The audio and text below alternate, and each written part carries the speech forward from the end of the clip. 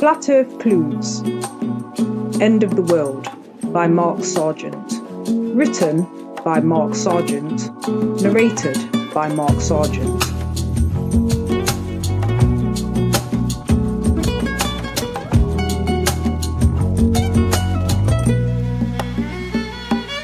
Well, we all believed in that spinning ball. Indoctrination blinded us all. From the very first day that we went to school, they put a globe in your face and that thing looked cool. The teacher explained how it all worked. Of course it sounded so berserk, but who was I to question it? Because I was just a tiny kid. It sounded crazy as could be, but teacher would never lie to me. She was real nice, she didn't know. She too was taught to believe in that globe. I don't blame her, it wasn't her fault. She was only repeating what she'd been taught. I went through life believing that lie. That spinning ball was now in my mind. This is an audio recording by Mark Sargent for Lisa Newton out at Boogles. Flat Earth Clues. End of the World. Chapter 1. Look away. Admit it. You're curious. You've heard about it by now, and I've got about 30 seconds to hook you before you stop reading and move on. So here goes. You do not live on a tiny rock covered with water and air, flying through an impossible and ever-expanding universe at tremendous speed. You live in a stationary building with walls, floor, and a ceiling, and it is so massive that even our best and brightest did not figure it out until about 1960 while exploring Antarctica. Once the discovery was made, the governments and the powers that be decided to keep it a secret for as long as possible. Whether you believe in God or not, this information will have a profound effect on your life. And now you have to decide if you are going to look at it. My advice? Don't. If you wake up every day and think you have a good bead on things, that everything is awesome, and your life is fine just the way it is, then just look away and put this text down, because the rabbit hole that lies in front of you is different from any other you have experienced or heard about. There is a point of no return. And once you cross it, there is literally nothing to go back to. This is the perfect example of the red pill, blue pill, first introduced in the 1999 movie The Matrix. Once you take it, you cannot untake it. Think I'm kidding? I have seen our troops and done the math. We have a 99% retention rate. Higher than any other formal or informal organization ever. Once you are in, we have you until the end. You have now been officially warned, so my conscience is clear. All that being said, allow me to introduce myself. My name is Mark Sargent. I am the freshman recruiter for a fantastic place called Flat Earth University. It is all around you. And the first thing you should know about us is that we have people everywhere. Right now, there are Flat Earth members close to you. Maybe at your workplace, maybe at the bar, maybe in your immediate family. Most of them do not advertise, but will discuss the topic if approached. There is no physical campus. There are no certified professors. There is no quad where students lounge about playing frisbee golf. Almost everything about this wonderful institution is digital. If the Flat Earth concept throughout history was software, then we are Flat Earth 2.0. Social media, built on the back of high-speed internet, is the water we swim in. The 6 billion smartphones that currently saturate the population form our battlefield. I say battlefield because the Flat Earth community is both institution and army, which makes sense because every great military force has an academy behind it. My job as freshman recruiter is to give you a quick overview of the campus and hopefully get you to take a step through the door. When the mainstream media introduced themselves to the Flat Earth topic, chances are they are going to find the Flat Earth clues first. Let's make something very clear right now. I did not invent the Flat Earth concept. Just about every current and extinct culture did that thousands of years ago. I did not even invent Flat Earth 2.0, which started around 2014. What I will take credit for is creating the Flat Earth 101 book and video series called Flat Earth Clues in 2015. Were there others that were wrestling with this concept before that? Of course, and we will get to them. The problem with the handful of people before me was that they assumed the general population would fully understand second and third year books. They could not. The attention span of people is partially based on how easy the concept is to digest. There is a reason we have people look at algebra before geometry, and geometry before trigonometry, and so on. It was this logic that forced me to use my previous skills as a software trainer and create a short series of videos and text that held the hand of anyone walking the streets of the world through the Flat Earth theory, and it worked. If you know someone in the Flat Earth right now, there is a very high probability that they have watched or listened to or read my content. I have received thousands of emails and phone calls to this end. They may not recognize my face or even my name, but they know the simple yet potent words that are the Flat Earth clues. I started releasing them in February of 2015 and never let off the gas. These rough production videos have sent me on a journey that has been epic in scale, with twists and turns that seem delusional and magical at the same time. As I write, I look at the YouTube channel that has over 80,000 subscribers, tens of millions of hits, and many more in mirrors. I have made over 1,500 videos regarding Flat Earth, been interviewed hundreds of times in the wide spectrum from junior high newspapers to international networks. I have podcasts, a book on Amazon, and a trending documentary about a topic that is completely out of my control. Even more amazing is that you probably know almost nothing about it. Let me give you a quick overview. There is something large and growing inside the internet. It travels in whispers and hushed conversations. It crosses all demographics with almost no effort and even less resistance. And I am going to give you a VIP tour of the whole thing, if that's possible. In the pages that follow, I will give you an all-access pass to the origins of Flat Earth 2.0, how the grassroots took hold, then caught fire, and how the media fanned the flames until they recently dumped jet fuel on it. I will break down the strengths and weaknesses of the concept, the reasons why it keeps spreading, and how there is nothing science can do to stop it. I will introduce you to the content creators, the meetup organizers, and the conference producers, where they came from, and how they are helping accomplish the impossible. And most important of all, I will try to answer your questions before you even ask them, because that is what I have been doing every day since 2015. I spend my days as the Flat Earth tour guide, just virtually walking through a digital campus, being followed by a never-ending stream of new recruits, always asking for directions, who then peel off to start a new life in their new world, full of excitement, wonder, and purpose. So join me, if you dare, and see how the Flat Earth theory affects you, because love it or hate it, Flat Earth cannot be ignored.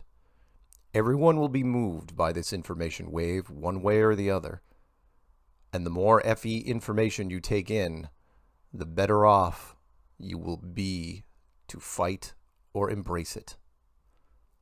And if it sounds like I'm taking both sides here, then you would be right. I will end my sales pitch with this. I wake up every day and try to shut down Flat Earth, and every day I fail. Not what you were expecting? Ask any FE member, and they will nod with a smile. Don't let them take your mind. Don't let them take your mind, man. Don't let them tell you that you are not divine. Don't let them do it, man. Don't. Take control of your soul. Take back control. Yeah. Find the truth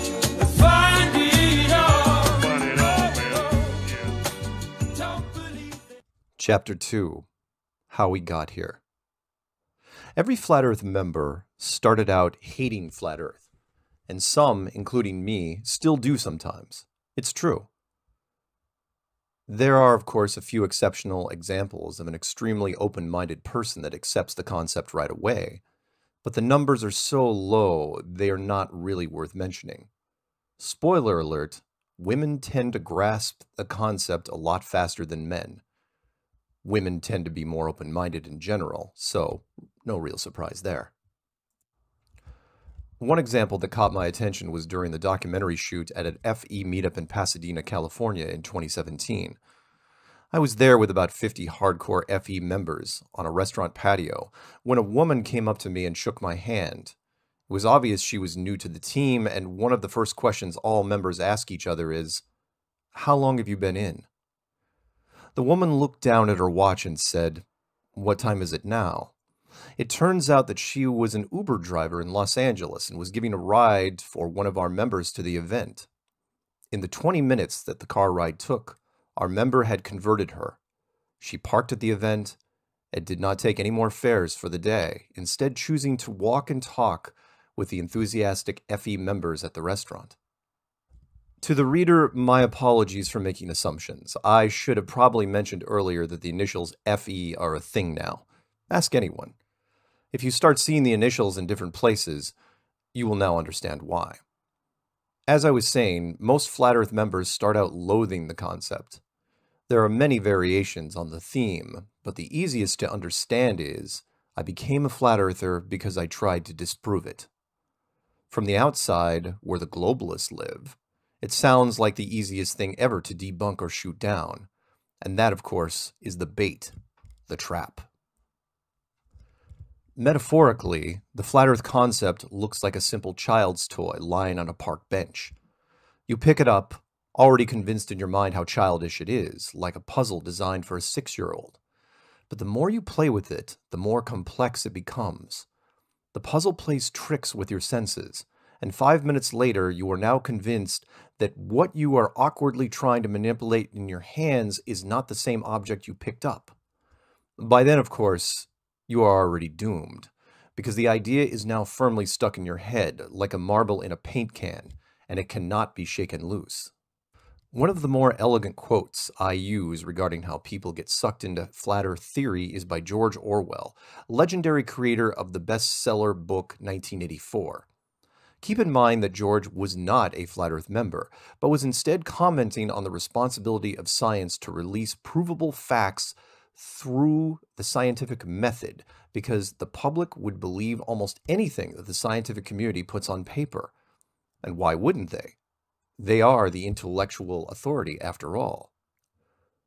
The quote is from Tribune, December 27th, 1946.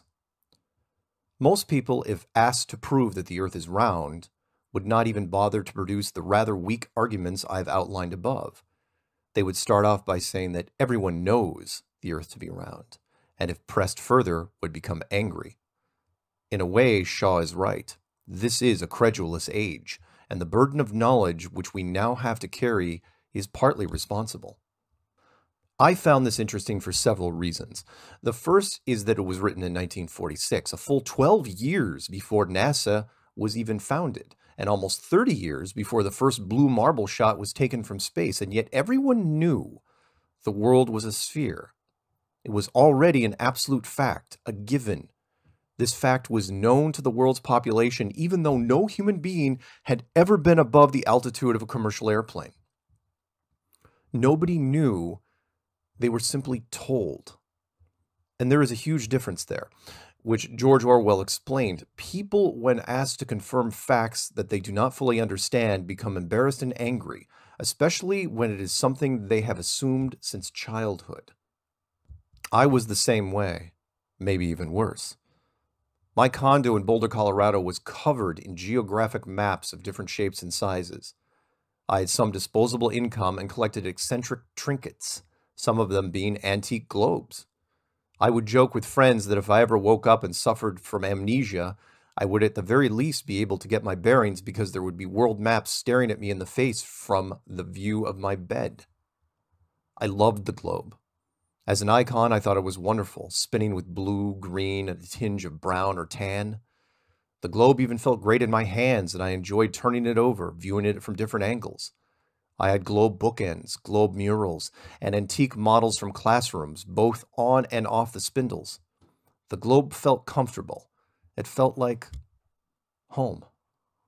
I was also a huge media fan. And a little tip to younger readers. If you never marry or have kids, you are going to have a lot of free time on your hands. I filled this large collection of hours with all things media. I went to the theater at least a few times a month, every month. There was always some series running in the background while I was on the computer. I played computer games for a living, traveled and taught proprietary software, and absorbed so much mainstream media that I now have pop culture references for just about every situation in life. Why does all this matter? Because I leaned towards science fiction and all things that were cool about space. Star Trek, Star Wars, Stargate. I am sure you see the trend. This helped fuel visions of the future and all things tech, which fueled an ever-increasing focus on the internet, which was growing exponentially right in front of my eyes. Sooner or later, the expanding metaphorical city that was the web was going to evolve, and the shiny billboards and gleaming towers would give way to the darker hidden information that is conspiracy theory. It may seem crazy now to anyone under 30, but there was a time that you could almost finish the internet like a book. I am not kidding. There just wasn't that much out there. Things picked up quickly, though, and the first conspiracy pages started popping up around 2002. We are not going to cover the reasons for the increase here, although I am sure you could guess. And since we're at it, I am also going to make an effort not to cover most of the popular conspiracies out there in the US and abroad. This is for a few reasons. The first is that since Flat Earth appeared, just about everything else is a second-tier conspiracy and just not that important by comparison. The second is that there are a number of topics that are just too hot for the mainstream media.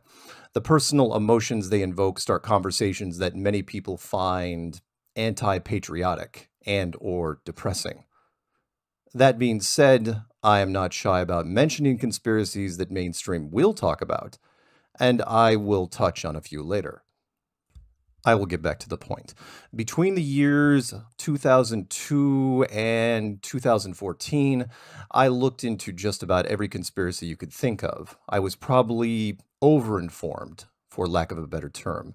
I had even coined a conspiracy that I am pretty sure is still not documented, that being the Panama Canal. I can hear you already. The Panama Canal is not a conspiracy. Are you sure? Consider this. The largest engineering projects usually cost some lives. It is just part of doing business. Take the Hoover Dam, for example.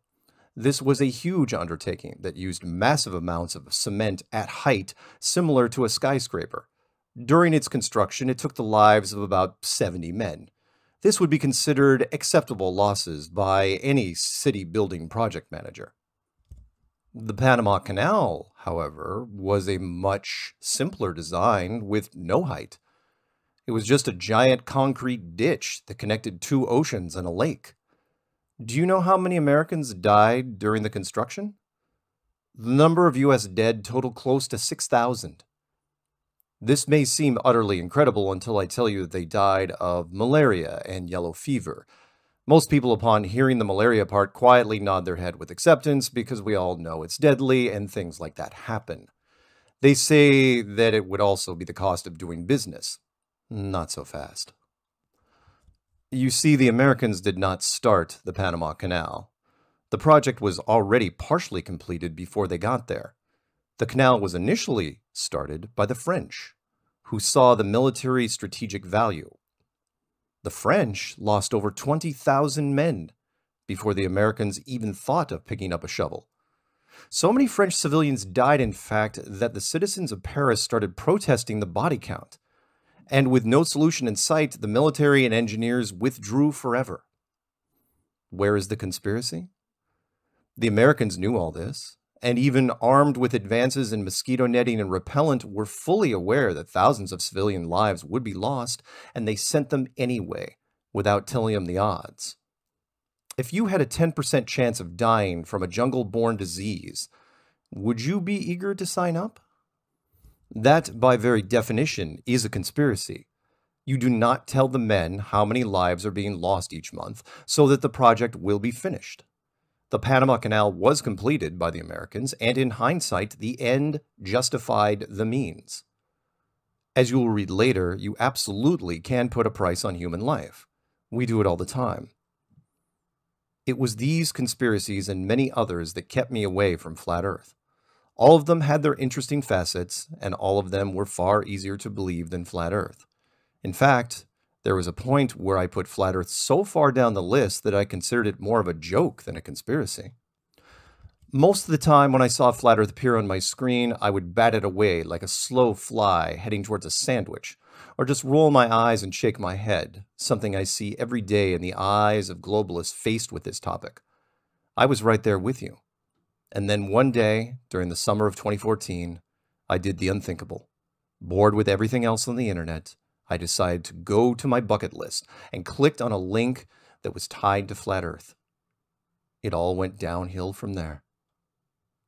I only remember my first time because there was a physical and emotional response to just clicking on the video before anything had come up. Keep in mind, this was 2014, and I was an internet nerd. I had gone to websites that would have made a biker blush. Been there, done that. A little humor, forgive me. And that emotional response really caught me off guard. I was getting flushed by clicking on a YouTube video while living alone in a house. Later I realized how this visceral trigger happened and why so many people would post angry rants online about the topic. It was classic conditioning, and you, me, and everyone else never even knew it was there. We will get to that later. For now, understand that I was watching a German video about flight paths in the Southern Hemisphere and how they only worked on a flat dinner plate type world. I did not know German, but the animations seemed clear enough. The video touched on different flights going from Africa, South America, and the Australian areas, and how the flight paths did not make sense on a globe. It seemed plausible, although I did not give it an inch of credibility because we all know the world is a globe, and we have known this for at least the last 500 years, right? Good, you agree. Flat Earth is stupid and we should all go home now. Maybe I would watch just one more video and one more after that. Then I ran into one by a man named Matt Boylan. Matt was both a blessing and curse to my life. I would like to give him a lot of credit, but I can't because he fights against the current of life like he is angry with it. All the real credit should go to his girlfriend who was living with him in Montreal, Canada. The woman in question sat him down on a couch and had him tell his story about he was first exposed to the flat earth and what he knew about it. It was probably the only sober, well-composed, articulate video Matt ever made. Trust me on this, I have looked at hundreds of his other works. It was also brilliant. He did one take and almost no editing. Matt lays out a story that is, at the very least, worthy of a Twilight Zone episode or a mid-budget TV movie. With some prompting from the girlfriend, Matt spins a slow-building tale of how he was hired directly by NASA to create photorealistic paintings for various mission simulations. Where it got interesting was how it tied to Flat Earth. Anyone who watched the documentary Behind the Curve already knows how Matt's story plays out, so I'm going to do something different and give you my interpretation of what I think really happened with NASA. I take pride in finding plot holes in media, and I think I have pieced most of this together. I do not think Matt Boylan actually worked for NASA. I think he worked for a guy who worked at NASA. Allow me to explain. This story takes place in the early 2000s when Matt was fresh out of university. He was a good-looking blonde kid and a hell of a painter. Matt was also an aspiring actor and landed some small acting roles in America. During this time, I think he was asked to help creatively paint some walls and floors of a ranking NASA executive in the Hamptons, Who knows how they met? It's just one extra degree of separation. Sometimes these projects can take a while, and since this NASA executive was also hosting parties, he invited Matt to attend one at his house during the holidays. Why not, right? Matt was a good-looking French-Canadian actor/painter. Probably a few octaves more interesting than stuffy rocket science geeks. So Matt is at the holiday event just walking around, wine in hand, soaking this party all in, and a typical winter East Coast storm knocks out the power. Now they are down to wine and candles. Everyone knows that is when the best stories come out. NASA executives start speculating on different projects, and one of them speaks of a rumor that the world GPS system does not work down in Antarctica. Another exec chimes in that they have an ops team they could send to confirm it. A third exec then steps forward and calmly states that if they send out a team that far, they won't be coming back. Insert dramatic pause here. Matt, who has no clue what is happening, asks if the GPS system doesn't work because it's too cold. The ranking executive says, no, it's because it's flat. Matt doesn't get it, and the executive proceeds to grab some chalk and start drawing on the granite floor.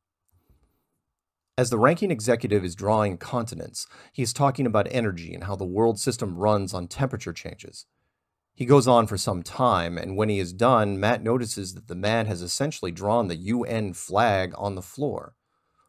If you do not remember world politics, I recommend that you pause for a second and look up the image of the UN flag. The evening progresses, and Matt mentions that at no point did anyone at that party think that the executive drew was a joke. The concept, however, was so far above Matt's head that he would not get it for years. By that time, his communication with the NASA executives has faded away, and Matt was stuck with a large number of unanswered questions. More than special effects or acting, I love a good story. Writing is everything, and this was a tight little tale with a cool science fiction ending. I had to know more. I dedicated myself a weekend to sit down and solve the Flat Earth mystery once and for all. That weekend turned into 9 months. I joined a Flat Earth Society out of Hong Kong, whose first new member was 80s singer Thomas Dolby. Yes, I see the irony there. She blinded me with science. Every video I watched left me with more questions. Every loose end I pulled on left me with more strings. Day after day, the unanswered questions kept piling up in my head, and a pattern started to emerge. Everything pointing to the same conclusion. The world is not what we think it is. Days turned to weeks, weeks turned to months, until finally, in the early stages of 2015, I realized there was no possible way I could answer this massive riddle on my own. I finally swallowed my pride and turned to the internet hive mind, the web collective. The hive mind misses nothing. Surely they could quickly shut down what I had failed to do over the last 9 months. I created a short video series with my best arguments against the globe and treated it like a court case. To be clear, even today, I cannot with 100% accuracy prove the flat earth. I can, however, create so much reasonable doubt in the globe and solar system that the only place you have left to turn is some sort of flat earth model.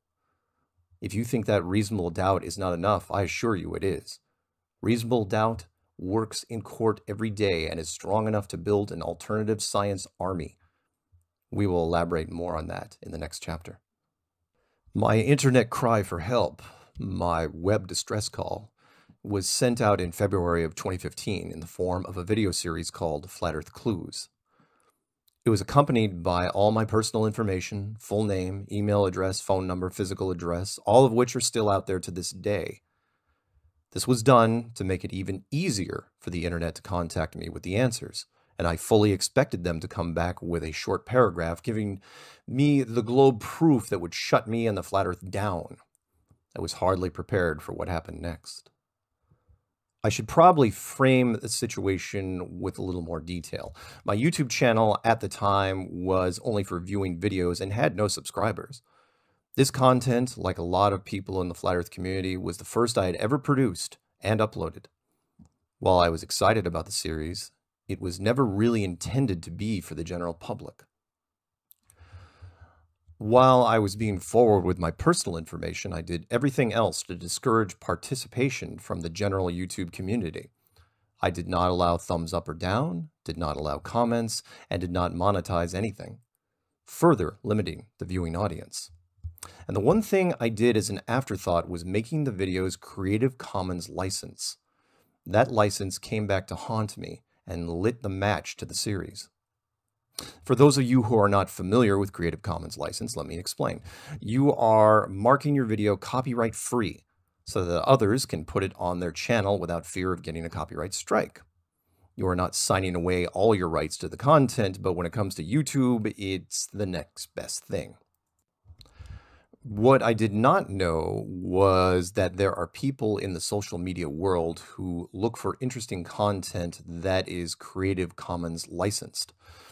They then grab it, put it on their channel, and monetize it, every viewing giving them a few coins. It adds up quickly. It was this group that really turned the Flat Earth Clues into something larger than life. It should also be noted that these channels are under no obligation to inform you that they have done this. You are giving away your video, and while a polite thank you may be nice, it is not required. I only knew about all these mirrors because of the emails I started receiving, talking about the length of my movie. At first, I thought the people contacting me were not quite clear on what the definition of a movie was. Maybe it was YouTube slang for something else. I didn't know. I was getting older after all. Eventually, random emails came in stating that they had enjoyed my 2-hour production, and I had to ask what exactly they were clicking on. Through some distracting investigation, I learned that many people were mirroring the clues, and several had combined them into a single 2-hour video. To make things more confusing, they changed the title from Flat Earth Clues to something completely different, even though the audio and video remained the same. A few examples would be, they are hiding God with the greatest lie ever. They are hiding God with the biggest lie ever. And Under the Dome full documentary. Each title tailored to a different audience, each generating millions of hits. At this point, I had far more views and subscribers from other channels than the originals ever generated. Calls came in quickly, some of the first being fringe podcasts looking for more information on the topic. Those interviews generated others, which generated larger and larger media interest. During this time, I continued to wait for the academic community to reach out, to find the flaws in my logic. Weeks went by, then months. Holding my breath, waiting for the other shoe to drop was not an option now. I was dedicated to the cause. I was officially now a flat earther, and the movement was on the rise. Below is an excerpt from the 2019 How We Got Here speech, summarizing the whirlwind that followed. Almost immediately, I was set upon by people who wanted to know more. The emails started pouring in, and the phone calls came at all hours of the night. Podcasts wanted to do interviews, students wanted details, and then there were the YouTube channels. Oh, so many new YouTube channels. A large Christian prophecy channel that was created by Rob Skiba reached out and wanted to debate me. During the podcast, you could feel his mind racing with new possibilities. After the second show, Truth Frequency Radio contacted me and asked if I would like to do a program of my own to talk about the flat earth and spread the word. And 2015 continued like that, a true grassroots year for flat earth. More channels dedicated to destroying the globe model appeared, and the entire conspiracy world took notice, because it was, and still is, the most hated and most polarizing fringe topic there is. Professionals from different walks of life began to come forward. Military instructors from all branches, pilots, engineers, surveyors, flight instructors, many going on public record, all of them singing the same tune. They had all heard about the curvature of the earth and how it spins, but none of them used it in their calculations, even when they should have. As 2015 drew to a close, the topic had started to expand with different facets, discovering new ideas almost weekly, and enthusiasm was high, even though mainstream news viewed it as just another internet flash in the pan. They couldn't have been more wrong. At the beginning of 2016, a Grammy-nominated rap artist named Bobby Ray Simmons Jr., known professionally as B.O.B., released a new single called Flatline. The song was unusual for two reasons. The first was that it included a 60-second audio clip from astrophysicist Neil deGrasse Tyson as he described the Earth as being pear-shaped. The second was that it implied that the scientist was taking government money to hide the fact that the world was indeed flat. This is when the mainstream media first took notice, mostly because it was new news. This is something they had never seen, and even before the media could fully digest the concept, the scientist in question did the unthinkable. He fired back. For reasons that continue to remain unknown to us, the leading face of mainstream science decided to make an appearance on Comedy Central and then do a 7-minute monologue against rapper B.O.B. on why the Earth isn't flat. He used no animations or graphics, but made a point to use profanity at the end while symbolically dropping the mic on the stage and the topic. With the help of his nephew, Neil Tyson even made a response rap song. The effect it had was, well, flammable. It was, without a doubt, the most interesting story to start off the year and help fuel the emerging flat Earth topic in social media. Between the two people involved, one in the music industry and the other in science, there was no way the average media editor could ignore it. The mainstream exposed ordinary people who had never looked at a single conspiracy to the simple words that now echo everywhere: flat Earth. In droves, the general population searched for the reason why this was a headline and were pulled into a rabbit hole which few can escape. And if you think that's the strangest thing to start off the flat Earth world in 2016, you would be sorely mistaken. Leonardo DiCaprio visited the Vatican, and guess what he brought up on camera? You would be right if you said flat Earth. Being an A-list celebrity only gets you 15 minutes with the Pope. Did he talk about climate change? A little bit. Did he bring the Pope an art book showing the world as an enclosed structure and how it represented the promise of the future? Indeed he did. After Leonardo left, the Pope left the Vatican and flew to Cuba to meet with the Orthodox Pope, the first time the two had met in 1,000 years. We don't know what they talked about, but after he left, the Orthodox Pope went straight to Antarctica, one of the hot buttons of the flat Earth community. Who else went to Antarctica in 2016? Secretary of State John Kerry, for one. And even though it might not sound strange to you, it did to me, because he was there on election night, when he should have been back in the States backing his candidate, Hillary Clinton. Astronaut Buzz Aldrin was also there in 2016 and had to be emergency airlifted for health reasons. The very first Flat Earth Video Awards show was also in February of 2016. Yes, there were already so many Flat Earth videos that we were starting to give out awards. By April of 2016, Flat Earth regional meetups were appearing. The first was in Houston, then Seattle, and after that in just about every state you could imagine. And this wasn't just happening in the United States. Across the pond, Dave Murphy from the UK had already made the first Flat Earth appearance on Macedonian television. By August of 2016, I started keeping track of the numbers and the sheer volume of videos that the topic was helping create in social media. We weren't just an anomaly, we were a certified trend, and were gaining speed every month. As 2016 drew to a close, we were a cool club that had gotten some solid attention. But the future was uncertain, sometimes even precarious. Not for long. Within a month, all that would change.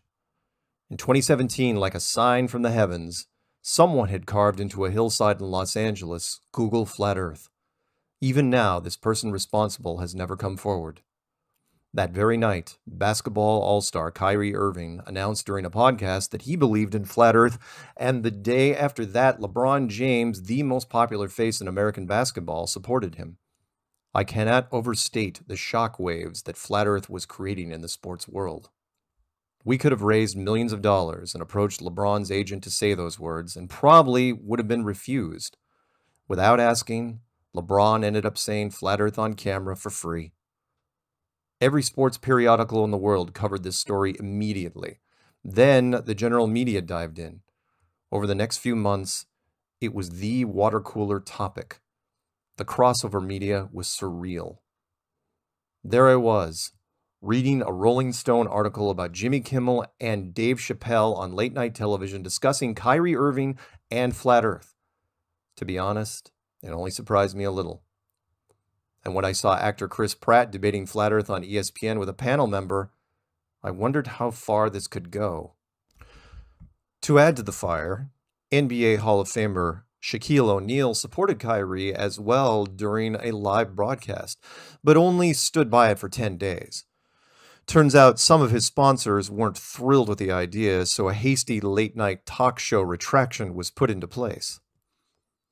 The UK program Big Brother kicked off a member for harassing someone who believed in Flat Earth. The Canadian comedy team Trailer Park Boys did a full skit on the topic, and the year was only half over. Regional meetups were popping up all over.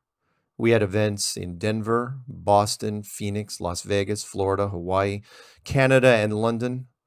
Our first formal debate was in Atlanta. And secondary media explosions blew up as young American students, influenced by the Flat Earth sports figures, started pushing back against their science professors. Because of this, science journals finally started pushing back against Flat Earth. And as 2017 entered the final months, there stood the crowning achievement, the first Flat Earth conference in 500 years. It might as well have been forever, an ancient truth made new again simply by brave people believing in it. International media flew in for the unique event and were amazed by the conviction, the passion, and the sincerity of all the people involved. The largest YouTube channels in the world were now wading into the Flat Earth pool. Late-night talk shows were taking shots at us monthly. Who the hell was Freddie Flintoff? I didn't know, but apparently he was talking about Flat Earth over in London. HBO, Vice, ABC, BuzzFeed, German television, Russian television, British television, Hustler magazine, university classes, radio stations.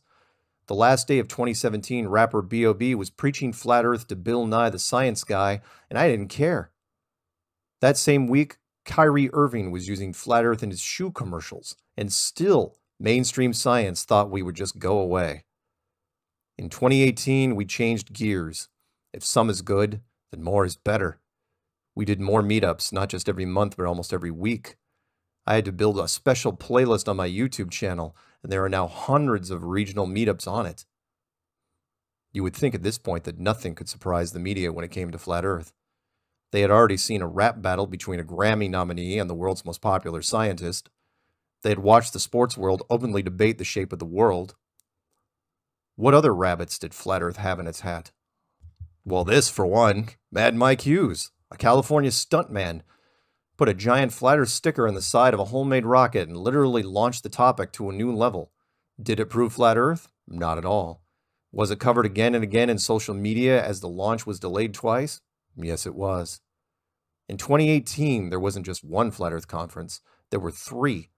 We had one in the US, one in Canada, and one in the UK. All of them were different, and all were fantastic. We now had dedicated venues where we could share our ideas and experiences. Just before the first Canadian conference, the first mainstream documentary on the topic defied all expectations and competed in 22 film festivals in 7 countries. So many showings that the producers could not even begin to attend them all, and started flying me out to them. And during all this, the numbers, the precious stats that I love, reached for the impossible. In June of 2018, Flat Earth, which started at a modest 50,000 search results, had hit 20.9 million. The cherry on top being that the President of the United States was sitting at 20.8 million. And somewhere along the line, the powers that be decided that we were getting a little too excited. The U.gov survey said it all. Americans were now starting to lean towards Flat Earth too quickly for their taste. Indeed, a full third of young Americans didn't believe in the globe anymore. YouTube took matters into their own hands and tore down their own scoreboard that we would stop pointing at it. Google went before the United States government and said they were doing what they could to deal with the Flat Earth problem that kept spreading, but secretly loving us because we kept people on YouTube, now the largest television network in the world. National Geographic tracked some of us down and condemned the Flat Earth movement as being a danger to medicine, a threat to technology, and had the potential of sending science back to the Dark Ages. I thought they were being a tad dramatic, but they did have a point. We weren't going away, and they knew it. Behind the scenes, they told me that it concerned them that science wasn't meeting us on the battlefield. They were hoping they could rally some of them to engage us. It didn't work. Science did everything they could do to avoid the topic, to pretend that it wasn't there and that people weren't listening. Shane Dawson, one of the largest channels on YouTube, made a single Flat Earth video in 2018. It now has 28 million hits. They talked about it on The View with Alan Alda. Shane's demographic is under 20. What is science going to do to stop that? Nothing. Because it's not a real topic, remember? It's nothing when channels like Jeranism, Globebusters, Karen B, and FE Core convince people with long-distance laser tests. It's nothing when Rob Skiba does weather balloon tests, when Jay Tolan Media does daytime infrared photography. Don't worry about it as we look at boats that refuse to go over the horizon, as we turn heads with street activism. There's a group called Globe Lie who already finished a town-to-town tour in the UK, and now they're going to extend it to Europe. We're just getting started. This is the year of Flat Earth conventions. We have events in Los Angeles, New Zealand, Calgary, Stockholm, UK, Amsterdam, Mount Shasta, and Dallas, Texas. This is my message to science. What is Flat Earth? You'd better figure it out quick, because we're bringing the fight to you. We become one of the most trending topics in the world with almost no resources, and we did it in 4 years. We can break down your space videos, your images, and you'd better believe we're going after your theories, because that's what most of them are. Just theories. Now we have an army. Channel after channel rising to 6 figures in YouTube. Jeranism, Rob Skiba, Celebrate Truth, Controversy 7, Red Pill Philosophy, ODD Reality. And the 5-figure channels? I've literally lost count. Channels dedicated against NASA. Channels dedicated to experiments. Channels dedicated to debates against globalists. Channels dedicated to activism. So many different facets, it feels more like a school than an invasion force. But doesn't that make sense? Because every great army has an academy behind it, and we've created one from the sheer volume of our online content. The globe is dead. Long live Flat Earth. Hail Hydra. George Clooney. All hardcore Flat Earthers will get these references. End of speech excerpt. This was just a high-level recap following the meteoric rise of the Flat Earth 2.0 movement. To understand why a polarizing topic like this has achieved so much staying power, you will have to first look into the visual experiments that energize the community, which range from the cheap and simple to the complex, eccentric money pits that have been replicated again and again. Don't let them take your mind. Don't let them take your mind, man. Don't let them tell you that you are not divine. Don't let them do it, man. Don't. Take control of your soul. Take back control. Yeah. Find the truth. Find it all. Find it all, man. Yeah. Don't believe it. Chapter 3. The Experiments. Test, Observe, Repeat. I would like to remind people at this point that I did not invent the new Flat Earth movement. There were a number of people who broached the subject for years since the advent of the internet. I will, however, take credit for certain things down the line, and one of them, inadvertently, was to coax people off their comfortable couches and do experiments. I never actually said the words, but it was heavily implied. Do not take what I say as gospel. Do your own research and ask questions. Honestly, I never thought that people would jump up from their seats and create their own globe testing experiments from scratch, and yet that is what quickly happened starting in 2015. From what I can gather, no one in the Flat Earth community had suggested such a thing until then. There were different books and videos on the subject touting different experiments from the past and a large list of proofs, but no one came out and proposed the obvious, which was to challenge the internet hive mind to actually sit down and prove the globe for themselves. I never at any point in the clues directly promoted experiments. I merely connected the dots and detailed a thought experiment on how the world could be built and hidden from us.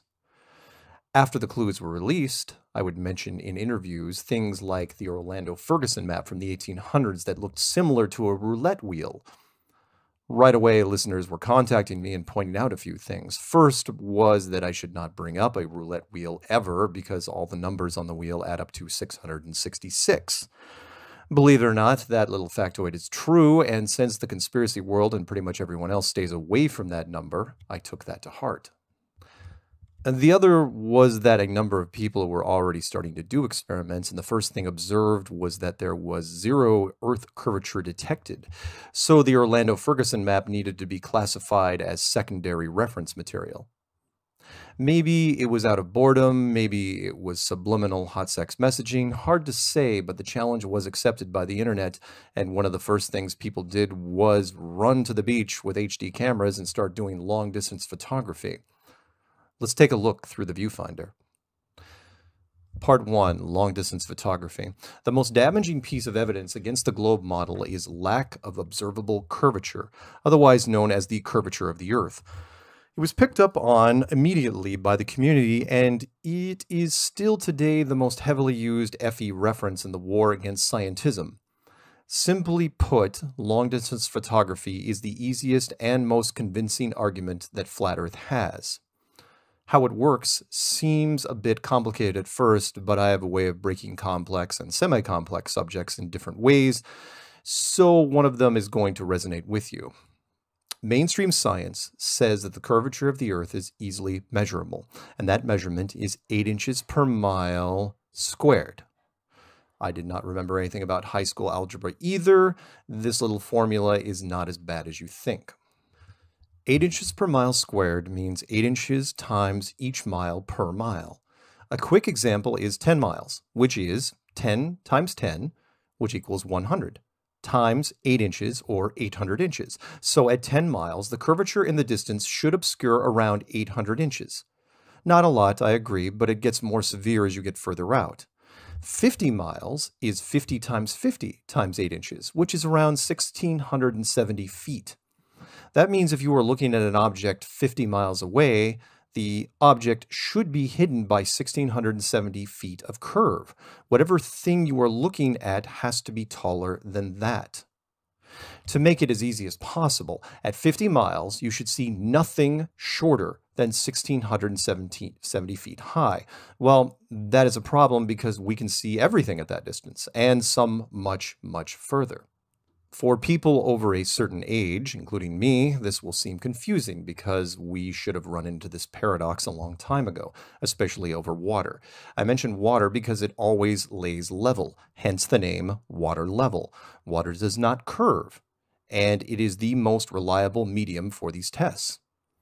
So sailors over the centuries, including those alive now, should have realized this optic issue, and they would have if they could have recorded it with any degree of resolution, which did not exist until very recently.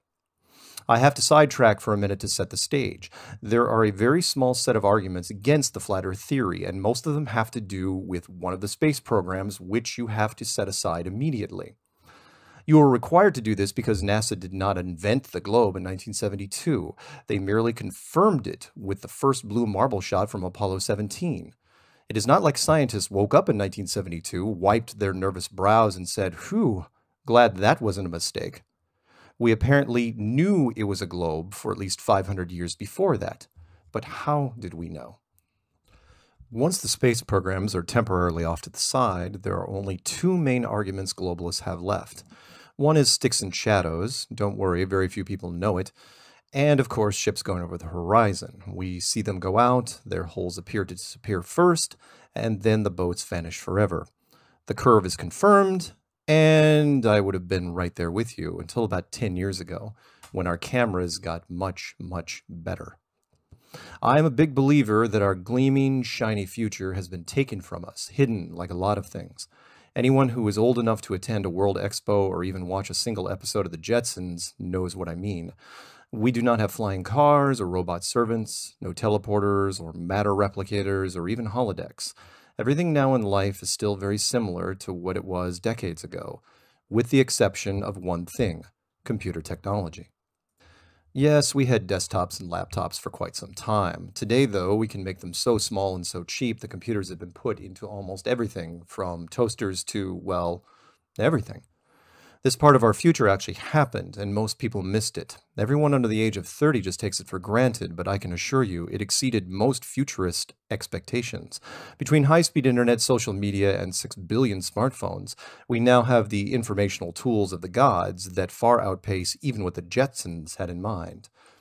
What happens when you combine a powerful computer with a camera? Some very cool things, like almost unlimited in-camera editing, massive image storage, impressive versatility with light settings, and the part most important to Flat Earth members, high resolution and zoom. If you had a $3,000 VHS camera system from 1995 and zoomed into a boat that was 50 miles away, you would have maybe seen a tiny blurry speck that could have been mistaken for anything, or probably nothing at all. Now, however, the game has changed. For a fraction of that cost and size, you can pick up an HD camera that has a resolution and optical zoom unheard of 20 years ago, and now you can see that ship that is behind the curve. Let me say that again. There are civilian cameras on the market that can easily spot objects in the distance that should be impossible to see because of the curvature of the Earth.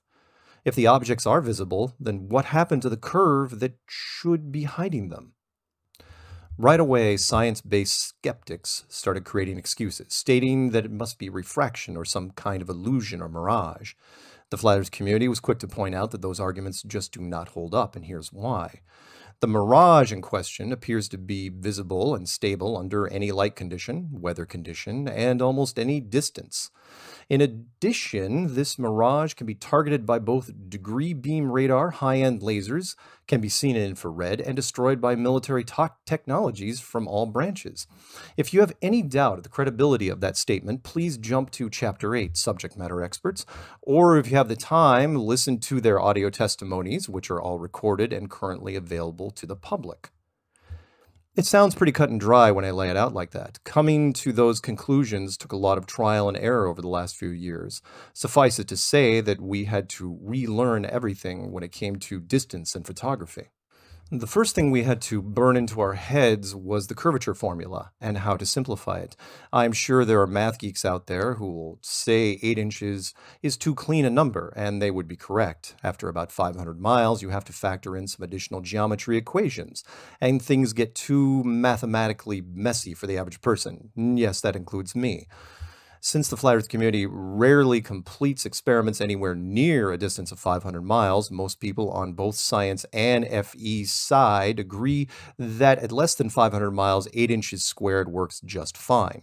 Why do the FE members try to stay under 500 miles? Even with the best optics at sea level, your sight range is limited. This is due to the thickness of the atmosphere. Remember that what you are breathing right now is a thin version of water. It is these scientific factoids that keep me up at night. Let us do a little chemistry review. The water that you drink is H2O, or 2 parts hydrogen and 1 part oxygen. You know that because water, the most critical of life's components, is shown everywhere, all the time, in various forms, including the equation based on the periodic table. What you probably don't know is that what you breathe is hardly even oxygen. The composition is N4O, or 4 parts nitrogen and 1 part oxygen. Yes, there are some trace gases, but you get the idea. It is only mostly transparent, and it stacks and gets thicker over distance, so at different levels it is only 90% transparent, then 80%, and so on. It's the reason you can't see Japan from California, or Mount Everest from everywhere. Long story short, at only a few hundred miles, you are looking through an ever-changing soup that will often act like a lens and distort images just enough to reinforce the curve, but sometimes it does not, and that is when we take full advantage. I have viewed both personally and online too many of these photography tests to count, and it is impossible to do them justice here. This book is not just meant to be read, but also referenced, and I encourage the reader to pause, put the book down, and look up anything that I am talking about, because it is all out there. Despite my best efforts here, there will be gaps and unanswered questions. Please take the time and look up what we are covering in this text. Some notable photography videos can be found by searching any of the following words with flat Earth: Chicago skyline, flat Earth, Salton Sea, flat Earth, sunrise, sunset, lake, sea, lighthouse, ship. The list goes on. Critics will try to minimize the results by amplifying the viewing height, which changes the viewing distance on a globe. I counter these skeptic arguments with a tidy little experiment on my channel called 7.53 Mile Frozen. As always, put flat Earth into the search with it. The test was conducted on an almost frozen lake by a husband and wife team fairly new to the flat Earth community. The test's simplicity was almost childlike. The video showed two people just before dawn at water's edge. The wife was on one side of the lake with a flashlight, the husband on the near side with an HD camera. The distance of the test was 7.53 miles. In clear but freezing temperatures, the flashlight was set onto thin ice, and the camera, tripod at minimum, set on the ice as well. In this case, viewing elevation was practically 0. Rounding down to 7 miles, the math is 7 times 7 times 8 inches, or 32 feet. The flashlight beam was 3 inches off the ice and water, and then filmed with clarity. Even the most exaggerated case of refraction could not explain this. The most popular experiment, because of sheer distance and debate, has to be the Chicago skyline. There is some irony here, because the original footage most often used was taken by a non-flat earther. The time-lapse footage was shot from the other side of Lake Michigan, looking back at the Chicago city skyline. It covers 12 hours and goes through multiple weather conditions, including sunlight, clouds, rain, and continues from sunrise to sunset, even into darkness. At no point does the skyline morph or go inverted. It is right there in plain sight, and it should not be. There is simply too much distance, too much curvature of the Earth, and yet the images do not lie. Again, look at the long-distance footage for yourself. There's a lot of it out there, taken from just about every beach you can imagine and every shoreline object you could ever think of. Every day our members do this experiment, and every day our ranks grow because of it. Until mainstream science can produce a simple explanation that can counter all the video images, the FE concept is only going to spread. Part 2. Laser tests. After the initial long-distance photography test, the FE community wanted more, and since some of the military subject matter experts, Chapter 8, that use beam radar and lasers could actually touch these impossible distant objects, it seemed like the next logical step. Acquire a laser, find a distant target, and see if you can hit it. Simple as that. A laser beam flies impossibly straight, defying some of our childhood thoughts about light. Laser beams are cool and resonate with us, dreams of the gleaming future that never fully materialized. In this case, a laser beam is the next best thing to reaching out with a very long finger and tapping something on the shoulder. Or so we thought. Even the best laid laser plans are not what we think. One of the first and biggest advocates for laser tests was the YouTube channel Jaronism. You might remember him from the documentary Behind the Curve. Jaron contacted me in 2015, and there were loose plans to do a laser test from Port Angeles, Washington, to the beaches of Vancouver Island, Canada. The plans fell through, and we did not meet that year, but in hindsight, the test would have failed because we knew nothing about lasers. Turns out, with these devices, you get what you pay for. Despite the early setback, Jaron had the testing bug in his head. Based in Northern California, he purchased a mid-grade civilian laser and started doing shoreline tests. The test setup is what you might expect. Laser on one side, target on the other. Cameras are on both sides, communicating through cell phones. Keep the beam as close to the water as possible, and keep the math variance calculations to a minimum. The test failed, but not for the reason you might think. Remember, we knew almost nothing about lasers. With civilian-grade lasers, there is going to be what is known as beam dispersal, or spread. I will mention this again a few times during the book for reference. Our civilization exists in a thin version of water, and that medium has an effect on everything inside it, including light. At sea level, the spread is about 2 feet per mile. Jaron's first real test covered a distance of over 5 miles, which meant the fine beam of the laser spread out to a green spotlight over 10 feet wide, smothering the beach target in a soft glow. At longer ranges, it was just going to get worse. If you have ever heard of the scientific method, it can be simplified to this: test, observe, repeat. We came up with a test, we observed the results and compared to our theory, now we adjust the test and run it again. Over the next few years, this test became more and more advanced, culminating in the Lake Balaton test of 2018. Yes, you can still do a search for Flat Earth laser test on YouTube and thumb through many of the lesser tests, but let's cut to the chase. The best nighttime experiment to date was completed in 2018 at a lake in Hungary by a multinational group called FE Core. It is still the most well-documented laser experiment to determine curvature. The very detailed 100-page Balaton PDF can be found at fecore.org. I highly recommend that both supporters and skeptics alike download a copy. In February 2018, FE members from the US and European countries traveled to Balaton and successfully completed high-output laser tests across a near-frozen lake at a distance of 21 kilometers. A representative from the Hungarian record books, who also worked for Guinness, yes, them, was there and confirmed that it was a long-distance laser test record for Hungary. It may not have been a world record, but it was a good start. I would like to personally thank the members of FE Core for braving freezing temperatures to complete those tests. That is the kind of sustained enthusiasm that Flat Earth generates. Part 3. Mirror Tests. Well, most of the nighttime tests were done with lasers and flashlights. There was one test that caught my eye recently, and I suppose it should be called a daytime laser test, if that is possible. The test was born out of a phone call from National Geographic. They contacted me while I was attending a film festival in Toronto, Canada. Apparently, they were getting concerned about the rising popularity of the Flat Earth theory. Their hope was that I would hand them a production value video tour of FE in the form of a large meetup and experiment in the Los Angeles area. With the help of Patricia Steer, Rob Skiba, and others, we did just that, culminating in a large group photography test at the Salton Sea, several hours east of LA. We will talk more about what National Geographic did to spin their tests in Chapter 10, Enemies of the State, but suffice it to say they ticked off a large body of California Flat Earth members who were determined to outdo the skeptics. Their series of tests started out simply enough, long-distance photography over a very warm and polluted inland lake. The weather conditions there are almost always identical and terrible.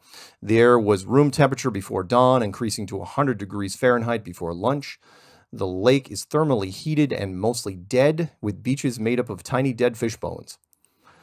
Why the California FE chapters were so determined was beyond me, but enthusiasm runs strong in our ranks. Shooting long distance over this horrible body of water was problematic, to say the least. The first issue we ran into when shooting long distance photography across a large body of water was perspective. This issue becomes worse if there is no distinguishing landmarks on the other side. People forget how things get tiny as they get further away. Putting a person 10 miles downrange sounds easy, except that they become nearly invisible. You need a landmark to stand next to. Combine this with massive heat waves coming off the water, the glare, dust, evaporation, and the whole thing just turns into a soup sandwich. Out of desperation, the FE team came up with a solution, and it cost about $9. How do you signal someone on the other side of a 10-mile lake during the middle of the day so that they can spot you with an HD camera? Their answer was ingenious. What does California have more than anything? No, it's not wine, it's sunlight. The same thing that hindered the early tests now helped the later ones. The team purchased a cheap hanging door mirror, set it in the sand, and reflected the light back across the lake towards the camera, and it worked. More powerful than any laser, the flashing mirror cut through all distortion, glare, and refraction, and was filmed in several locations at different times of the day. The mirror was on the beach along with the cameras on both sides. Necessity is truly the mother of invention. To watch this test in all its glory, please search for the Salton Sea Flat Earth or email me. I have a copy on my channel as well. Part 4. Weather Balloon Tests. If a picture is worth 1,000 words, then every video has the potential to speak volumes. This is the case with the weather balloon tests completed before and after FE came into social media. Weather balloons are cheap and can be launched from anywhere. The balloons are mostly filled with helium, but occasionally they can be filled with hydrogen because it has far more lifting power. The balloons go up loose and saggy because as they rise through thinner atmosphere, the difference in pressure expands the gas inside, making it tighter. If it continues to climb, eventually the balloon will burst, usually around 140,000 feet, and the camera falls back to the ground. A lot of the footage over the years has been lost because the cameras cannot be recovered. Going through the layers of atmosphere on your way to 100,000 feet takes you into varying wind currents, which can take the device miles in several directions. There are a lot of them still out there, stuck in the trees, stuck in lakes, or just sitting in a remote area waiting to be found. The devices that did survive showed something that does not make sense to most people.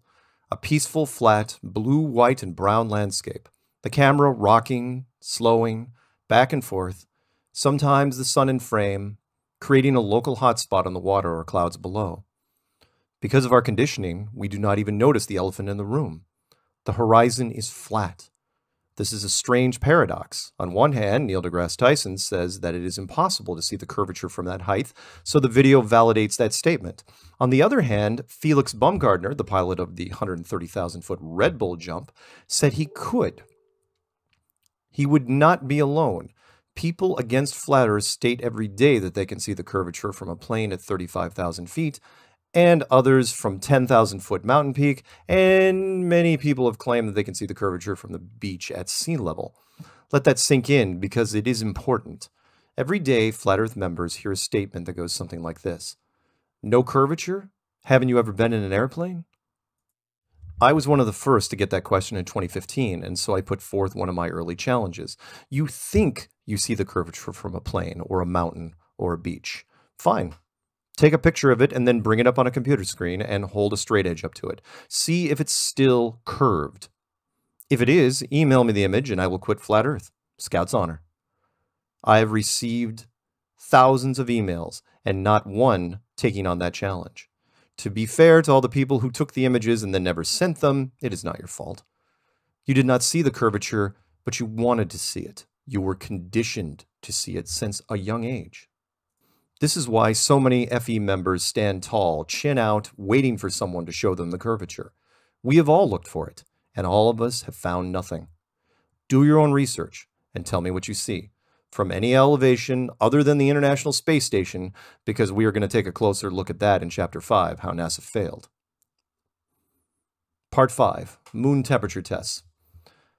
I'd been into Flat Earth less than a year when I first heard about this test, and I thought it was crazy.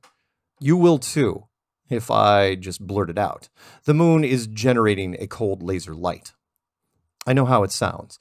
During a podcast in 2015, someone called into my Strange World show and tried to explain it to me. My co-host and I laughed out loud about the concept. Keep in mind that I was already into Flat Earth. Talk about first reaction denial. So much for being an example of open-mindedness. The caller said that moonlight was cold, and you, me, and just about everyone that first hears it thinks the same thing. It is cold during the evening when the moon is out, so seems obvious enough. What's the big deal? Some context is needed here. We all know that during the day, it is cooler in the shadows. If the temperature is 90 degrees in the sunlight, the temperature is 80 degrees in the shade, give or take. The point is that the object sitting in the sunlight blocks the sun's direct rays, and the shade will never be warmer than the sun itself. Move over to the night hours, bring in the moon, and then everything changes. If it is 50 degrees in the moonlight, it can be over 60 degrees in the moonshade. In fact, we have seen results up to 13 degrees warmer. This should not be, but I have done the test myself along with many other people. Some of the tests are rough, but some are very detailed under controlled conditions. The cheapest way to do the test is to drive to any hardware store and buy a point-and-click infrared thermometer. The plastic device costs about $20. This type of thermometer is used by mechanics to check the temperature of moving engine parts, or road crews to test the temperature of melted road repairs. The test itself takes just seconds. Go out at night when a full or near full moon is high in the sky. Point the gun at an object in the moonlight and make sure to eventually turn the laser pointer option off. Then point and click at an object in the moon shade and see what happens. The more advanced version of the test involves tiny digital thermometers and 3 glasses of water. Why 3? One test target is in the moonlight, one is in the moon shade, and one with the jeweler's magnifying glass amplifying the moonlight. I was the first to propose the question about magnified moonlight. If a magnifying glass can focus the sun rays and make more heat, what happens to moon rays if they are cold? Funny thing, the magnified moonlight gets even colder. Does this prove a flat Earth? No, but it destroys any mainstream relationship between the moon and the sun. We are taught in school that the moon reflects the sun's rays. This does not mean that the moon should generate heat, but at the very least, the rays should not be cold. The connection gets even stranger when you realize that we have the technology to do this now. University programs have known for years that when you shift the frequency of a laser, you can change the beam spectrum so that it creates a cold light. It is known as a cool laser. One of those convenient scientific factoids I looked up one day. This then begs the question, if the moon is generating a cold laser light, and anyone with a $20 plastic hardware tool can detect it, why isn't anyone taught this in school? Because it raises some uncomfortable scientific questions that lead to others which never really end. In the next chapter, I will give you some examples of why mainstream science has been squirming since Flat Earth came back into focus. Don't let them take your mind. Don't let them take your mind, man. Don't let them tell you that you are not divine. Don't let them do it, man. Don't. Take control of your soul. Take back control. Yeah. Find the truth. Find it all. Find it all, man. Yeah. Don't believe that. Chapter 4, The Questions. A few years ago, the largest television channel in Germany, ZF1, reached out to me in hopes for a debate between a hardcore Flat Earth member and a scientist. They had convinced an astrophysicist from Georgetown University to take part in a debate, and the rules for this exchange were more than civil. To keep us from talking over each other, it was decided that we would have ZF1 record videos of the questions and rebuttals and play go-between. This meant that I would never speak with the scientist directly, which I thought was fair considering the circumstances. ZF1 said that I should start the debate, and they asked me to come up with 5 scientific questions that they then recorded and sent off to Georgetown. From the large battery of questions that all FE members have, I chose 5 and tried to keep it as non-technical as possible. You will no doubt recognize some of them, although worded a little more softly for the debate. Question 1. Long-distance photography. Mainstream science says the curvature of the Earth is 8 inches per mile squared. This means that at 50 miles, there should be at least 1,600 feet of curvature, making any object shorter than that impossible to see, and yet we film them every day. There is no inverted distortion as you would expect with a mirage, and these objects show up on radar and infrared. How does science explain this? I would like to point out that this particular question is difficult to answer if you are not a meteorologist. There are not a lot of them out there compared to other scientific disciplines. Question 2, gravity versus the vacuum of space. Science tells us that gravity is the only thing holding down the atmosphere in which we breathe and live, and yet they cannot tell us exactly where our atmosphere ends and where the powerful vacuum force of space begins. If the floor above you was turned into a vacuum chamber and you pulled the cork on the ceiling, what would happen? The air pressure would equalize instantly and violently. Even the most novice scientist would agree. Why didn't gravity keep all the air in the floor below? Question 3. The solar eclipse shadow is too small. Textbooks say that our moon is 2,000 miles wide, and yet the eclipse blackout zone that travels the Earth has been confirmed to be only 70 miles wide. That is a 97% decrease, equivalent to a man walking next to a building having his shadow shrunk down to the size of an action figure, something we do not ever see in real life. Science will say that the moon is condensing the shadow. If that is the case, then we should see the same that when the Earth blocks the sun during a lunar eclipse. The Earth is 8,000 miles wide, so the blackout zone on the moon should be 240 miles wide, easily visible on the surface without a telescope, and yet we only see the phases and a red color change. Why is that? Question 4. The moon is generating a cold light. We all know that when it is 90 degrees in the sunlight, it is 80 degrees in the shade. But with the moon it is the opposite. If it's 50 degrees in the moonlight, then the temperature is 60 degrees in the moonshade. If the moon gets its light from reflecting the sun, then how can it be creating a cool laser light? Does science have anything to explain this? Question 5. The Van Allen belts. NASA told us back in 1959 that the Van Allen radiation belts are extremely deadly to humans, but we see conflicting results. The question is simple. Are the Van Allen belts deadly? Yes or no? If yes, then how did the Americans make multiple round trips through them during Apollo with only aluminum and plastic as shielding? No one died, no one got radiation poisoning, no one got cancer, and at the time of this writing, 5 of them are still walking around today.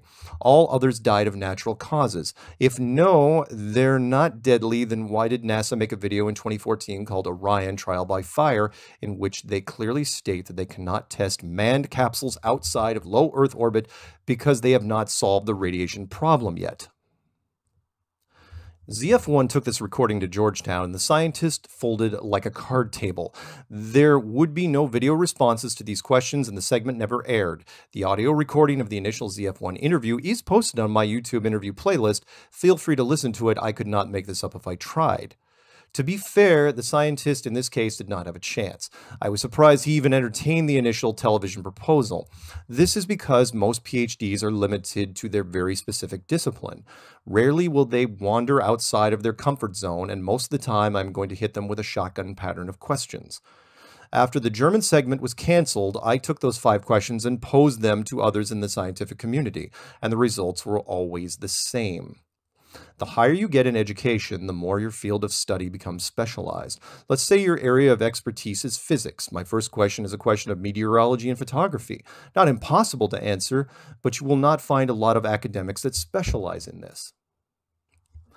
The second question seems to live in the realm of physics, touching on a law of thermodynamics, but is not provable unless you are intimately tied to aerospace and one of the space programs like NASA. The third question goes into optics, light, and eclipse shadow, which also could be addressed by photography, except that all photographers are down here on the ground. Astrophysicists do not often deal with light and shadow the same way that photographers do. The fourth question throws all experts for a loop because most have not even heard about it ever. The moon is generating a cold laser light. Do astrophysics and thermodynamics no longer apply? I can imagine a whole lot of glazed looks from the scientific community on this one. And finally, question 5, which should be addressed by an astrophysicist, but would probably be safer in the hands of NASA, who has not even attempted to address it, even in online forums. I have spoken to people who specialize in radiation, but they can only take the question so far. Eventually, all thought roads to this question lead back to the American space program. That all being said, the flat Earth community reserves the bulk of the questions from globalists, and they start one of 2 ways. How does blank work? Or what about blank? I personally receive versions of these questions every hour of every day via email, text, and phone messages. Here are just a few examples of what we've had to address since 2015. For the record, I do not believe in stupid questions. Almost all of these were born out of classic conditioning that we all received at a young age. Every question invariably starts with the words, if the Earth is flat, why doesn't the water fall off into space? It seems so juvenile, but it is one of the top 10 questions, all because of modern artist renderings that keep getting reproduced again and again. You've seen it, the giant flat Earth asteroid flying through the cosmos. The FE community hates these illustrations, but the media keeps using them for their articles and animations. The FE model is not a larger version of the Norse world Asgard. Even the old drawings of Asgard are depicted as an enclosed system. The Thor movies with their cosmic waterfalls did the flat Earth community no favors. In the FE model, the water can't fall off because all the oceans are hemmed in by a massive coastline known as Antarctica. Think of a giant building with a saltwater lake inside it. What keeps the water in there? It's the same thing. Easy to explain, but difficult to break out of if you have been looking at internet images of water pouring off the side and ships going over with it. If all the other planets are spheres, then why is the Earth the exception? This question is usually asked by people that have some understanding of the current solar system model, and it has to do with what I call conformity conditioning. If everything else in the sky looks like a ball, then we are also a ball. I am totally with you on this, except that we've been creating fake space pretty well since the 1970s. It's called a planetarium. I know that the only people who have ever been to a planetarium are over 40, but the reference is important. From the sky standpoint, a planetarium is very similar to what the FE model believes in, at least from what it displays. A planetarium is just a domed structure with a pretty light show on the ceiling.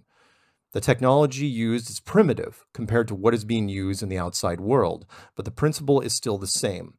All the planets and stars in the ceiling are a light show, nothing more. There was an astronomer from the UK who spoke with me on his show for over an hour, and he could not absorb the concept.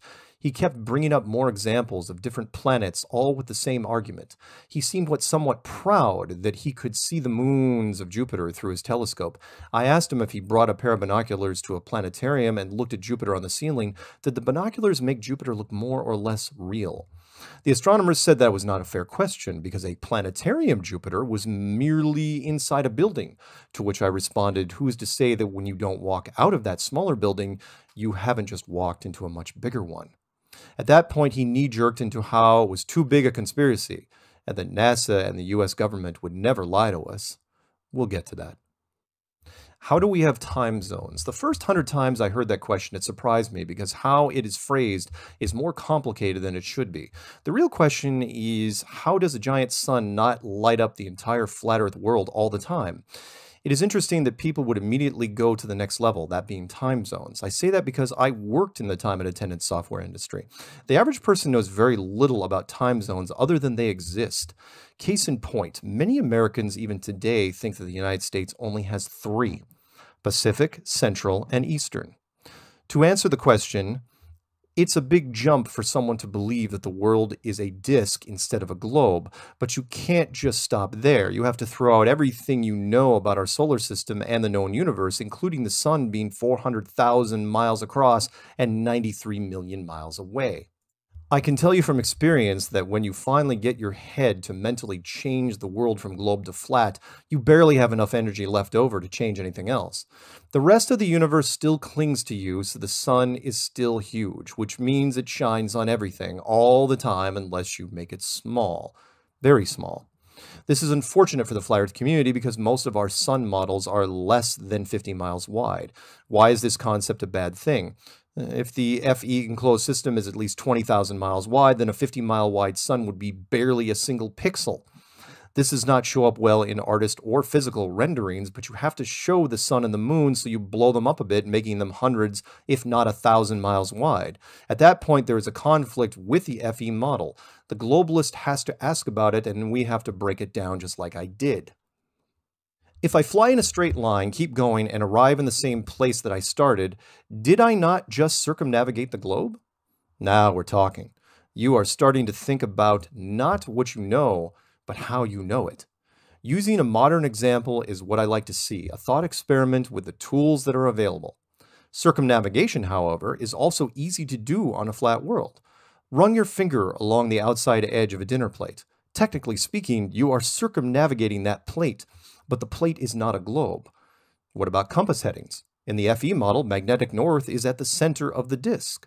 While you flew around it, north would react the same way that it would on a globe. So what is different? On the globe model, the plane would just fly straight. On a flat model, the plane would make an almost undetectable left or right-hand turn. What about gravity? That is literally the whole question. Nothing else. It forces the FE member to coax something else out of the person asking. The question might as well be, and I have heard it from time to time, what about science? That is what they really want to ask. If I had to go back a few years and do follow-up research, I would try to plot a high school GPA graph in relation to this question. I am pretty sure anyone that asked this would place in the top 10% of grade point averages. They retained something from their science classes, enough to create a mental barrier, but not enough to articulate it. That is not meant to be insulting, just to prove another point about conditioning. Without a doubt, the word gravity is the #1 weapon that science uses to defend itself against FE. Without it, their case is lost. They cling to it with visible desperation and nervous laughter.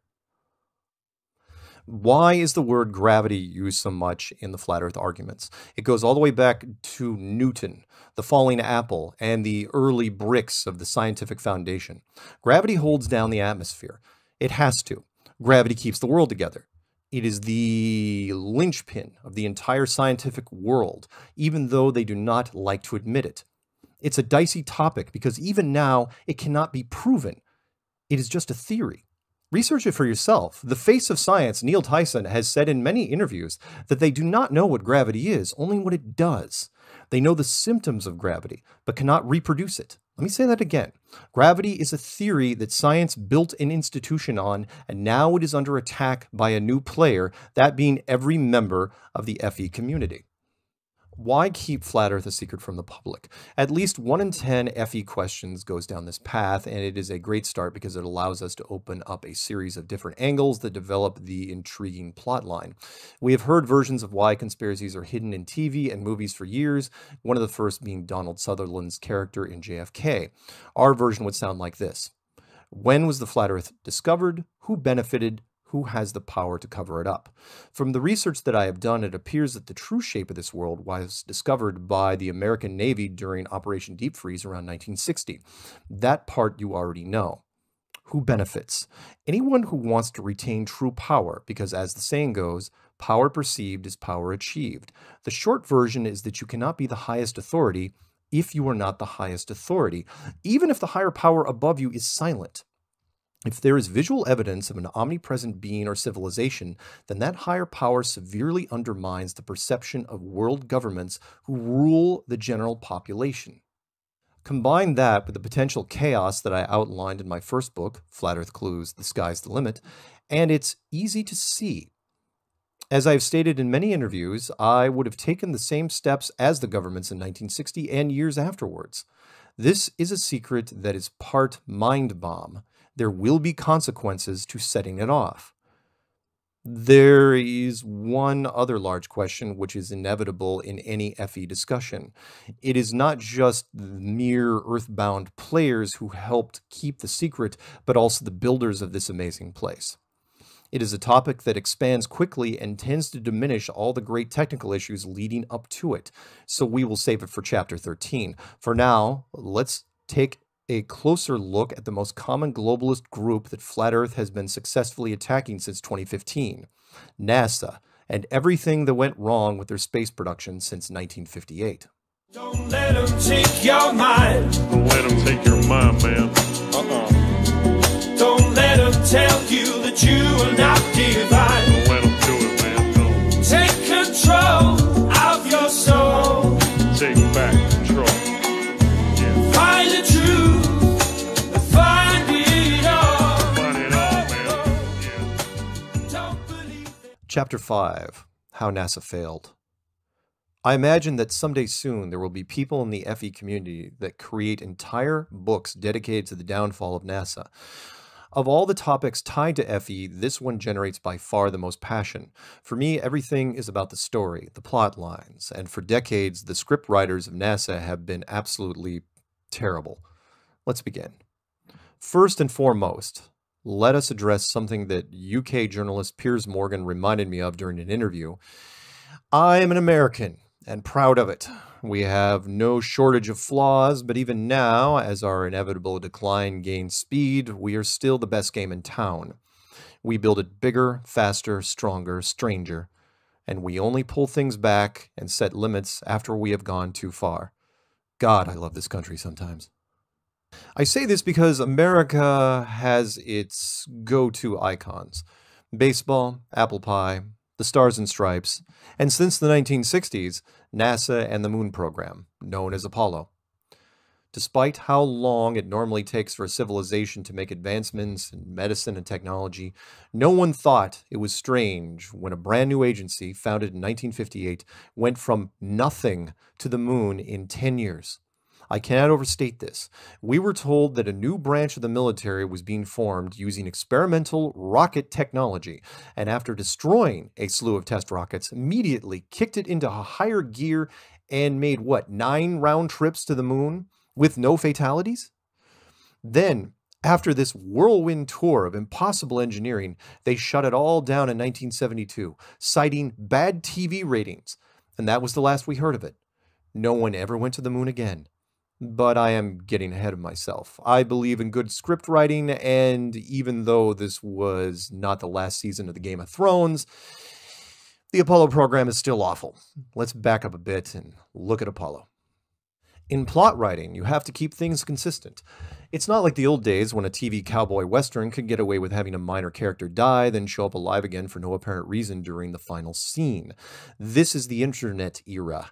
There are a lot of media nerds out there, including me, and now we are digitally connected. There are now dedicated websites out there who look for production mistakes in fictional media. They go through everything frame by frame for the boasting rights of saying that a single coffee cup moved from one side of the room to the other without the character ever touching it. Why are there so many mistakes in media? Various reasons. Like the chaos that ensues on any production set, or to save money, the studio films the script out of sequence. Many times a movie has to reshoot scenes, which means rebuilding a set after it was moved or torn down. Even when a mainstream production thinks they got it right, mistakes still make it through the cracks, like a car driving near the Shire in the first Lord of the Rings, or a Starbucks coffee cup on a table in Game of Thrones. Sorry for bringing them up again. That last season was such a train wreck. The plot holes are what I enjoy. Having plot holes in entertainment is sometimes forgivable. Writers change their minds all the time, and producers throw wrenches into stories often. Plot holes should not exist in the news. Yes, history is written by the winners, although Napoleon said it better. History is just lies that are agreed upon. When some of the media nerds who stared at coffee cups all day started focusing on conspiracies, interesting things appeared. Take, for example, the early technology advancements by NASA. Remember, they had to build a full-blown space deployment system from the ground up. There is a natural evolution of these systems. The origin of the Saturn rocket went all the way back to World War II Germany, when the V-2 was just an unmanned explosive missile being launched at London. The progress of this system followed a predictable arc. The rockets became larger with greater range. The fuel system advanced, guidance systems were added, and on and on. Everything stayed consistent. A rocket shape now is what a rocket shape was then. There is no mutation into something we could not recognize immediately. The same goes with cars. The original Model T, designed by Henry Ford, has all the basic features you would find in a car you drive now. The Saturn rocket built by NASA followed the path that everyone expected, and was the most high-profile icon of the program. Some of the other systems connected with Apollo did not benefit from the same plot arc. When researching Apollo, the two systems that suffered from major plot holes were the LEM, or Apollo Lander, and the astronaut suit. The Lunar Excursion Module, or LEM, was designed by my next-door neighbor. Not kidding, and not an exaggeration. His name was Wayne Ottinger. We shared a wall at a triplex he was renting in Boulder, Colorado, while waiting on his next house to be built. He was one of the most famous mechanical engineers you have never heard of. His book, Unconventional, Contrary, and Ugly, the Lunar Landing Research Vehicle, goes into painstaking detail on how he built the flying car that put the Americans on the moon in 1969. The only problem was that Wayne designed a convertible lander, one that was tested extensively here on Earth, and it crashed in spectacular fashion here on Earth. It was exactly as his book described. It did not work right, and it was the ugliest flying car in the world. Cut scene to a year later when Apollo headed towards the moon, and the lander they used was completely different. It was not a convertible. In fact, the design was completely different. The capsule looked like it was built by homeless people using cardboard and curtain rods. Zoom in on any image and tell me I am wrong. Who designed this? Wayne Ottinger was arguably the garage mechanic for NASA. He knew all the astronauts on a first-name basis, and they called several times while I was at his home. His walls were bristling with NASA achievement plaques. He spent years designing the vehicle that would be used by Apollo, and at the last minute, with no reason given, they switched to something that was never tested on camera, and it worked perfectly. This is what is known as a classic plot hole. The writers did not like the existing storyline, so they changed it. I know where your head is going. You think that there was a second program and that NASA was running a parallel or backup system and they could lean on it if the mission was in jeopardy. That program idea is a stretch, considering none of the astronauts ever mentioned testing the actual LEM that was used on the moon, nor did they have time to test it. If a secret program helps you resolve the tangle, then fine. I have another one for you, though, that is even more difficult to undo. Like the LEM, you can follow the path of the astronaut or spacesuit from the beginning. Most of the popular spacesuit images come from the moon landing itself. We turned the Apollo suit into an icon, and that is what the general public has assumed all spacesuits will look like in the future. The problem is that the early suit tests were not what we see today because they tried to follow the laws of physics. As covered earlier, one of the laws of thermodynamics says pressure needs a container, period. This is not a guideline or a rule, it is a law of the physical world, one that should be impossible to break. NASA knew this when it first started designing spacesuits. Do a little research and you will find still shots and videos on the early prototypes. Funny thing is that the early suits were huge and made out of rigid metal and firm plastics. They looked like robots from bad science fiction movies of the 1950s. The designs were crude and clunky, and from a production standpoint, completely unusable and unbelievable.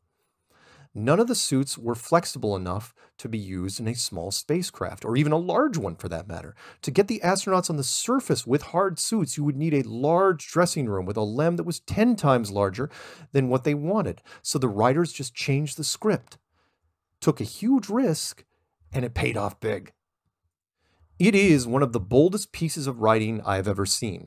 The NASA producers created the soft spacesuit, changing forever what we know in the world of entertainment, and the suit is utterly impossible. Pressure needs a container. If it's a hard container, like a can of hairspray or a propane tank next to your home, then that hard container is under physical stress from the inside. And you knew this already. Contents under pressure, we see that message all over the place. If it's a soft container, like a balloon or a basketball, the stress is still there and the container will expand depending on the level of pressure. Blow up a balloon with a few breaths, it gets tighter. Let go of the balloon and 100% of the time it will fly away as the pressure is released. A basketball, which is just a thick balloon inside layers of material, does the same thing and gets nearly rigid with a few pounds of added pressure. All soft containers act like this. There are no exceptions. You have dealt with them your entire life, and they all follow the law of physics. Higher pressure is compelled to equalize with low pressure. So why is it that the first astronaut suits do not follow this law in any way? How does a thin fabric suit protect the wearer against the unbeatable vacuum force of space? I put this question to science years ago, and there has been no response. Every once in a while, some internet troll will suggest that it's all in the layers. Not a chance. My winter coat has layers, and all it does is protect me from the cold. A basketball also has layers, but with pressure, it goes tight as a drum. The spacesuits they show us on television never do this. This is why I was so impressed with the move that NASA made in regards to the suits. The general public knows almost nothing about physical laws like thermodynamics, and so they abandoned the rigid metal suits, switched over to fabric, shot the footage, and nobody noticed.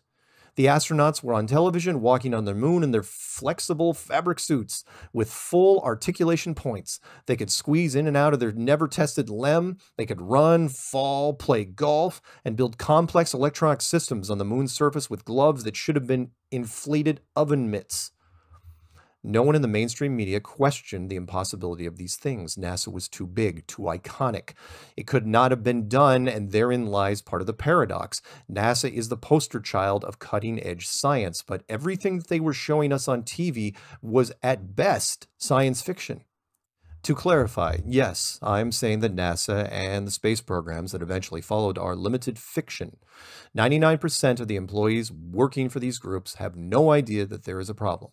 They turn the wrenches and build things.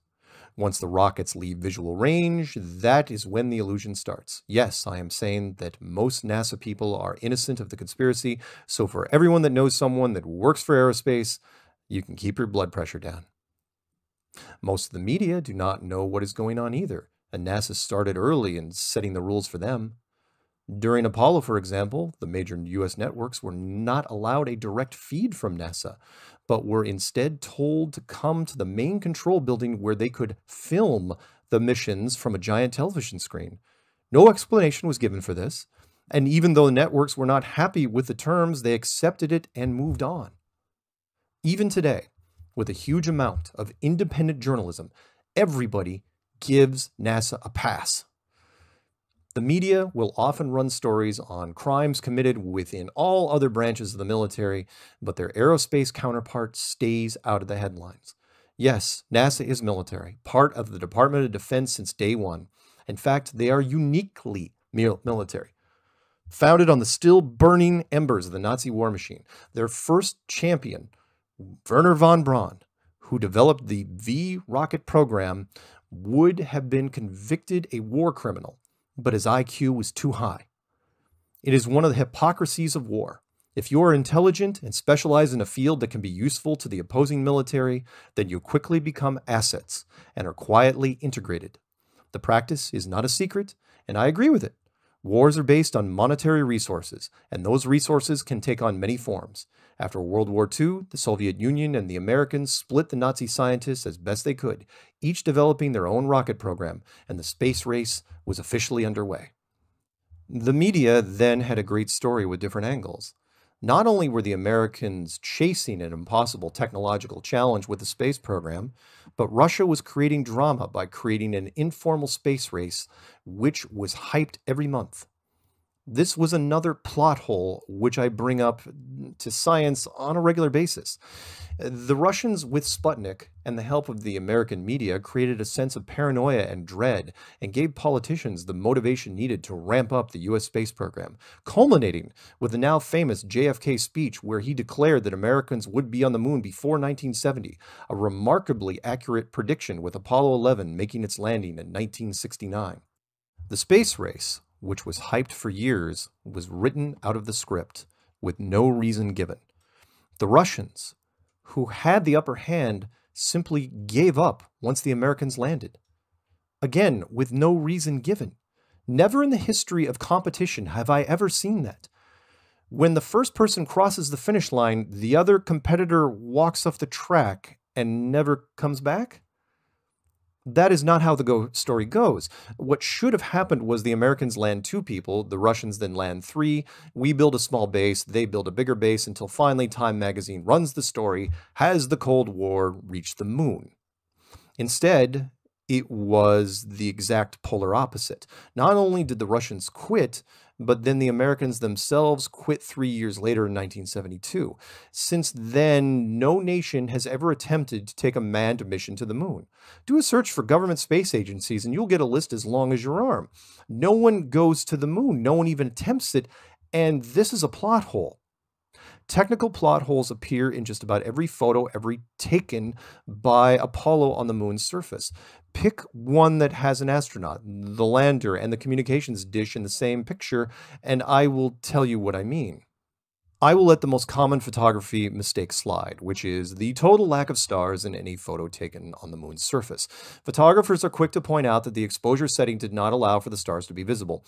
I would like to think that at least one roll of film would have been shot with a different exposure, but it was not my program. We have already broken down the impossible spacesuit and the homeless shelter that doubles as a lunar module, but let's run through a few other mistakes. The lunar module landed with a 10,000 foot-pound thrust engine, and there was no blast crater even though it landed on what could only be described as thick volcanic ash. There was not even a splay pattern. It was like it was just lowered onto that spot with a crane. The moon car did not have any backstory. How did the 2 astronauts put it together? What battery technology did it use that could operate in extreme temperatures? Why did we never see it tested on Earth? Wouldn't that not have been a good media opportunity to promote the program? The moon photographs were all shot during the day with only one light source, that being the sun over 93 million miles away, yet the shadows do not run parallel. This can only happen if there was more than one light source or the light source was very close, say a large studio light 30 yards away. The most overlooked technical issue is the communications dish. It was a modified VHF transmitter powered by 1969 battery technology, and on a good day, it should have a 50-mile range and barely be able to send data at all. Yet this magical piece of hardware transmitted 10 frames per second video and audio over 240,000 miles with pinpoint accuracy and no interference. No way in hell, prove me wrong. Most of the legwork regarding Apollo was not done by members of Flat Earth, Nerds who specialize in Star Trek errors have been raising their eyebrows over the official NASA story ever since the program ended in 1972. All it takes is one guy in his underwear sitting in front of a computer screen in Nebraska at 3 a.m. to find an image that looks out of place. Before the internet, these nerds used to frequent UFO conventions. They were welcomed because the theories fit the criteria. It was a government conspiracy, and it was tied to aerospace. They fit right in. When the web was created, the conspiracy got a lot more traction. The general public still has a lot of denial when it comes to NASA as a whole. I have had people literally tell me that yes, they agree that Apollo was staged, but that does not mean that the entire American space program is a sham. That logic goes against one of the first rules of crime. If you are going to steal something, you might as well steal everything, because the punishment will be there regardless. To be more specific, I had someone say that even though Apollo was probably staged, the International Space Station could not have been, because to them, Apollo was ancient history and the ISS is still up there. This statement just kills me because as bad as Apollo was back in the 1960s with limited technology and special effects, the ISS is 10 times worse using state-of-the-art. The ISS is the worst NASA production to date, bar none. It is a sloppy, illogical, has massive technical issues and even larger plot holes. So many, in fact, it is difficult to know which to address first. Where do I start? Alphabetical? Chronological? Order of importance? The first one that springs to mind is probably the most ridiculous. It is what I like to call ISS hairspray. Remember earlier when I said nerds watch everything? That now includes all footage from the International Space Station. On that station, there are a lot of things that do not make sense, including the very station itself. Let's start from the inside and work our way out. The ISS is supposedly in zero gravity, which means all loose items inside should have a certain flowing feeling about them. You can see this in zero-G planes that people sometimes rent. It is a kind of like being in a swimming pool, where things like long hair act a certain way. Only women on the ISS have long hair. Technically speaking, I challenge any engineer on this. No one on the station should have any hair at all. It does not make sense. Hair of any length would break off and quickly clog the air filters. It would get everywhere. There is a reason why public swimming pools require shower caps, yet NASA lets it slide. I will too, in order to move to a bigger issue that stemmed from this slide. Now that long hair is allowed on the ISS, you have to deal with the zero gravity issue visually. In true zero-G, long hair flows like it was in water. You can see this in zero-G plane footage. Hair flows naturally to and fro and is expected. This is not the case with the ISS. The women's hair almost invariably stands straight up, like the Bride of Frankenstein. I know that reference dates me. I'm older. Their hair is literally permed, or at the very least sprayed to death. This is what I like to call a production risk. It is unnecessary and reckless. If you are staging a zero-G scene, there are a number of ways to visually deal with hair. You can pull the hair back into a ponytail. You can wear a cool NASA hat, or any other logo you would like to endorse. As mentioned above, you could make short hair mandatory for both sexes. The last thing you should do is set the hair in place. It never looks natural. Yes, it can be done to add a cheap zero-G effect, but you do not have to do it because the public already believes you are in near-Earth orbit. Again, all of this is easy to find. Simply search ISS hairspray. After that, you could look for ISS green screen, where the technical issues never stop because NASA is fond of giving live interviews to media and school children. One of my favorites is watching an ISS member reach for and put away a hat on the other side of the room, even though he never grabbed it. You see, the floating hat was CGI and the monitor layer glitched. I cannot do it justice here. You will find it. Other interior issues include no interior doors, even though ISS should be similar to a submarine where hatches are opened and closed on a regular basis to minimize risk in case of a hull breach. This apparently is not a concern on the ISS, where micrometeors the size of a nickel would kill everyone in a split second. Remember the vacuum of space? It is instant, violent, and total. What you have seen in TV and movies about a leak that reduces your oxygen levels slowly? Not true. While we are in oxygen, how exactly does the ISS produce oxygen? Do they break water down and filter out the hydrogen? That is fine, but we are breathing 80% nitrogen. Where does that come from? Think you can solve that with an oxygen-rich environment? Not likely. When the O2 levels get higher than 40%, it becomes toxic to humans. Ask any scuba instructor. In case you doubt the instant pressure equalization, run a quick search for steel railcar versus vacuum. I have spoken with Navy personnel, and every submarine guy said the same thing. If there is a breach, you will not drown. The pressure and cold will kill you long before that. Now, there is a comforting thought. Those same Navy personnel also said that every large vessel has a full-blown machine shop on board. These rooms are large, noisy, consume a ton of power, and are full of very heavy, all-steel machines which can fabricate parts on demand. The ISS does not have a machine shop, so how does it get exact custom specification parts on a regular basis? In fact, how is the ISS even surviving in that orbit? It is made out of aluminum and plastic, which is not nearly strong enough to withstand the extreme pressure difference of space. How was this tech marvel constructed? Why was there not some time lapse made over the last 20 years? Why has no one questioned this until now? There are a number of people who think the FE community is treating NASA unfairly. It is because they have earned it. The production mistakes have been there since the beginning, like a Hollywood studio that has been allowed to continue making terrible movies. People in my circles never stop asking questions, and in NASA, there is no shortage of targets. NASA wears white, does not carry guns, and smiles to the cameras. But to the flat Earth world, they are always suspicious. When the Japanese space program, JAXA, sent HD satellites around the moon, why did they not take any images of the American site right below them? Why do most Americans not know that the space shuttle program has been shut down for years? Why were the astronauts in the 1980s using motorcycle helmets attached to non-pressurized suits and short-sleeve shirts during liftoff? Wikipedia states that there are only 6 countries with launch capability in 2018, yet Israel crash-landed a probe into the moon a month into 2019? Why is the American space program using only Russian airspace to launch and land its manned missions? And why do the American astronauts train for the ISS using a giant replica inside a giant indoor swimming pool? Submerging a spacesuit underwater does nothing to stress test the fabric against a vacuum. Water pressure compresses the suit while a vacuum expands it. None of these questions we have raised are secret. All of the information tied to these questions can be publicly researched with minimal effort and will lead you down a very deep rabbit hole. Does this rabbit hole prove flat Earth?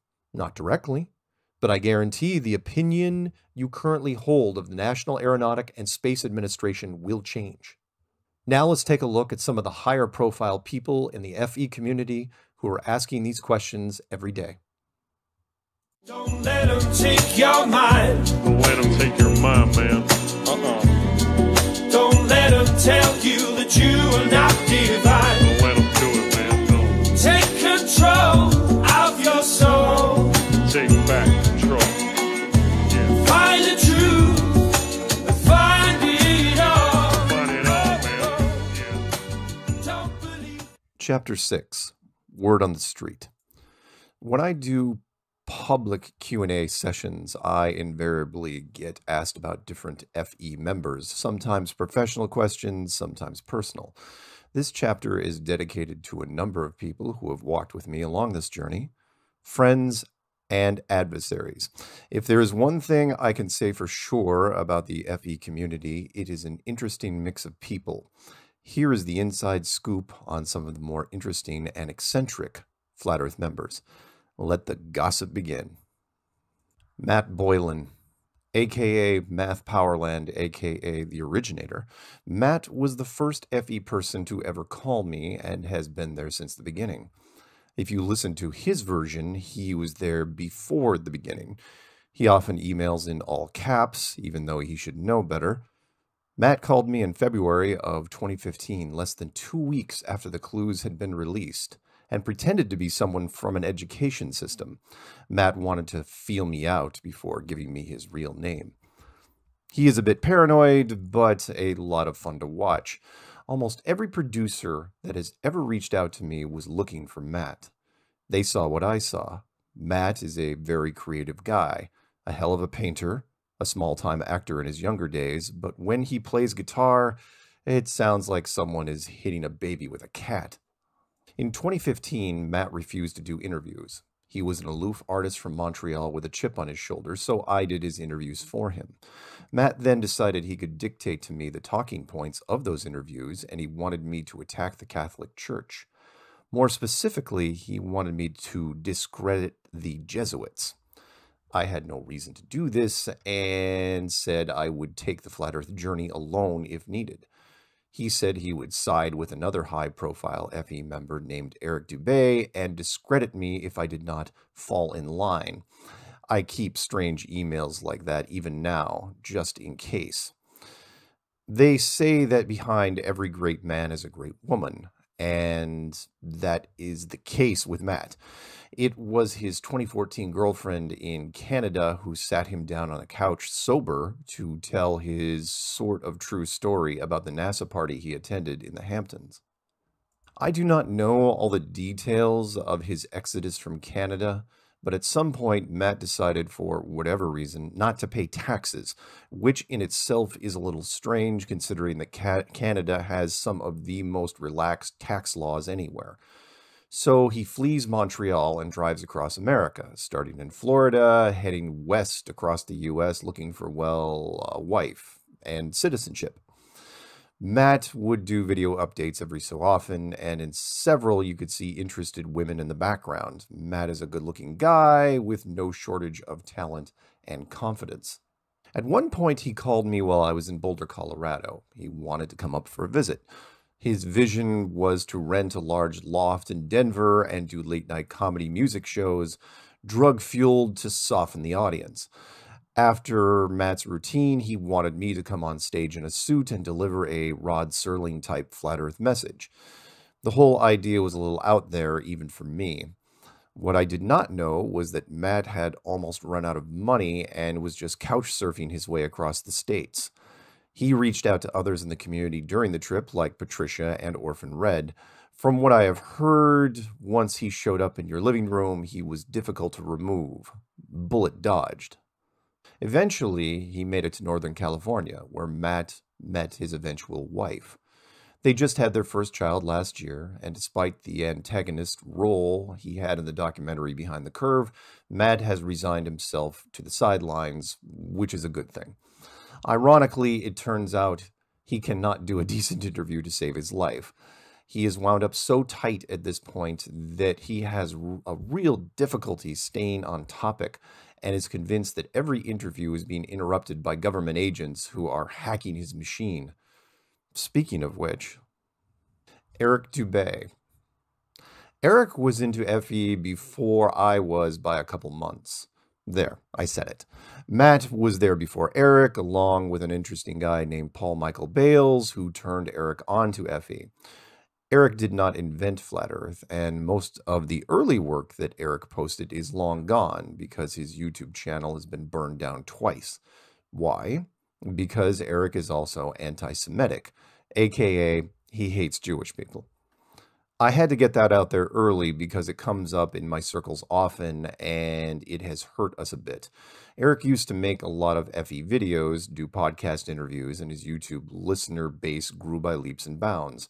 Every so often, in the middle of a long video series, Eric would go off-road and create a video bashing Jewish people.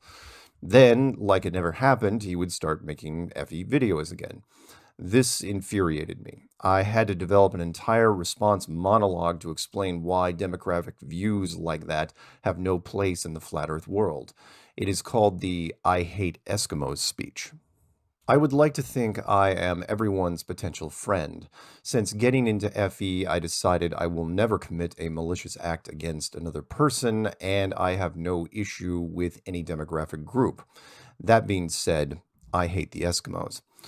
Is it because my brother was killed in a bizarre sled dog accident while spending time in the Yukon? Is it because my sister was smothered when an igloo caved in on her?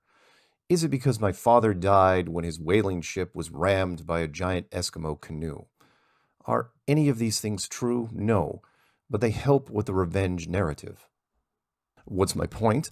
My point is that even though I have an unquenchable burning rage directed towards the Eskimo people for unjustified and fictional reasons, that discrimination has no reason being next to the Flat Earth Army. You want to hate people, do it on your own time, and we had better not hear about it. Case in point, long before Netflix bought the Behind the Curve documentary, some of our people had a meeting with them in Los Angeles. This was a few years back when the content online was not nearly as overwhelming in terms of volume. During the meeting, an intern cross-referenced Flat Earth with Eric Dubay. Turns out Eric had released a 4-hour documentary called Adolf Hitler versus the Jew World Order. It even had Adolf on the thumbnail. That was all the Netflix guys had to see, and the meeting was OVER. After that, I shared the story with anyone who wanted to include Eric on a project. It is interesting to see how quickly producers check a name off a list when the Jewish angle is brought up. If you believe that the world unfolds in the way that it should, then you will like the next part. Eric's anti-Semitic antics caught the eye of YouTube community guidelines, and his channel was removed twice. Subscribers, likes, hits, all gone. Eric had to then build everything back up, and there were now a lot of larger players in the game with a huge head start. You would think that the heavy slaps on the wrist would slow his rhetoric down. Just last week, I received an email from a listener who was in touch with Eric, still spreading his hate to whoever will listen. I think of the Paul Newman movie Cool Hand Luke. Some men you just can't reach. Not to say that the FE community did not reach out the olive branch. Before the 2017 conference, Eric got a video with world-ranked fighter Eddie Bravo. The informal interview ran long, and as I expected, Eric could not keep his composure and let the cannon shots fly. He condemned the Flat Earth 2017 conference as a shillfest, and when asked what YouTube channels he would endorse, remained silent. All enemies and no friends. Eric will never be invited to anything, and his personal views will keep him away from any large projects down the road. To all the Eric supporters who keep leaving comments on every interview that I do, get bent. Patricia Steere is not a man. I should not have to say that, but many bad things on the internet appear to have sticking power. She is a spellbinding combination of Jessica Rabbit and every Disney queen you can think of. She is also not a bad person. Like Jessica Rabbit, she was just drawn that way. Patricia briefly lived with a guy in England, and after realizing he was not a match, understatement, broke up with him and came back to the States. The male ego is a fragile thing. After a breakup like that, some guys will just call her a bitch. Some will go too far and call her a lesbian. This idiot went for the sensationalism and actually said Patricia was a man. I, Mark Sargent, am telling you here and now that ridiculous statement is just desperate coattailing by a guy who should have realized a great thing that was right in front of him. Patricia is all woman, trust me. I went over her with a flashlight in a dark room because I could not find any freckles. She was 53 at the time. There was one on her stomach, and she knew exactly where it was before I did. That is how aware she is of the world perception and her place in it. Honestly, I am really surprised this guy's rumor is still floating around, especially after the childhood photo montages that have been posted online. Allow me to elaborate. Imagine a girl who turns 13 and overnight becomes beautiful. She then becomes more attractive every year. This is someone you can photograph from 100 different angles and have 100 different looks. All great. Photogenic does not really do her justice. Then later, she doesn't have kids, never gains weight, and develops an impeccable fashion and sense of style. She was not tall enough to be a professional model and too reserved to be a professional actress. Patricia has a voice for radio, which she did, and a face for television, which she did not. A little inside tip about men becoming women. You cannot do much to convincingly change the voice to female. We can do surgery for a lot of things, but medically altering vocal cords is not one of them. I am an audiophile. I would know. You can always tell. I will end the man argument right now with a logic question. If every childhood picture shows a beautiful redhead, then at what age was she a guy? Oh, right. Never. The suspicions that are directed at her are not unwarranted. I know, a double negative, tricky. Patricia is also the most mysterious woman I have ever met. When she signs her emails, it's Miss Steer. When read a certain way, it says mystery. I have claimed on several occasions that she is probably some sort of Sean Young type replicant from the movie Blade Runner. Since then, I have changed my opinion.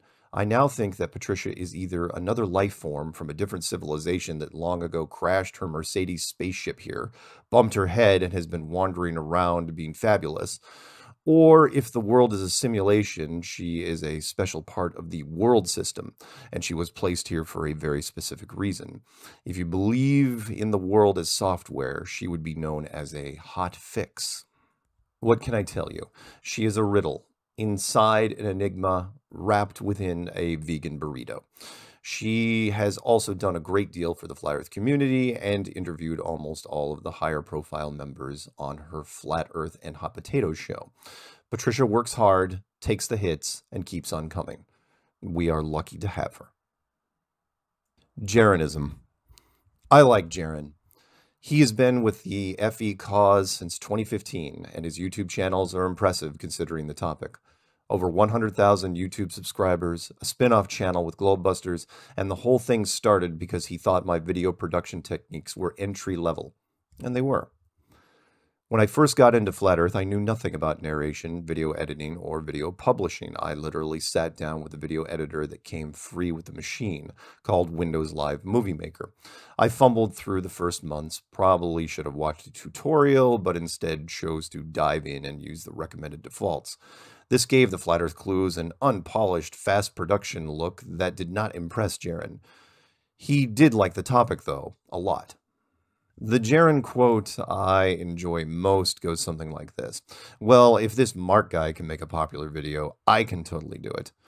Translation, my video production value was similar to someone applying for their first year of film school and could be replicated by just about anyone. Second translation, I can make a better movie than Mark Sargent with one hand tied behind my back. And that is exactly what he did, on the cheap as well. Jaron went down to the second-hand store and picked up a used copy of Visual Studio 12, installed it, and went to work. In less than a year, he had more YouTube subscribers than I did and had drawn in solid content creators who were also producing on a regular basis. Not to say that Jaron did not have several hurdles to deal with along the way. Some were his fault, others were not. I watched him miss 5 screen tests in a row for a New York television production company. 5. What Jaron has been dealing with lately are the laser tests seen in the 2018 documentary, but I will discuss that more in Chapter 7, Behind the Curve. It is a little-known fact that one of Jaron's subscribers is Grammy-nominated rapper B.O.B. They have been communicating through emails off and on for a while now. B.O.B. recommended that Jaron not respond to most listener emails because people tend to open the communication lines wider and wider. This is a common practice in the celebrity world, and I disagree with it. I'm not a celebrity, and I realize that it is the listeners who have allowed me to do certain things, including the writing of this book. As long as I have the time, I will acknowledge and talk to them. I took a few life lessons from our author Piers Anthony, if you remember what he used to do. Globebusters. I say Globebusters because that is the brand name most people know. The cast is varied a bit, but it started with Jaronism and Bob Nodell. Since I just talked about Jaron, I would like to take a few moments and focus on Bob. Bob Nodell is a great guy, full of conviction and emotion, and the separation of the two emotions can be difficult sometimes. Heaven help the internet troll who crosses paths with Bob Nodell. Bob was also part of the 2018 documentary, which we will discuss at length in the next chapter. I had a chance to spend a weekend at a Calgary Airbnb with most of the speakers from the Canadian conference, including Bob and his family. It was a great chance to know and understand why he is in this movement. To know his immediate family is to know him, and it made much more sense. Our convictions are made and broken on the people that surround us. For 90% of the Flat Earth members, they are somewhat isolated, each day facing friends, family, and coworkers that brace against them with their ideas. For Bob, it is the exact opposite. As intelligent as Bob is, his wife Cammie is more. Her brain is constantly spinning at a high RPM, much higher than mine, and I have to focus to sleep. I do not know how or if Cammie sleeps. She constantly thinks outside the box, and her energy is, for lack of a better word, relentless. Behind every great man is a greater woman. Cammie is an amazing Flat Earth advocate. If you ever get the chance to speak with her at a meetup or conference, please do. You will not regret it. And if that weren't enough, Bob also has a son. What do you get when two amazing minds have a son? You get an amazing product of nerd eugenics. A serious neo-maxi Zune dweeby. Shout out to the Breakfast Club. Think that's just hype? He hacked into the very popular online game Fortnite last year and accessed their unreleased Christmas gift skins, then took screenshots and sent them to Forbes magazine. Forbes, who does not share the same skill set, published the images without pixelating the account name. Epic Games, who owns Fortnite, did not enjoy the unplanned press release very much, so their lawyers FedExed a cease and desist letter to Bob and Cammie. You see, their genius son was only 15. That was last year. Then Epic Games did the smart thing and hired him on a contract basis. He now gets paid to find weak spots in their systems. Go figure. If the worst thing your kid gets in trouble for is dancing around a large tech firm's security protocols, then Bob and his family are going to be just fine. Rob Skiba. I ruined Rob Skiba's life, and I also made it better.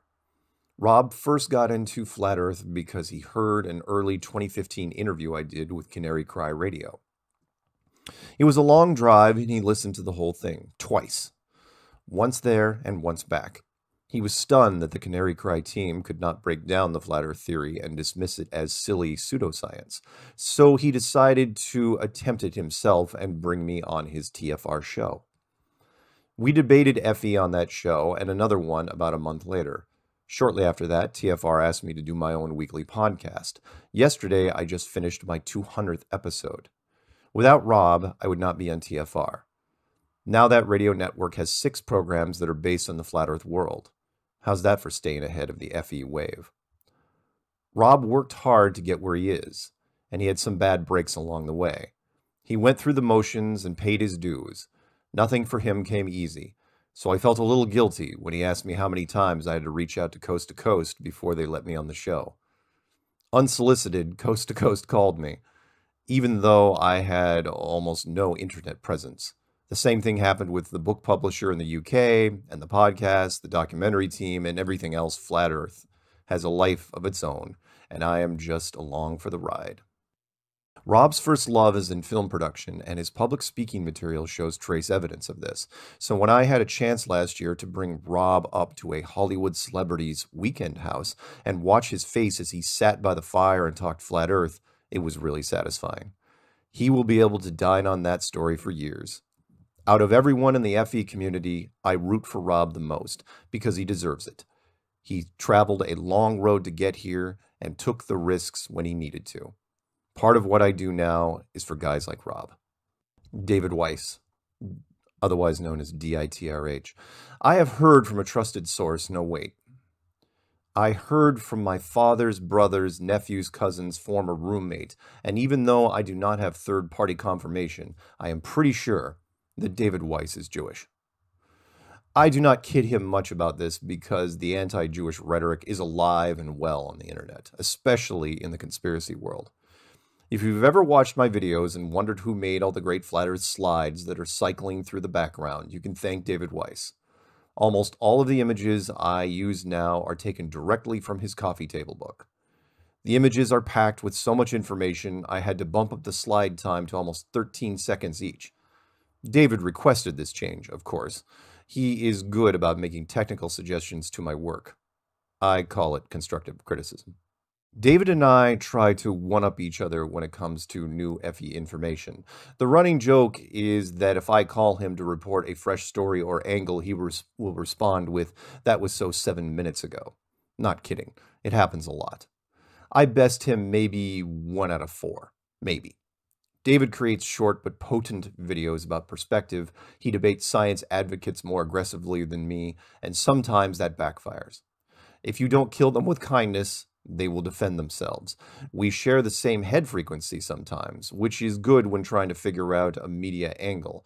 And he will bust your chops if you give him an opening. My favorite David Weiss moment was when he, Patricia, and I were invited to Shane Dawson's apartment studio in LA, shooting a mini documentary for his brother Jared. We sat and listened to each other being interviewed while his sometimes co-host actor friend Curious Jay sat and quietly observed. I say quietly because he is currently on a mainstream network show and wants to stay in the FE closet until it is safe to do otherwise. There are a lot of higher profile people like Curious Jay out there, and we will get into that later. It was a fun weekend, and we all had that team spirit going. Every time I see David's name pop up on Skype, it is always unexpected and interesting. I do not think we have ever scheduled a call. I was so proud of him to get the Owen Benjamin podcast, not because Owen is a massive celebrity like Savanye, inside joke, but that the timing was perfect. Owen is really hard to nail down. Eric tried for months, and David made it look easy. The chemistry between Owen and David was great to watch, and it cemented David in FE lore, whatever that turns out to be. I hate Matt Long because he attracts women to him like butterflies to a lamp, and he can do it by just sitting in a chair, staring at a wall. It must suck to be a 6'4" athletic man with straight-up hair and a size 15 shoe. He used to be the most eligible bachelor in FE, but that was not going to last long. Women hunted him, and he knew it. Congratulations to the lovely Canadian Jessica and the Texas wedding that followed. Sorry I missed it, but truth be told, I hate weddings. I enjoy the podcast that Matt does with DITRH. It's a good back and forth. Matt now lives in Alberta, Canada with his new family, and it has been great to spend time with him over the last few years. He is part of a solid FE touring group now with his wife and her family, and I look forward to his work in the months to come. Robbie Davidson. Robbie is probably the hardest working man in Flat Earth right now. Between his 6-figure subscriber YouTube channel, his documentaries, and being the lead FE conference promoter, he has very little free time. It is because of Robbie that Flat Earth went on tour in 2019. He and I will inevitably keep crossing paths until this movement reaches its conclusion, which I am still trying to work out. Robbie has what I like to call director's instincts. He is always looking for the shots, the angles, the sound clips, and he hates wasting production value. Robbie has always realized the potential of the Flat Earth world, both on the religious and secular sides. The first 3 conferences of the year that I attended, Robbie was there. Yes, he comes off as a very tall, thin, high-energy opportunist, but I would not have it any other way. Without that physical drive, we would not have near the exposure that we do now. Never forget, it was Robbie that put together the first Flat Earth conference in 500 years. That is not a small feat, and it is an achievement that no one can take away from him. Rick Hummer. Rick has been the MC for the Flat Earth conferences since 2017. Rick is also one of the most creative men I have ever met. His alter ego is even more amazing. My hope is that this persona will help bridge the gap between Flat Earth members and globalists. I will do everything possible to see that Rick gets his chance to change the world through clever humor. Nathan Thompson. Nathan crashed the Flat Earth 2017 conference and snuck into the Behind the Curve documentary. It had to be said. Before Raleigh, not many people in the Flat Earth world knew who he was, because he had a tiny YouTube channel and most of the conference speakers had lots of subscribers. Everyone at the Raleigh conference was trying their best to project a solid, non-crazy, non-eccentric impression, and it went pretty well. Then Nathan showed up, wearing a hollowed-out Earth globe on his head with sunglasses over the eye holes of the globe. The media was just waiting for someone like him, and he did not disappoint. Nathan is one of the kings of FE street activism and runs the largest Flat Earth Facebook group in the US. He is also not shy about approaching someone with the topic, whether they are a family friend or a NASA employee. He can put on some amazing displays of short and long-term memory and is a force to be reckoned with in any style of debate. One day soon, Nathan will get his moment, where someone in the aerospace industry wants a piece of him and he comes back with a typhoon rebuttal that ends in a flawless victory. It will happen. It is only a question of when. God, I hope the cameras catch it. Chris Pontius. Chris builds worlds, literally. I still have the first Flat Earth model he ever made. It is upstairs and I show it off to film teams whenever I can. It still has the cake cover handle on it. Since then, Chris has evolved his production techniques to include a lit cityscape, illuminated rotating sky, and gorgeous wood appointments. Beautiful work if you can afford it. These labors of love do not come cheap. He now runs flatearthmodels.com. My first chance to meet Chris was in Raleigh during the conference, and his display table stood out like a fireworks show, something the cameras could not resist. Out of all the people featured in the 2018 documentary, Chris got off without a single jab or poke against him.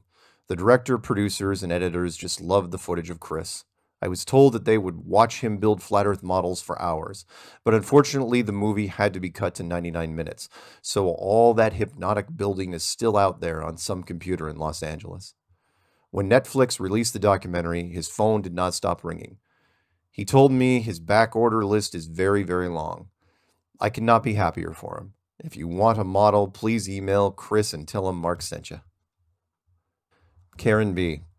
When you first see Karen B. Endicott, your first thought is that you have seen her as a regular character in a movie or television show, maybe playing a dark-haired bartender on the wrong side of town.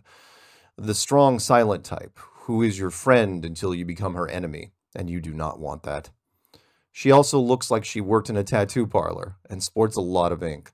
Combine that with her adeptness with Class 3 firearms, yes, I said Class 3, and you have a formidable opponent.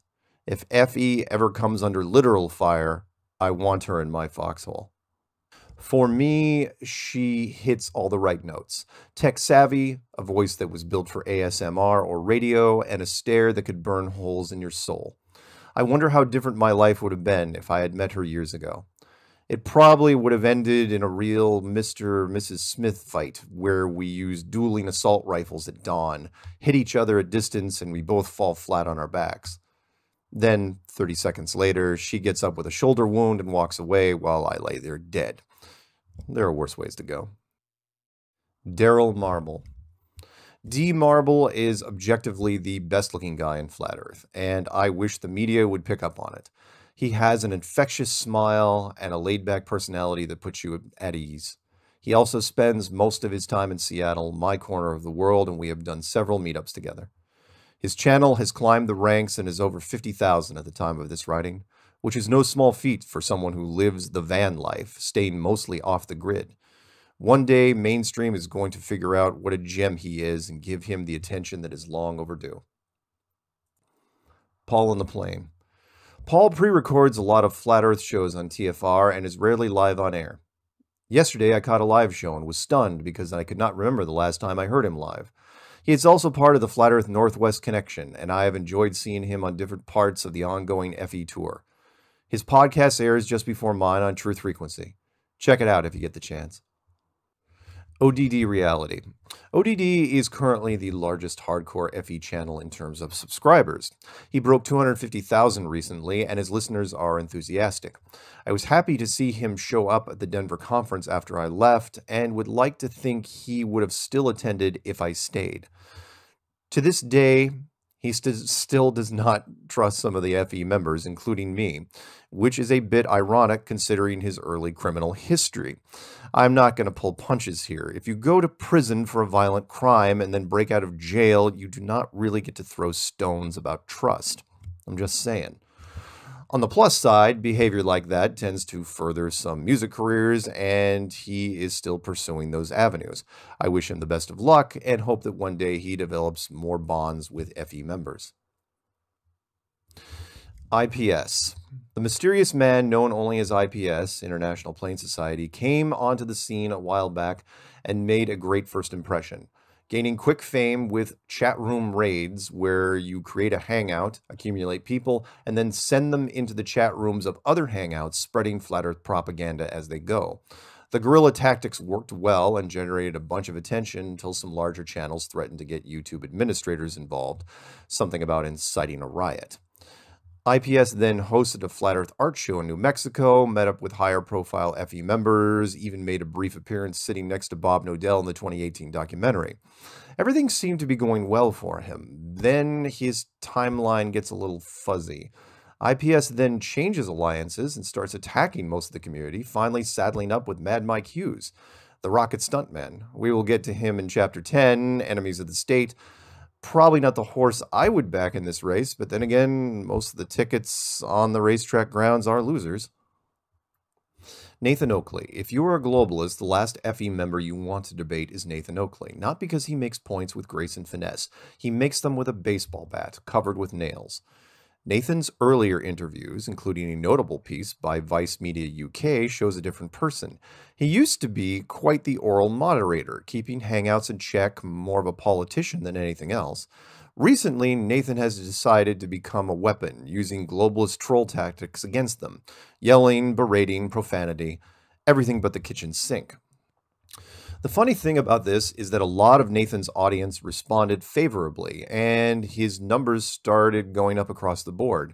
The nastier he became, the more people noticed. I can't really condemn it because every cause needs a William Wallace, someone willing to pick a fight and keep the opponents coming back. There are a few days that I envy what he does. Most of the time, I am glad Nathan is sticking his chin out and not me.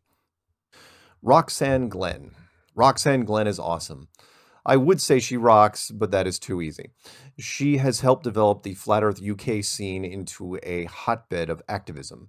There are many others in the UK scene to be sure, but Roxanne is the standout for several reasons. First, she is a female putting herself out there in a conspiracy world dominated by males. She goes above and beyond in this capacity, doing things like Speaker's Corner, look it up, and hitting the pavement whenever she can with amazing confidence and relentless stamina. And as an interesting side note, I do not know anyone who can pin down her lineage. I have a feeling that if Roxanne ever took one of those swab genetic tests, it would come up with a bunch of 3% stats and a region list as long as your arm. As an FE standout, Roxanne has amazing leadership qualities, and her optimism is contagious. I am glad the media is starting to take notice with her, and I hope that trend continues. Caroline Walter. In 2018, I flew to Colorado Springs and spoke at a Flat Earth meetup. Several people came in from different states. One woman drove up from Arizona, and it was the first time we met. Her name is Caroline Walter, and she is a prime example of what FE enthusiasm can do. After the meetup, Caroline became supercharged, driving out to experiments in California, going to meetups, attending social events, and giving her time and heart to anyone in the FE community that needed it.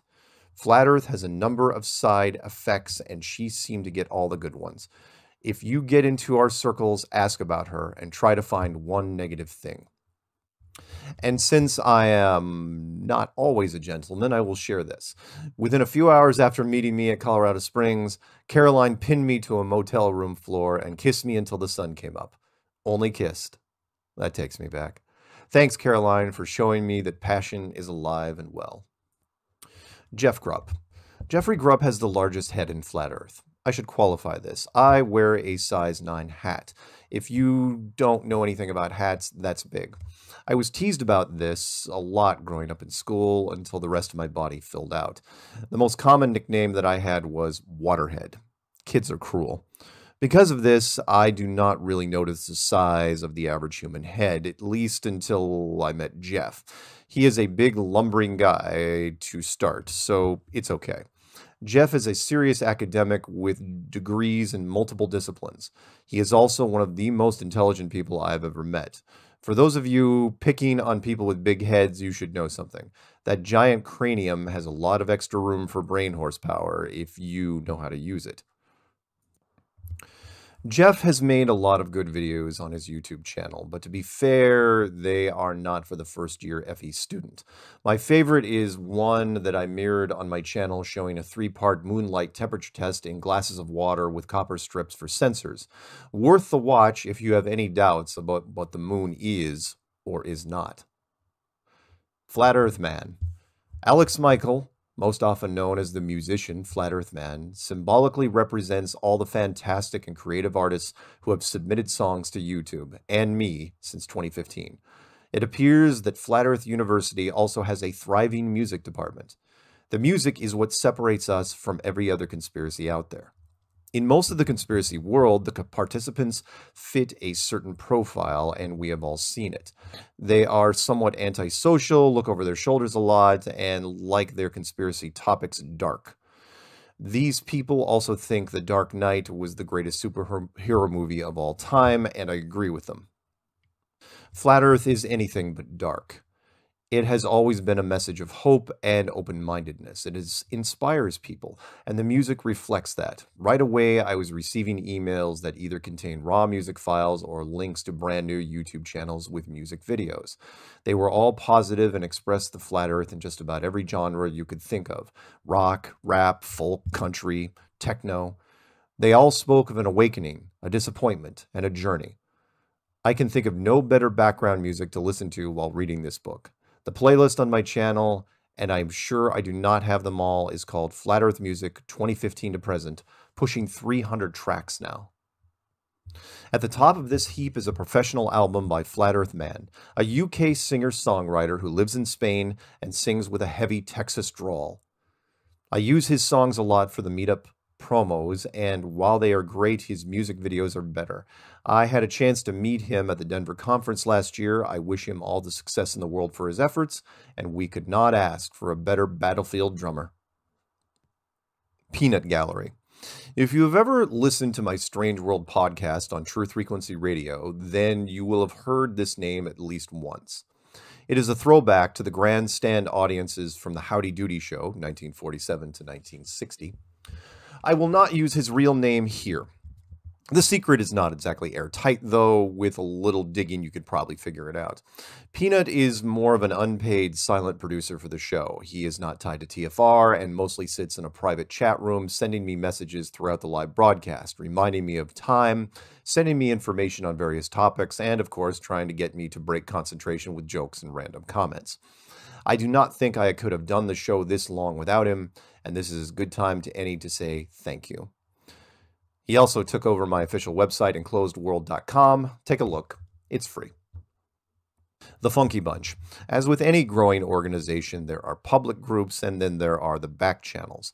The Funky Bunch is one of the latter. It started out as a funny Skype name. Officially, it is known as Marky Mark and the Funky Bunch. Not a name I would have chosen. Anything with the name Mark or Sargent has been brought to my attention like a top 40 record, mostly low-hanging fruit. Early ones included Mork and Mindy, my sister goes by Minda, all versions of Sargent, and when the 1991 band called Marky Mark and the Funky Bunch came out, I was so thrilled because now I had a new nickname, Joy. In addition, my Skype group started attaching my head to different Marky Mark shirtless images. Horrifying. That being said, it is a great FE support group filled with an interesting mix of people from different parts of the United States. The list is short, so bear with me as I mention them here. Brian Burton is a newly retired U.S. Army master gunner and a great guy. Karen B., I mentioned earlier. Carly Sunshine is a fantastic FE supporter and content maker who has done everything from graphics to billboards to conferences. She is also a bundle of positive energy. Nathaniel is a regular caller and meetup attendee from the impossible city of Pittsburgh, California. Zulu One, otherwise known as the Deep Voice, should have been in radio, that is Mark from New York, has been in this loose group going all the way back to 2015. He now has his own podcast and does everything he can to help the community. He is also a good friend, and I hope to see him again. Love you, man. Patricia Steer is in here as well, of course. Last but not least is Michelle Gens, otherwise known as Effie Mishka. She is out of Sacramento, does meetups, attend conferences, and is Effie hardcore all the way. She helps bruise my battle-damaged ego by telling me she is into silver foxes, like me. I appreciate the compliment, even though I am not. I also envy Michelle a bit because she enjoys life more than most. Vodka and bong water is not a real drink, but party on, Michelle. I love the Funky Bunch, and I owe you a debt for keeping my spirits up the last few years. The war takes a toll, and I will not forget you. The fake Flat Earth sex tape. Do I have your attention yet? This was a real thing, and I might as well get it all out in the open here. During the first part of 2016, and long before the conferences, we were just starting to think about meetups. The first meetup, of course, was organized by Patricia Steer in Houston, Texas. The second one was in Seattle, Washington by yours truly. Well, I had help, and that is where this little tale begins. The inner circle groups were smaller then, and one of my favorites was Canadian woman who goes by the YouTube channel Orphan Red, a slight takeoff of the BBC show Orphan Black. Orphan and I spoke often, and it was always interesting. She is an attractive, highly intelligent, and a natural flirt. She liked scheming as much as I did, and somewhere in the middle of one of those what-if conversations, we decided that it might be fun to add some dirt to my clean image, so we concocted a fake sex tape idea. Oh, don't look at me like that. A number of people have smudged up their reputation with sex tapes over the years. Hell, the entire Kardashian media empire started off with one, in case you forgot. It was not an elaborate plan. We would organize a restaurant meetup in Seattle. I did not want to drink and drive, so I got a hotel room across the street. Orphan and I would shoot some innuendo scenes at the hotel implying naughty behavior, then leak it anonymously to a known YouTube globalist troll, and from there it would be spread. Simple, right? Ah, the best laid plans. I should have remembered to always expect the unexpected. After Orphan and I checked into the hotel, we walked over to the restaurant. On our way, we were ambushed by another Canadian woman named Melody. Turns out Orphan and Melody were right across the water from each other. Orphan in Vancouver, Melody from Victoria. Melody had taken a last-minute seaplane down from Victoria to Seattle and was waiting for us when we arrived. Melody makes an impression. A full 6 feet tall, blonde, pretty, and very focused. As the FE members arrived, she made her intentions known. She wanted to know me better and was willing to do anything to accomplish this, including using Orphan. As the evening progressed, Melody proceeded to flirt with both Orphan and me to the point where Orphan whispered after dinner that she wanted to take Mel back to the room. Somewhere during the dessert, Mel and Orphan disappeared from the event. The next day, everyone went back home to their respective countries, and Orphan put together our little tape set to music. It was leaked as planned, and there was backlash from the community as expected. It amplified an already bitter rivalry between Patricia and Orphan. Short version of the rivalry is this. Orphan thinks that Patricia is stuck up, and Patricia thinks that Orphan is a woman of questionable morals. I did my best to stay out of it, but in the end I had to make a choice, and the queen outranks a high priestess. That being said, I would still recommend Orphan to any Canadian media that is looking for home court FE members. She has done the legwork, is articulate, and can hold her own in any interview. The princess dress and high-pitched squeaks are just an act.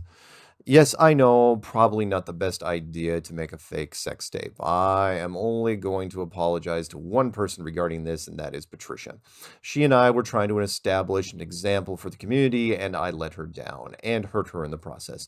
For that, I am truly and deeply sorry. The queen should not be tarnished by the deeds of others. That may be a little flowery, but she will know what it means. There was a silver lining that came out of this for me. It turns out Melody was not a strange FE stalker fangirl after all. Shortly after the event, we started talking on Skype. She and I actually had quite a bit in common outside of Flat Earth. Both born and raised in the Northwest, I can actually see Vancouver Island from here. Small world. We also worked for video game companies, and she spent time in the States working for the company that created the now famous Farmville. She invited me to live with her in Victoria, so I took the Anacortes ferry and spent the next year living in Canada, just up the road from Whitby. It was a fun year. I made videos, learned a great deal about our northern neighbors, and spent time with a sweet young woman. She was too young, though. 29 when we met. It ended quietly almost a year to the day later. I'll always remember you fondly, Broken Cat. The Jonathan from Jersey Orphan Red incident. I have to mention this because I get asked about it from time to time, mostly about Jonathan and what happened to him. Jonathan Macedo was my first co-host on Strange World, and I do not think I could have started the show without him. Like a lot of radio show hosts, I needed a wingman. He and I spent the better part of 2015 feeling our way through podcasts, coming up with topics, and interviewing subject matter guests. Jonathan is a man of, how should I say this, appetites. I have met men like this over the years, and their desire to consume tends to dominate their lives. Having a certain zest for living comes at a price. Jonathan would send me pictures of some drug-fueled nights in Las Vegas. You know the kind I mean. What I did not know is that Jonathan was flirting off air with Orphan Red. It was probably harmless. He is on the east coast of the U.S. and her on the far west of Canada, but who knows? Something could have eventually happened.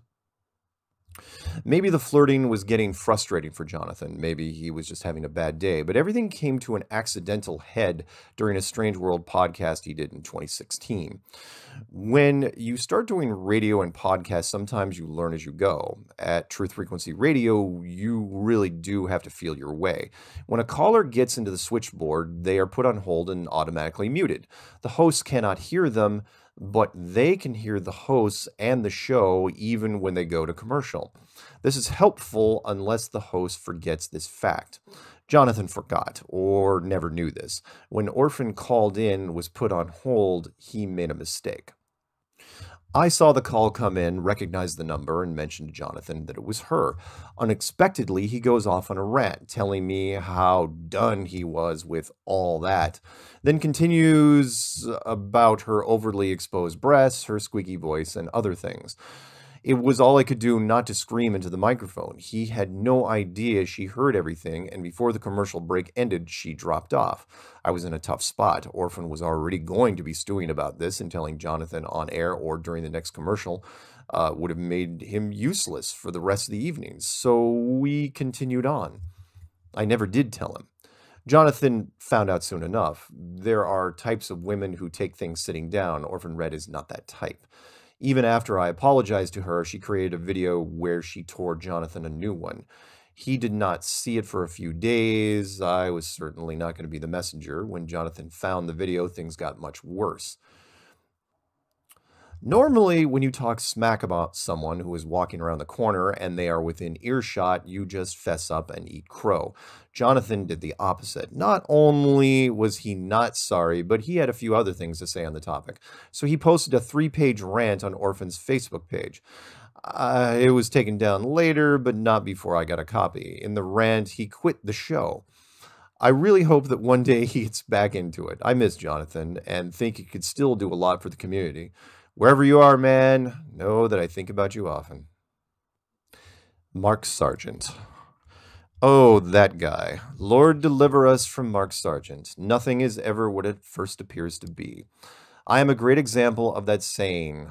If you would watch Patricia Steer's podcast, Flat Earth and Other Hot Potatoes, you would think I'm this little guy next to a big banner.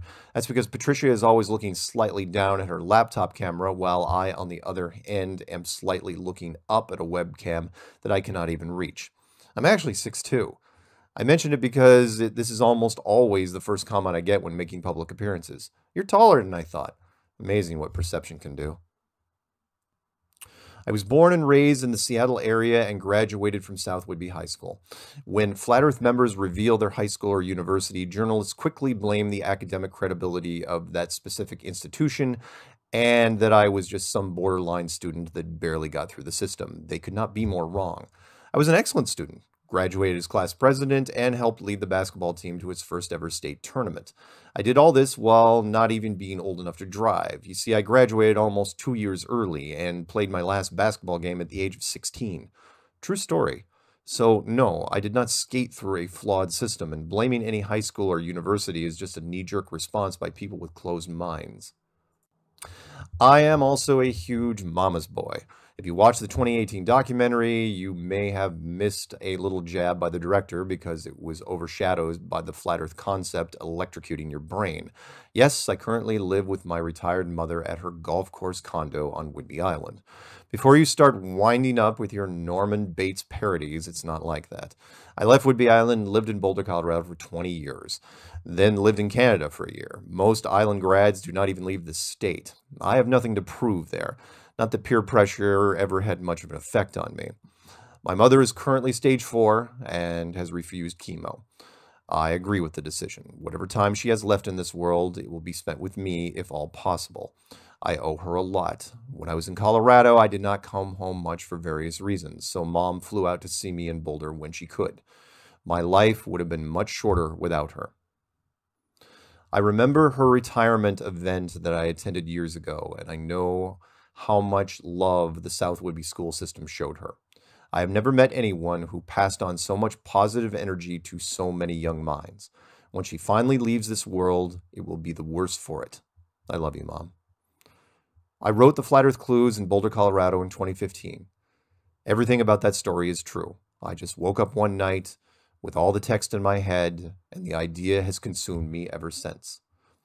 I am not now, nor have ever been, a federal agent trying to bring down the entire conspiracy world from the inside. If that was the case, then I would be the worst secret agent of all time. Since 2015, I have been striving to set a good example for the Flat Earth community. When exactly am I going to make my move against FE and reveal my grand plan?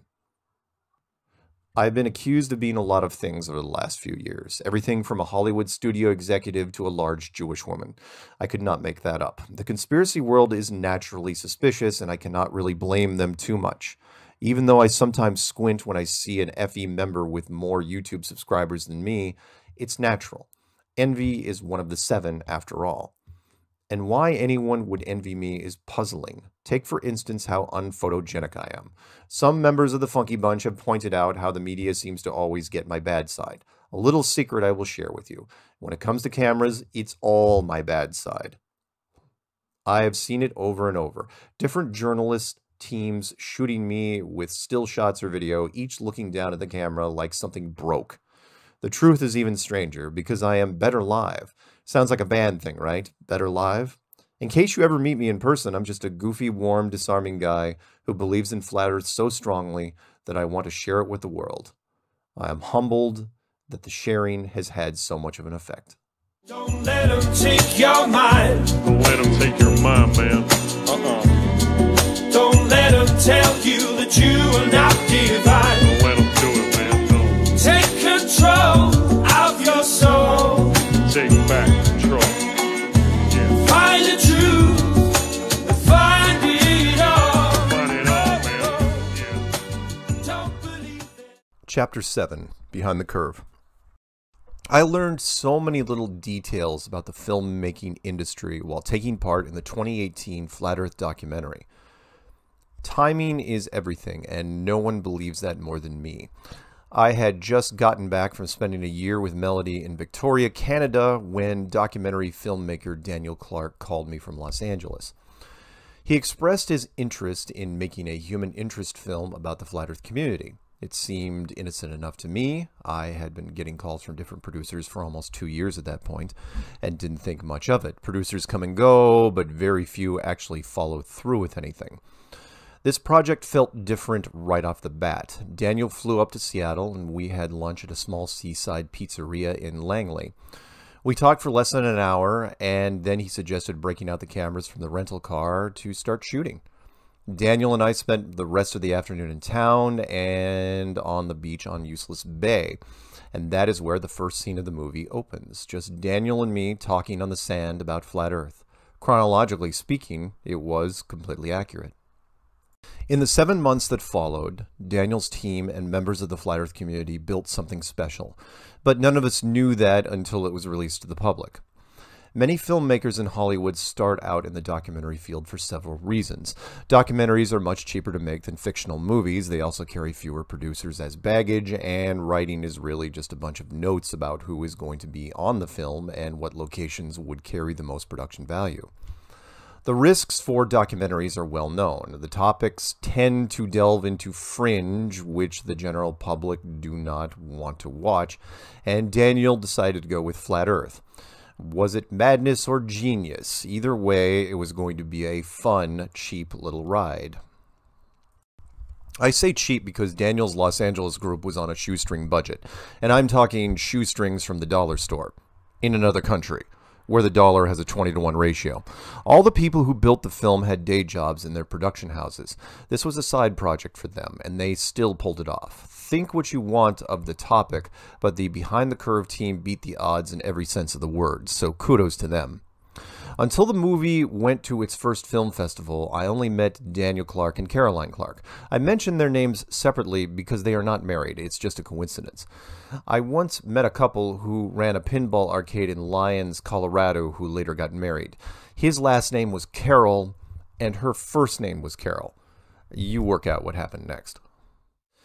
Caroline Clark joined Daniel for the second trip to Seattle, where they shot footage of my mother and so desperately wanted to bring my sister into the film because of how much she hated the topic. My sister was having none of this and took off with her husband to see Tom Petty in concert, one of his last. Daniel shot a short interview with my mother and I outside of my sister's house. We probably should have moved to another location, but since the odds were strongly against this film even seeing the light of day, we decided to stay put. Thinking back, I recall that filming at my sister's house without her permission was a bad idea, but the only way I would get in trouble was if the film succeeded, which it did. I was right. Always go with your gut feeling. This is also my first example of the power of editing.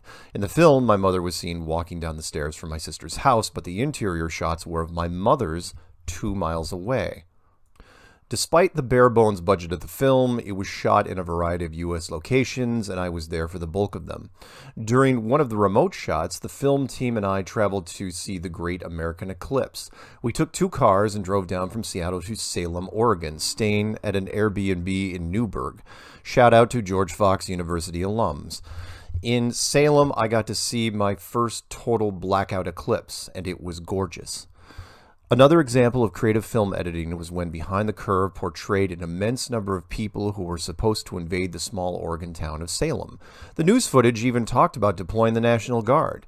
We walked the streets of Salem the night before, and it was so empty you could have shot a cannon through it and not hit a single soul. It turns out procrastination also applies to fair weather astronomers. All those budding eclipse watchers did not leave their homes until the morning of the eclipse and turned Interstate 5 into a parking lot. Most of them missed the blackout zone, which was only 70 miles wide. Daniel met up with me in Houston, Texas, when Patricia and I went to the Kennedy Space Center. There was a scene where I was sitting on a chair display system trying to get it to work. There was only one green button for controls, and it did not work, like most things in the aging amusement park. Being that this was 2017, I quickly turned to the screen itself, naively thinking that NASA would have upgraded to some sort of touchscreen system. Not a chance. The scene ended, and Patricia and I exited stage right. Daniel kept focusing on the green button, and the editors decided that with a simple omission, I never hit it in the first place. Daniel felt bad about that and mentioned it to me after the first time I watched the completed film. Believe it or not, I like Daniel. He is an extremely soft-spoken and sort of cat whisperer. He reminds me of the kids in school who were reserved enough to draw attention from extrovert assholes that picked on students for kicks. Daniel sometimes gave off the vibe that he was a victim of this, so when one of our FE members laid hands on him after the LA Film Festival, I took offense. There is no excuse for that. I do not think that the film team knew what they really had until they attended the first Flat Earth Conference in Raleigh, North Carolina. They had attended several regional meetups in the Los Angeles area, but nothing could fully prepare them for the bedlam that was the 2017 event, the first of its kind in 5 centuries. Several things stood out at the event. One was the building surge of enthusiasm that people had as they met more Flat Earth members that shared their ideas, sort of a giant happy AA meeting. The second was the media. During the first day, some networks just sent scouts to see if it was actually real. By the second day, there were camera teams everywhere, stepping over themselves to see if they could capture what we were all feeling. At one point, I was wearing 3 hot microphones, one from the documentary team, one from Vice, and one from German television. It was quite the crash course in journalism and media. And the conference went off without a hitch, or so we thought. We'll get to that in a bit. The film wrapped up principal shooting and spent the next 3 months trying to condense most of 2017 down to less than 100 minutes. I believe that some things were just meant to be, and this saying applies to Behind the Curve. There might be 1 million aspiring filmmakers in the world today, and out of those, 99% never even complete a single project worth submitting to a producer or festival. At the Toronto Film Festival, there were over 3,000 films submitted. Of those, the voting board chooses 100. We made the 100 easily, and it went like this over and over. Thousands of submissions, and Behind the Curve makes the cut. Not only did the documentary make the cut, it was often cited as a top 10 must-watch because of its groundbreaking content. Then it started making much-watch lists for general films as well. There I was in an entertainment article standing on Useless Bay Beach, looking terrible as always, and on the image next to me were Bradley Cooper and Lady Gaga from A Star is Born. Lady Gaga won an Oscar for that film. All I got were more strange friends. So what? Lots of films make the festivals, and some even win awards, but almost none of them get picked up by a distributor. The producers thought it could take years to sell, if at all. It only took months before it showed up on iTunes, Google Play, YouTube Movies, and Amazon. Then, just before 2018 ended, it was purchased by Netflix. I had severely underestimated Netflix. I now know that if you are under the age of 30, there is a high degree of probability that Netflix is your first option for entertainment media. Maybe it's the best bang for the buck. $15 a month and you get a ton of content and access to YouTube as well. Sounds like a deal to me. Not an endorsement, just saying.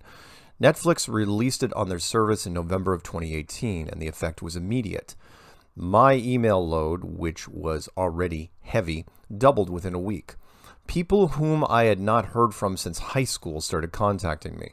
I was getting recognized in odd places. During my flight to a conference in New Zealand, yes, really, a young steward who was just passing out bread asked if I wanted the garlic slices because they were flat and round. He then winked at me and moved down the aisle. And this was happening to everyone else that was in the film. People recognized Patricia's license plate in a crosswalk. Jaron was getting emails from high school friends. It went on and on. Flat Earth was a certified thing now. Why did this low-budget film catch the interest of so many people? One of the reasons is that the average globalist, when first watching the film, does not actually believe it's a real portrayal. They assume it to be either a mockumentary docudrama or a piece of docu-fiction. I had a chance to see this firsthand. During the early months of the film festival season, Behind the Curve was accepted by so many cities the director and producers could not even begin to attend them all. So I went as proxy. I would attend the film as an audience member and later take questions during the Q&A session. During the viewings, I would observe the audience and take mental notes. Each time the same thing happened. For the first 20-30 minutes, the viewer would be watching the movie, assuming it was a comedy, masked in the form of a documentary. They would laugh at the smallest notes of humor because that is what gear they were in. Then it would hit them, almost all at the same time. This wasn't a parody, and their eyes would get wide. You could see and hear people whispering to each other, trying to make sense of what they were watching. It's a powerful thing to change someone's expectations of a film that far into it, and then keep the audience engaged. Emotional gear changes tend to leave an impression. Once the movie ended, the shock to the system was still there, and many of the audience members had a ton of questions, and the questions lingered long after they left the theater. I should know because later they went online and emailed me. My favorite example was from the main editor of the film, Nick, who I had a chance to meet in Toronto. Nick gave the film to a fellow editor friend of his in Los Angeles. Without any context, he was to watch the film. Nick's friend knew nothing about Flat Earth. After the film was over, the friend had a series of questions for Nick, all about the production. He asked what kind of budget they had for the film. Nick did not understand. So his friend clarified and asked where they came up with the money to pay all the actors, meaning us. You see, Nick's friend watched the entire film and at no time thought the subject and the people in it were real. When Nick let his friend in on the secret that every bit of it was real, save the creative editing, his friend was blown away and had to reevaluate the entire experience. Keep in mind this was a Hollywood editor, and still the movie topic kept him in a constant state of denial. The filmmakers were not in denial. They knew full well how the flat earth concept could influence people, and their wake-up call was during the Raleigh conference when, during my Q&A session, a 12-year-old kid came up to the microphone and started asking me questions. At that point, the human interest story that Daniel and the Delta V team were trying to create became too real. It's all fun and games until you involve children. I had no idea they felt this way until I listened to the director's commentary that is only available in the iTunes version. If you fast forward to the Raleigh Q&A scene, you can hear it for yourself. Daniel, Caroline, and Nick all agreed. They had to take a stand against Flat Earth. For the children. The Delta V team had a problem, however, and that was most of the movie had already been filmed. Reshooting the movie was not an option, so they did what they could in editing, while still attempting to leave it as a human interest story, a look at the people of Flat Earth. They took at shots at Bob and Jaron, and could have painted everyone else in a kinder light. Don't get me wrong, I am not mad at Delta V. I would have probably done the same thing. They are globalists who do not believe conspiracies exist in any fashion, that what you see on the mainstream news is exactly as advertised, and the United States government would never lie about anything. I believe in everything for a reason. The way they shot the movie, the science subject matter experts, even the slightly derogatory title, invited the audience in to laugh, to be safe. In the end, Behind the Curve turned out to be our biggest recruiting tool to date, and I would not change a thing, even though I want to. The Flat Earth community hates the film truly, and not for the reasons you might think. Yes, they think Jaron and Bob were not treated fairly, but the biggest thing is that they were opposing views in the film. The Flat Earth Army wants a total victory, and several are trying even now to create propaganda films of their own. Behind the Curve is, at the very least, a fair look at our community 2 years ago. Love it or hate it, it plants the seed in the heads of the globalist masses and starts them down the path. Once a new Flat Earth recruit starts walking that path, I'd like to introduce them to some advanced FE topics, like testimonies from subject matter experts in all walks of life. Let's take a look at some. Don't let them take your mind. Don't let them take your mind, man. Don't let them tell you that you are not divine. Don't let them do it, man. Don't. Take control of your soul. Take back control. Yeah. Find the truth. Find it all. Find it all, man. Yeah. Don't believe it. Chapter 8. Subject Matter Experts. Below is a list of testimony shows that you can find on my YouTube channel, or Truth Frequency Radio, otherwise known as TFR. The playlist is called Flat Earth Testimony Shows by Subject Matter Experts. I will not be going over all of them here, but it is important to know all the different subject matter experts that have reached out to me since 2015. I highly encourage you to, at some point during this chapter, put the book down, go to the playlist, and listen to some of them for a while. Since their interviews, none of the people involved have recanted their testimony, and no one in their respective fields has contacted me to dispute their claims. A United States Navy missile instructor, United States Navy submarine chief, a career land surveyor, a civilian flight instructor, industrial valve expert, United States Army artillery radar operator, FedEx international shipping expert, corporate travel agent, Air Force navigator, Australian intelligence officer, air traffic controller, United States Army master gunner, United States Army aviation and ground training combat expert, a USDA surveyor, a 32nd degree Mason, an etheric science researcher, a commercial airline captain, a defense intelligence agent, a U.S. merchant marine, a civilian 737 pilot, an industrial vacuum expert, a United States Navy navigator, a United States Navy electronic warfare technician, an AutoCAD technician, and a Christian paleontologist. All of these men and women reached out to me unsolicited. Some recorded the show live with me, others pre-recorded their testimony so that sensitive information could be edited out at their request, and still others who feared for their jobs and safety sent written statements for me to read on air. There were even some who contacted me, then got cold feet and asked me not to publish any of their information. In all cases, I respected their wishes. I am not exactly sure what correct protocol is here. I am not exactly a professional journalist, although since 2015, my YouTube channel has become not just a Flat Earth recruiting station, but a FE news reporting vehicle as well. The first subject matter expert came out of the blue and for me was a godsend. I was waiting for someone in the academic world to show me documented proof of where I went wrong, but instead I received people who should have dealt with globe evidence in their careers but did not. Sean McCrary was a 10-year veteran of the United States Navy.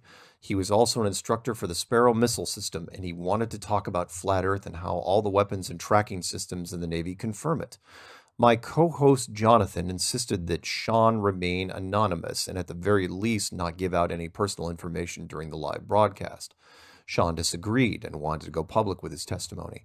He talked with us during all 4 segments of a 2-hour broadcast, during which our IT specialist said the station was getting pinged from the Department of Defense.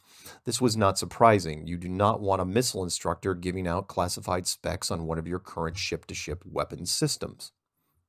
Naturally, the conspiracy world pushed back and questioned Sean's credibility, and why not? He could have been anybody, just another voice on the radio spinning a fishtail. Sean was prepared for that and released 2 videos on YouTube without any prompting by the station or me. The first was helicopter footage of Sean flying to his stationed ship, the USS Iwo Jima. The video is unedited and shows Sean, the helicopter, and the ship group from a mile out all the way until the deck landing. That confirms his service. The other video, which was much more interesting, showed what could have been the inside of any high school gymnasium. It was a large, well-lit room with a high ceiling. The only difference was 2 massive Sparrow missile system turrets in the middle of the room. It did not occur to me that you would first train people on a land simulator before sending them out to actual military vessels. In the video, Sean is completely silent. In the background, you can hear the trainees talking quietly. After panning the room slowly, the camera focuses on a coffee break station. Sean grabs a wax marker and with his free hand writes, "Flat Earth, Mark Sargent," on a cocktail napkin, then turns it over to hide it. He then turns the camera back on himself, smiles to the audience, and ends the video. So much for the credibility trolls. It got the attention of other podcasts, and more importantly, it prompted other subject matter experts into the FE dance floor. Sean spoke in detail about how the ship-to-ship missile systems used a 2-degree beam radar and painted the enemy target at over 50 nautical miles, which should have taken over 1,600 feet of curvature into account, but it did not. He added that not only was the curvature not factored into the firing solution, but neither was the Coriolis effect, otherwise known as the rotation or spinning of the Earth. This is an important point. When dealing with high-speed projectiles or even airplanes, mainstream science says the rotation is different depending on how close you are to the equator. Science says that at the equator you are turning at roughly 1,000 miles an hour. But this spin and the centrifugal force becomes less as you move farther north or south. A merry-go-round is a simple example of this principle. If you are at the edge of it, the spin of the merry-go-round tries to throw you off. But standing in the center, you just turn slowly around without any discomfort. This is what the Earth does, but on the surface of a ball. The 1,000-mile-an-hour spin of the Earth will affect the firing of any ballistic weapon, or at least it should. If you are shooting from a place near, say, Canada, the spin of the Earth will be considerably less, say 600 miles per hour. When acquiring a target, you have to add something to the distance, wind speed, and elevation. You now have to factor in geographic charts. Sean stated that in some cases these geographic charts exist, but they are usually very old and no one uses them, ever. I've heard this again and again with military gunners from different branches. Whenever you hear a sniper on CNN talk about the curvature or spin of the Earth, take it with a grain of salt and keep in mind they are not even shooting a full mile. The men and women I talked to were firing rounds at 10, 20, and 30 miles. Sean's Navy targets were over 50 miles. So who are you more likely to trust? A sniper on mainstream news reaching for a 1-mile target, or a missile that goes into the next zip code? During the back part of the interview, Sean added that the maps that military ships use to plot a course are not that accurate and constant adjusting is needed. He also mentioned that the ships being targeted could be seen at night with a true heat signature infrared technology. Without giving away classified information, he stated that infrared doesn't lie because optical mirages do not give off heat. At over 30 nautical miles, these ships at night could be seen clearly. Sean turned out to be the perfect first subject matter expert, and I could not have been more grateful. Wherever you are now, Sean, thank you for starting the experts off on the right foot. I hope that more people will eventually realize what you did and acknowledge you for the courage you had coming forward. A Navy submarine chief heard the Strange World broadcast with Sean and came forward as well, doing several interviews on different broadcasts. The chief talked about how submarines were really no different than airplanes when going through the water, as the submarine still had to plot a three-dimensional course and never had to adjust for curvature. He also reinforced Sean's testimony on firing solutions, not taking into account curve or spin, and said that modern torpedoes have an unclassified range well over 30 miles. So much for the nostalgic visual images of World War II movies where you had to be right on top of the target. A retired land surveyor named James Goodson reached out to me. James was the first civilian subject matter expert and opened the doors for a lot of other people. The man was a career surveyor with 30 years of experience, and he had never measured the curvature of the Earth. He told accounts about how every surveyor, when they first start out, asks about the curvature in relation to their project. The answer is always the same. Don't worry about the curvature. It will never come up. I learned a lot about surveyors during that interview. 99% of current land surveyors are planar, meaning they treat their projects, sometimes over 100 miles wide, like the world is perfectly flat. I'm not making this up. It is why they call it planar or plane.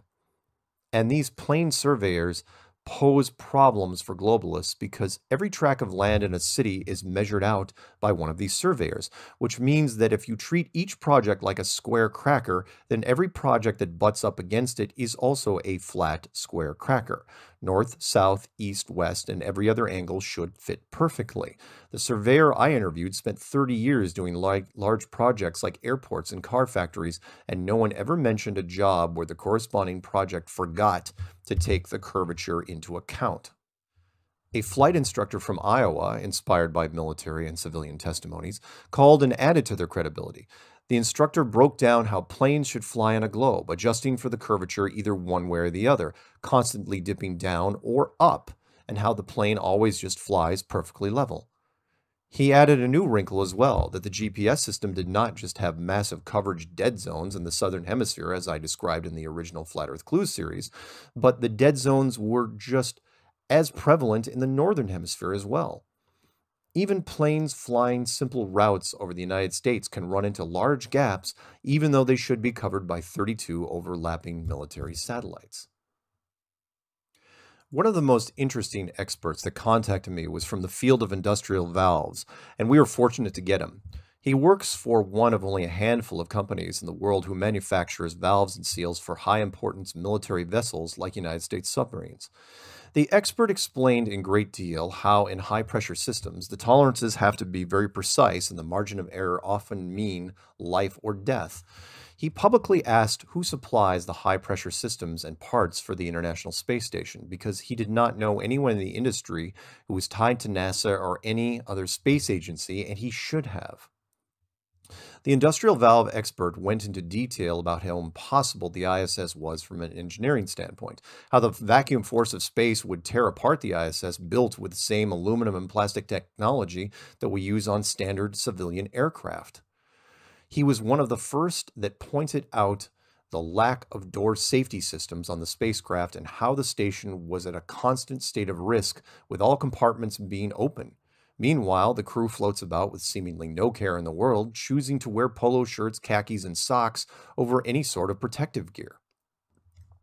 The expert painted a broader picture of what I already knew, that the general public was blind to what was right in front of them, mostly because they were never educated on simple concepts in physics, the most important being pressure and how it affects everything in our lives. I will not be able to do the interviews justice, so I again encourage you to listen for yourselves and make your own decisions. The U.S. Army artillery radar operator confirmed that curve and spin are not calculated when howitzer cannons are used to hit targets at 30 miles away. The FedEx international shipping expert confirmed that cargo flights follow the same strange flight paths as civilian aircraft. The corporate travel agent who worked in the Southern Hemisphere said that high-profile clients complain regularly that there are no non-stop flights between many of the capital cities below the equator, regardless of price. The Australian intelligence officer said that there is only one side to the compass, and that is magnetic north. As you travel below the equator, magnetic south should eventually dominate, and it never does. The officer said that he believed magnetic south does not exist at all, and registers only as a weak effect that circles the outside. Exactly what the FE community expected. Earlier this year, a globalist working in Antarctica was asked on camera what a compass does on that continent, and he replied, "It's almost useless." The U.S. air traffic controller spoke about planes. He could see with his ground radar there were other airports on the ground, something that should be impossible with the curvature of the Earth. The U.S. Army master gunner, now a good friend of mine, went on record and said how much harder tank warfare would be if you had to take your shots with the added calculations of geographic location to compensate for the spinning Earth. Another surveyor, this one from the USDA, added to the list, stating that only the geodetic surveyors who make up less than 1% of the surveyors in the world believe that the world is a globe, and he was willing to debate any of them. An AutoCAD technician discovered flat Earth after working on projects that surveyors had given him for years, and now is a hardcore activist who goes by Just Jack. If you were young enough, you may have caught him during the Logan Paul mockumentary, which we cover in Chapter 10, Enemies of the State. An industrial vacuum expert specializing in near-molecule-free rooms for building complex electronics reaffirmed the valve engineer, stating that the vacuum power that most people think of is not even close to what can be created with machines. From his testimony, we learned that attempting to create a pure vacuum on Earth requires 3 stages. In the first, a large engine takes the room to 95% molecule-free. Not just oxygen or air-free, but molecules themselves. The second stage requires an even larger engine and can take it to 99%. At that point, he said no machine on Earth has the power to finish that last 1%, and that it has to be done chemically to slowly leach off the remaining traces. The vacuum expert ended the interview by stating the ISS existing in this pure vacuum environment is physically impossible, given the plastic and aluminum materials used. The International Space Station is a complete lie, and the world believes it because they see it on television. I had the pleasure of meeting a U.S. Navy electronic warfare technician at a meetup I flew out to in Colorado. He was a great guy who came on the air and said that every Navy radar operator has seen things and viewed targets at distances that are several times the maximum range of the equipment used, and that because of their positions and training, these extended ranges are dismissed as anomalies and rarely documented. The Flat Earth model changed the Navy veteran's perspective on what he knew about military radar, and now it all makes sense. When the atmosphere is under the right conditions, it extends the range of military radar to the point where they can see behind the curve. The subject matter expert that inspired me the most came fairly recently, a former female 737 pilot who flew for KLM Airlines in Europe. I say former pilot because after an in-flight disagreement with co-pilots about the shape of the Earth, she dug her heels in and made a note to tell the corporate doctors that she believed in the flat Earth. For this statement, the KLM doctors grounded the female pilot and sentenced her to a desk job until she renounced her belief. I respect and admire her for her convictions and would like to say I would have done the same thing. I hope that we get to meet one day, maybe during one of the Flat Earth conferences in Europe. She is a true ally of the cause, and with that, let's look at some of the good people out there who help the Flat Earth community indirectly. Don't let them take your mind. Don't let them take your mind, man. Don't let them tell you that you are not divine. Don't let them do it, man. Don't. Take control of your soul. Take back control. Yeah. Find the truth. Find it all. Find it all, man. Yeah. Don't believe. Chapter 9, Friends of the Family. Amy Adams. American actress Amy Adams hates Flat Earth, but I do not consider her an enemy. I heard about this from a very reliable source whom I will not name. Suffice it to say, the source in question is a living legend in television who is highly respected in the industry. I met him at his weekend house outside of Los Angeles in 2018 with Patricia Steer and Rob Skiba. We spent hours talking about the Flat Earth community, its trials and tribulations. During an Oscar party earlier in the year, our television icon was with a lot of other celebs, whispering about conspiracies and hidden mysteries, when Amy Adams appeared and pulled out her Flat Earth trump card. You can get rid of all that other BS. Let me tell you what my father's into.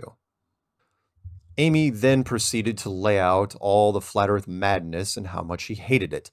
One of the most effective ways Flat Earth is spread is by people trying to debunk the theory, especially publicly. It is kind of like secondhand smoke, still effective. That is probably not the best reference, but you get the point. During Amy's post-Oscar rant, she had infected others. Anyone that is passionate against a cause piques the interest of others. Oh, so you hate Flat Earth that much? I need to know where this hate comes from. If it were not for Amy Adams, I would have never been there with Patricia and Rob, having drinks and talking about Flat Earth with new friends under the Palm Springs stars. It's a strange world indeed. Thanks, Amy. B.O.B. Rapper B.O.B. really gave us a shot in the arm. Up until he made his Flat Earth-inspired album, we were still organic, and media coverage was difficult to come by. He also built that album off of 2015 Flat Earth material, and there was not nearly as much content then compared to what we have now, so in some ways, he should be given more credit. B.O.B. put himself out there and took a risk before anyone else. While it is true that B.O.B. had not really done much since his Grammy nomination years earlier, putting a Flat Earth model on the cover of his new album was still bold by anyone's standards. B.O.B. took it a step further when he made his now F.E. famous song Flatline. In the song, he called Neil deGrasse Tyson a science fraud and actually used a clip of his voice where Neil described the world as being pear-shaped. Neil responded to the attack by making an appearance on Comedy Central. B.O.B. did what he could, but his interview skills were not exactly honed, and his passion for the subject really did not shine through. It's okay, it kickstarted FE 2016 and exposed a lot of new people to the topic. Sometimes a win is a win. Vince Lombardi said that. Kyrie Irving. Kyrie had nothing to lose, or at least that was the plan in his head. He had recently won his first NBA championship, hitting the game winner that led to the title, and gave his teammate and friend LeBron James the trophy he so desperately wanted in Cleveland. Kyrie was literally flying to the 2017 All-Star Game, where he would secure his place among the current NBA greats, the best of the best. He was part of the reigning champs, still basking in the afterglow of the previous season. They were already predicted to go to the finals again that year. He had lucrative endorsements, and he was 25 years old. Kyrie Irving literally did not have a care in the world. His friend and then Cleveland teammate Richard Jefferson knew this when he was recording his podcast on the plane on the way to the All-Star Game. It's funny how technology had given almost any moment the potential of being an instant media production. Richard baited Kyrie with a few Flat Earth questions. Kyrie bit, and Richard uploaded the podcast before they even arrived to the hotel. The timing was perfect because, you see, the following morning was media day at the NBA All-Star Game. No offense to professional athletes, but they are more or less trained soldiers. They drill, and as they reach higher levels, they become even more focused and single-minded. Because of this laser focus, their interviews are mostly, well, boring. Offense, defense, plays, strategies, coaching, scouting, practice, losing seasons, winning seasons, playoffs, finals, off-season. We've heard it a million times, which is why journalists often struggle to find anything new to write about. This is why stars like Dennis Rodman were so easy to cover. Are you too young to remember Dennis? Do a quick search and embrace the strange. You're welcome. You can imagine how fast the word spread through the sports media ranks when they heard there was an audio recording of a current world champion basketball player stating that he believed in a flat earth model. It was simply too good to pass up. The next day, mainstream media descended upon Kyrie. The questions thrown at Kyrie were fast and furious. A reporter from USA Today chastised Kyrie, stating that he had a responsibility to not teach kids bad information. Kyrie did not back down and instead encouraged people to figure out things for themselves. There was this beautiful shining moment posted by South American television where LeBron James, the most famous basketball player in the game, was in the booth right next to Kyrie. LeBron was fielding Kyrie-related flat earth questions. LeBron calmly yelled over to Kyrie, asked if he still believed that the earth was flat. Kyrie said yes, and LeBron was okay with that. Why wouldn't he be? His 25-year-old teammate was the reason LeBron was wearing the championship title ring. Funny what winning and success does to some people's opinions. What Kyrie had not counted on was that things change quickly in the sports world. There is always a new season, and journalists never fully forget anything. Kyrie used his champion status to broker a deal with the Boston Celtics and became their premier player. Expectations were high, and regardless of how many points he did or didn't score, the FE question was now always in the back pocket of every reporter that would spend time with him in the locker room. Kyrie never backed down, even when the media thought he did, because once you get into FE, you do not have anything to go back to. Flat Earth is forever. Kyrie's one moment of weakness was exaggerated by the media because that is one of the things they do.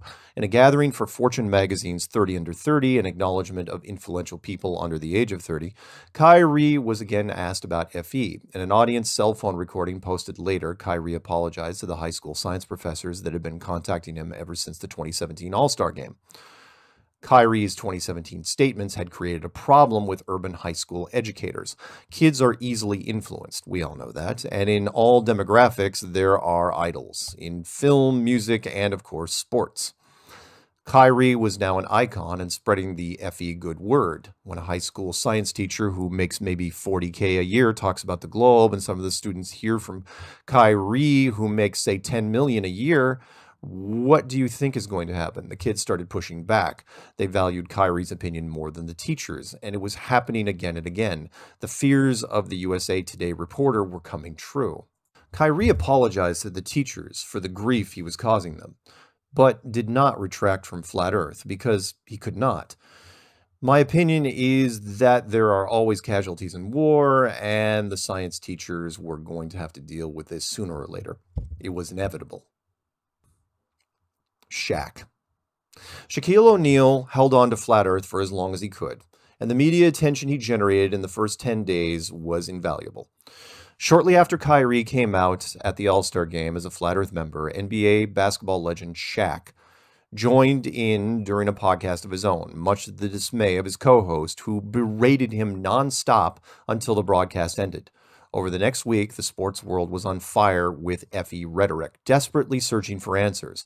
Was this an NBA thing? Did it have to do with race, or was it part of a broader educational failure? Keep in mind, it was not just these two men. Other NBA stars chimed in, both young and old, like Draymond Green and Paul Pierce, all backing Kyrie, stating how he was one of the most intelligent players they had ever met. Unlike Kyrie, who felt like he had nothing to lose, Shaq was well seasoned in the ways of media and legacy. All it took was a call from his agent, who now focuses solely on Shaq's endorsement deals. You see, Shaq makes $20 million a year, more money than he ever did playing, and is still a highly sought-after brand representative. There are clauses in these contracts that deal with things like bad behavior, act out in a way that reflects badly on the brand, and they can use that option to cancel the contract. Think that's an exaggeration? Look at what happened to Tiger Woods when he had that affair and crashed drunk into a tree. 10 days after this Flat Earth-laden podcast, Shaq was in damage control mode. The first stop was Jimmy Kimmel Live. I have never seen anything like it. Shaq sits down, and after the applause ends, Jimmy's first words were, "So, you were kidding about Flat Earth, right?" This was not an accident. This is what happens when your agent scrambles because of sponsor pressure. This was not just a first question of the interview, but the very first words. Shaq tried to play it off for a while, but it did not matter to the FE world. 10 days was more than enough time in the social media world, and we appreciated it. Thanks, Shaq. You did what you could. CBS. CBS gave us probably the most balanced coverage to date from a mainstream network, and then they caved into audience peer pressure. Also known as the Columbia Broadcasting System, CBS contacted the FE community looking for a possible segment piece. Coincidentally enough, the timing lined up with the National Geographic story that was being planned in Los Angeles. Believe it or not, there are turf wars in just about every aspect of our lives, including journalism. National Geographic had reached out to me in the hopes of organizing and filming a meetup/experiment in 2018. CBS had reached out to people in our Los Angeles chapters for the very same thing, and now that the event was set, National Geographic wanted exclusive rights and asked if Flat Earth would tell CBS to not attend. The Los Angeles FE chapter did not know what to do, and I hate politics. I simply grabbed the contact information for both National Geographic and CBS and sent them to each other to let them fight it out. A compromise was reached where National Geographic would have exclusive rights to interview me, and CBS had the rights to everyone else. CBS chose Jeranism, who bailed on the meetup event, and so they went with Patricia Steere, the better camera-ready choice. What most people do not know is that Rob Skiba was also there. Rob had 10 times the subscribers that Patricia had, and probably twice as many as mine, but was passed over because Rob's prime focus next to FE was religious prophecy. We will get to that a little more in Chapter 11, Religion and Why Flat Earth Matters to You, but suffice it to say, if you are religion heavy, the media will always bump you down the list. CBS spent the afternoon at the Los Angeles meetup with Patricia, and it went well. There is something else you should know about Patricia. When she is on camera, she will only show you her good side, and it never ever break character. Because of this, the only footage they could edit was flawless. It was good enough to be the showcase for CBS Sunday Morning with Jane Pauley. For Flat Earth, it was instant media credibility. An award-winning journalist spotlighting the FE theory, and it was not a hit piece against us. CBS would eventually regret that decision. Most media, when covering the Flat Earth theory, have to attack the topic in one form or another, some more than others, but the best we could hope for is neutral, where the media outlet asks the audience to make up their own mind. That is what CBS did, and I could have not been happier. They also put the piece on YouTube with Patricia as the thumbnail. Watching her state her Flat Earth claim with conviction made me so proud. She never missed a beat. The YouTube piece climbed the search charts quickly and sat as the #1 FE result for several months. Once it reached 1 million hits, the video disappeared. And it was no surprise to me. I knew exactly what happened. CBS is an older network, and their audience is the same, older. The older generation grew up with the space program and watched Apollo on television. Flat Earth flew right in the face of that. This audience was also not shy about writing letters to the network voicing their displeasure. Give the people what they want. CBS did, and again, I do not blame them. Copies of the original Sunday broadcast are everywhere. Things stick on the internet. There's a copy on my channel. Again, I encourage you to pause for a few and give it a look. TFR. Truth Frequency Radio is the bravest little podcast station in the world, and they have been with us since the beginning. They generally go by TFR, but mostly because everything is abbreviated these days. I blame the millennials. TFR is just another TLA. I will tell you what that is at the end of this section unless you figure it out first. Technically speaking, Rob Skiba was the first show on that network which delved into the Flat Earth by interviewing me twice. Right after the second interview, they messaged me asking if I would like to do a weekly show of my own. I humbly said yes and started up immediately. After my show, several other Flat Earth YouTube channels got on board with TFR. These included Jeranism and Paul and the Plane. By 2018, the network had at least 6 Flat Earth-related podcasts. No matter what the future holds, I will always cherish my friends at TFR who gave us protection from deception. Shout out to the owners of the station, Chris and Cherie Geo. TLA is short for 3-letter acronym. I can't take credit for it. The internet is very clever. Owen Benjamin. The comedian/actor came onto the Flat Earth scene late, having burned a series of Hollywood bridges while exposing how the mainstream entertainment system works. During this internal/external process, Owen did a large series of heated podcasts on YouTube where ranting was the norm, not the exception. His listener base was large, enthusiastic, and open-minded. Owen had stated his interest in Flat Earth, but also said that he was on the fence regarding the topic many times. Slowly but surely, our members wore him down with experiments and globe questions until finally he interviewed one of our best. The choice was David Weiss, otherwise known as DITRH, and the interview went perfectly. David and Owen blended so well, it seemed like they had been doing it for years. There was this wonderful moment towards the end of the interview where Owen had figured out David's accent.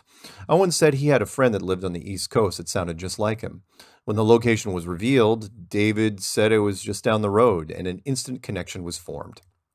I am hoping I get a chance to meet Owen at a future event. He has such a great passion on a variety of subjects. I know he is now looking to find his new place in the world, and I'm hoping we can help. Rebecca Shankula. Even if you are already in the FE community, you probably do not know this woman's name. I met her in 2015. She was the first producer to ever contact me and was also the one who woke me up to the media potential of Flat Earth. In 2015, Rebecca worked for True TV, a production house in New York City. She was intrigued by the concept and was way ahead of the curve compared to everyone else. Rebecca and I rounded up many larger YouTube channels as we could and started filming screen tests. Remember the 5 screen tests that Jeranism missed? That was them. Keep in mind, we did not have a lot of people to work with. Patricia had not even started her Hot Potatoes show yet. Matt Boylan was also asked to be part of the screen tests against my protests. In Behind the Curve, the film team listed off Matt's demands for being in the production. Rebecca received those same demands for her project back in 2015. Some things never change. Rebecca finished the tests, put together a sizzle reel, and submitted it to the higher producers. They fired her for it. Was it the wrong decision? Yes. Do I blame True TV for their reaction? No. It was the end of 2015. Before Kyrie, before even B.O.B. and Neil Tyson, for them it was too soon, and producers are paid to say no for a living. That being said, True TV should have at least explored the potential before giving Rebecca the knee-jerk reaction of firing her. Make Flat Earth as a television show? Well, that is just stupid. Funny thing, the documentary Behind the Curve came out in 2018, and one of the True TV producers who fired Rebecca contacted her with a weak apology. I'm hoping that one day soon, Rebecca will get her full vindication as an FE series finally comes out. I am a believer that good things come to those who wait. Hang in there, Rebecca. U.gov. The U.gov survey helped us far more than it hurt us. In 2017, the scientific research team, U.gov, based out of the UK, conducted an unsolicited survey of the Flat Earth movement and called 10,000 random U.S. citizens to find out their opinions on the subject. This group is one of the science research teams, and normally would be considered an enemy of the state. If they truly wanted to hurt the Flat Earth community, U.gov would have buried the results, and here's why. During their list of questions, U.gov found out that the demographic of people who believed in the Flat Earth the most were the age of 18 to 24. This group was tracking a full third against the globe. Let me say that another way. Almost 34% of younger Americans were not confident in the globe model of Earth in 2017. That was huge, and it started several chain reactions in different communities. First, the survey caught the attention of different science groups, all trying to explain the results. The theories were so broad that at one point another scientific journal attacked U.gov, accusing them of failed procedures. All those Americans cannot believe in Flat Earth. You must be doing it wrong. I loved it. Now we had science turning on each other. The other chain reaction U.gov started was in mainstream media. I watched the Greg Gutfeld show on Fox Network trying to make humorous sense of it. National Geographic reached out to me partially because of that survey. Maybe U.gov released the results as a wake-up call for science. Maybe we have someone on the inside. Remember, we have people everywhere. Speaking of which, secret bank executive. My cousin Tana called me late one night from New York City. She is a bank executive's wife and has been her entire life. A lot of her friends are the same, and the husbands have run parallel careers moving up the ladders. Tana had spent the evening at a Manhattan wine bar with a group of bankers, and as conversations evolved, eventually conspiracies came up. Tana was bored by all this. She does not believe in conspiracies. It's not that she implicitly trusts mainstream media, it's that she simply does not care. Fair enough. So this group eventually gets around to the flat earth topic, and that is when Tana decides to chime in and enter the conversation. She tells them that she knows flat earth people and that her cousin, me, makes flat earth videos and helps organize conferences. That is not entirely true. I do not help that much with conferences other than promote and speak at them. The executive group tries to wave Tana off, saying that she is drunk, mostly true, and she is just trying to be relevant to the conversation. She then repeats herself, but this time mentions my name. They then stop dead in their tracks and stare at her. You know Mark Sargent? Tana, of course, thinks that they are just messing with her, and the executives proceed to rattle off phrases from the Flat Earth Clues. They then ask questions, and she pulls up my phone number until finally she sends me a pic of the guys holding up a phone with the FE map on it. I am not going to tell you the name of the bank, only that it is as big as they come, and that these men are currently high on the food chain. I mention this because Flat Earth finds its way into any demographic. It does not matter how rich or powerful or beautiful or talented you are. Flat Earth is the most interesting story you have ever heard. Prove me wrong. Robert Simmons. Robert should have never allowed to be interviewed about his work. Robert Simmons is a NASA employee and by default an enemy. He is also one of the main reasons why images released by the space agency are under daily scrutiny. His now famous soundbite, "It is photoshopped because it has to be," was uttered by Robert during an audio interview conducted a few years ago when describing how he built the default background screen for his first iPhone. Oh, you didn't know? It turns out that Robert ran into the same problem I did back in 2000 when I could not find any other images of the Earth from space. Robert could not find any either in 2007 when Apple contacted him regarding the Earth image, so he made one in Photoshop from scratch. What should have been an easy enough task turned out to be one of the poster children for the Flat Earth community. The construction of Robert's world image was relatively simple in Photoshop terms, just a series of spherical layers that mimicked what NASA showed us with the Apollo 17 blue marble shot, including different shades of ocean blue, clouds, and sun glare. This is where I have to pick on programmers because they tend to fall victim to lazy habits more than most. Maybe it's because they fit the standard stereotypes and hated gym class, never understanding that pain is gain. I could envision the entire process. The iPhone World Image project was almost done, but it was Friday, and Robert did not want to miss happy hour with buy one, get one free micro brews and $5 wings. So he just rushed through the Southern Hemisphere clouds and made it to the bar on time. Robert overused the Photoshop cloning tool and replicated a bunch of clouds below the equator. No one noticed. Apple received its world image and it was copied all over the internet. Then, years later, the Flat Earth community started looking at Earth images and the flaws were glaring. And because it had been spread everywhere for a number of years, the image could not be pulled back in. An interesting side story, while Patricia and I were at the Kennedy Space Center in Houston, Texas, we toured their largest exhibit, a space shuttle mounted on top of a 747 cargo jet.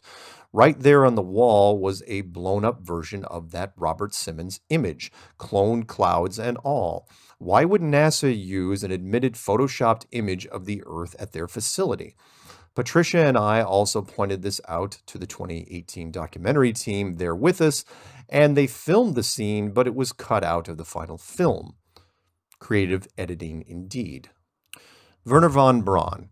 We end the Friends of the Family section with the father of rocket science himself, Wernher von Braun. Wernher was, of course, a huge part of the Nazi advanced rocketry program, helping design the first cruise missiles and V-2 rockets used successfully against England during World War II. After the war, the best Nazi scientists were split between the Soviet Union and the United States, and two new rocket programs started to develop. Werner is cited for being the most responsible for the Apollo program and was lucky enough to witness the fruits of his labors, including the last moon mission in 1972. He later died in 1977. I do not consider him an enemy of Flat Earth for two reasons. First, he did not live long enough to ever comment on it, although if he did, I'm sure he would have to stay true to NASA. Second, I believe Werner was always searching for truth and believed that eventually it should be given back to the people.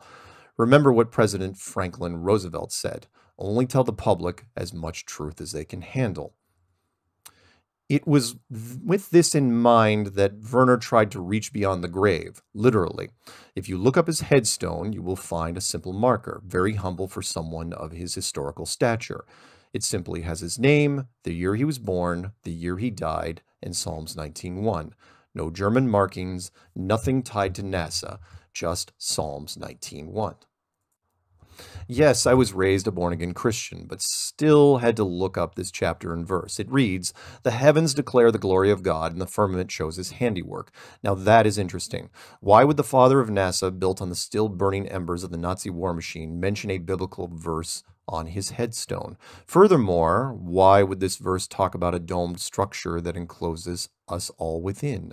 Of all the things he could have mentioned, of the thousands of passages in the Bible, he chose that one. I do not consider Werner an enemy of Flat Earth, and I never will. Now let's take a look at some of the people who have given the Flat Earth community headaches over the years, the true enemies of the state. Don't let them take your mind. Don't let them take your mind, man. Don't let them tell you that you are not divine. Don't let them do it, man. Don't. Take control of your soul. Take back control. Yeah. Find the truth and find it all. Find it all, man. Yeah. Don't believe that. Chapter 10, Enemies of the State. Neil deGrasse Tyson. I will say this about the man. Neil deGrasse Tyson is very good at his job. It is said to be proud of your enemy and enjoy his success. This is how I feel about Neil. Neil is currently the most popular scientist in the world, and no one else even comes close. Officially, he runs the Hayden Planetarium in New York City, but that is just his day job. Where Neil really shines is public speaking, and by that I mean the traditional stage performance, walking with a mic. He gets paid very well for this, and he should be. He has a natural stage talent. I call him a scientific jack-in-the-box. Neil goes from city to city, pops out and says, "Space is amazing." He has been doing this for years and has basically taken over from his mentor, Carl Sagan. Neil Tyson, for better or worse, is the face of science and indirectly NASA. In 2004, he won the NASA Distinguished Public Service Medal, if you have any doubts to where his loyalties lie. It also doesn't hurt that Neil's demographics are almost perfect for the current climate. Neil is a good-looking African-American man with one hell of a stage presence, good enough to land him cameo roles, mostly as himself, in big-budget movies, and more than good enough to grant him appearances on pretty much any television show he chooses.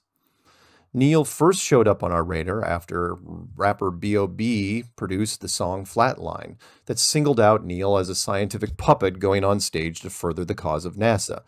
Neil responded by quickly making an appearance on Comedy Central and doing a monologue against the rapper and Flat Earth. His performance was not great. As Tiger Woods says, he did not bring his A game. Despite the laughs and cheers from the crowd coaching, the Comedy Central audience had no idea what Neil was talking about. Remember the 8 inches per mile squared formula, which no one knows? Neil was going way beyond that, and I had to ask why. Why do a long scientific monologue to a live comedy audience, both in studio and at home, and use complex theories that were far above their heads?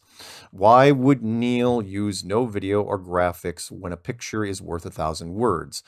And it was fully available to him. Why not use real-world examples that people could relate to? From my standpoint, it just felt like an obligatory token response.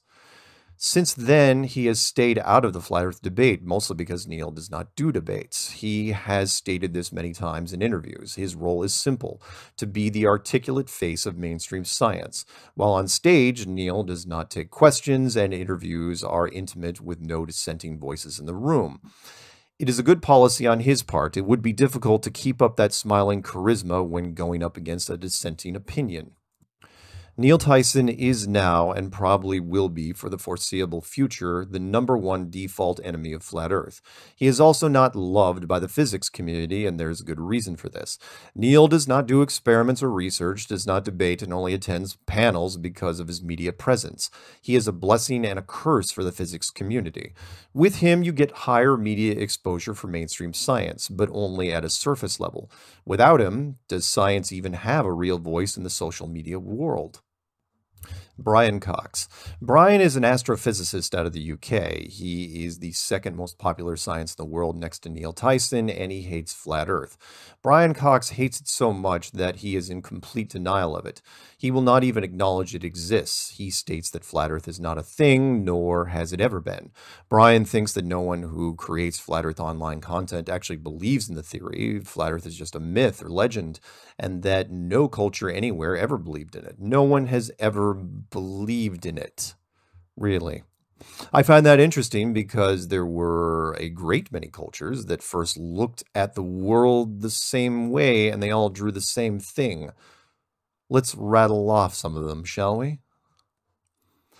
Greek, Navajo, Babylonian, Mesa, Japanese, Persian, Viking, Indian, Mayan, Incan, Hebrew, Australian, Chunashi, Slavic, African, Sumerian, Mesopotamian, Norse, Hindu, Masonic. A little tip: when a secret society draws the world a certain way, you might want to pay attention. Islamic, Roman, Egyptian, Aztec, Arabic.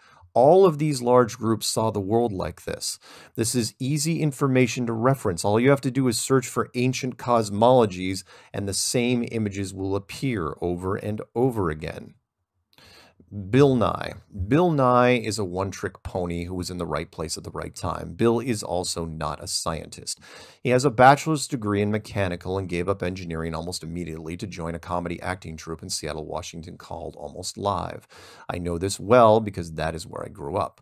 The show's lead, Ross Schaefer, suggested that given Bill's naturally thin, nerdy appearance, he should create a skit that focused on funny science experiments, and Bill Nye the Science Guy emerged from it. The show ran from 1993 to 1998 and enjoyed some success. Because the show was also excessively clean and family-friendly, it was eventually picked up by Disney for syndication, and a science legend was born. This is a good news, bad news story for the general public. Good that millions of kids got to know basic science concepts through lighthearted entertainment created by the Disney machine.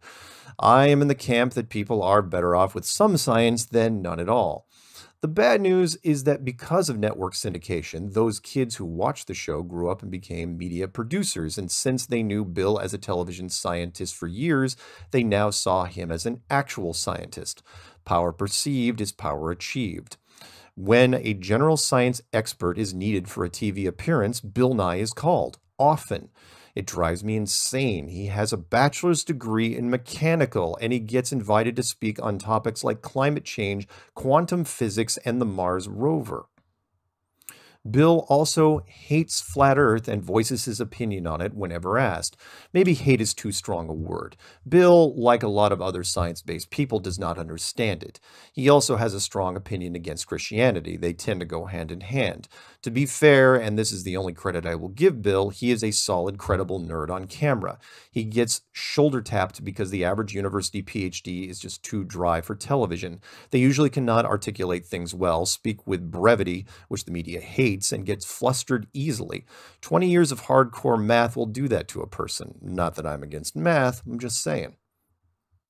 Elon Musk and SpaceX. In 2019, the New York Post ran a story called "Elon Musk is a total fraud." They are absolutely right. He also should never be allowed to do interviews with anyone ever. Because of social media, what the general public thinks they know about Elon Musk is almost always wrong. Ask anyone who created Tesla Motors, and they will invariably say Elon Musk. Elon Musk did not create Tesla Motors. He bought the company after it was established. He had nothing to do with the creation of Tesla. Ask people who engineered the rockets for SpaceX, and Elon Musk will get credit for that too. Elon does nothing for SpaceX except make the most ridiculous claims that go beyond science fiction and into the realm of futurism. Hell, most people even get his citizenship wrong. He is not American. He is South African. Not that there's anything wrong with that. So how did a super nerd become one of the cutting-edge faces in the technology and science realms? It started with PayPal. You see, Elon is a programmer, and a pretty good one from what I can tell. He is one of the lead developers who created PayPal, the massive online financial transaction vendor that is embraced by every bank in the world. He had at least a 10% stake in the company when it first went public and quickly became a billionaire. He used that money to do several things. One was to create SpaceX with the help of the United States government.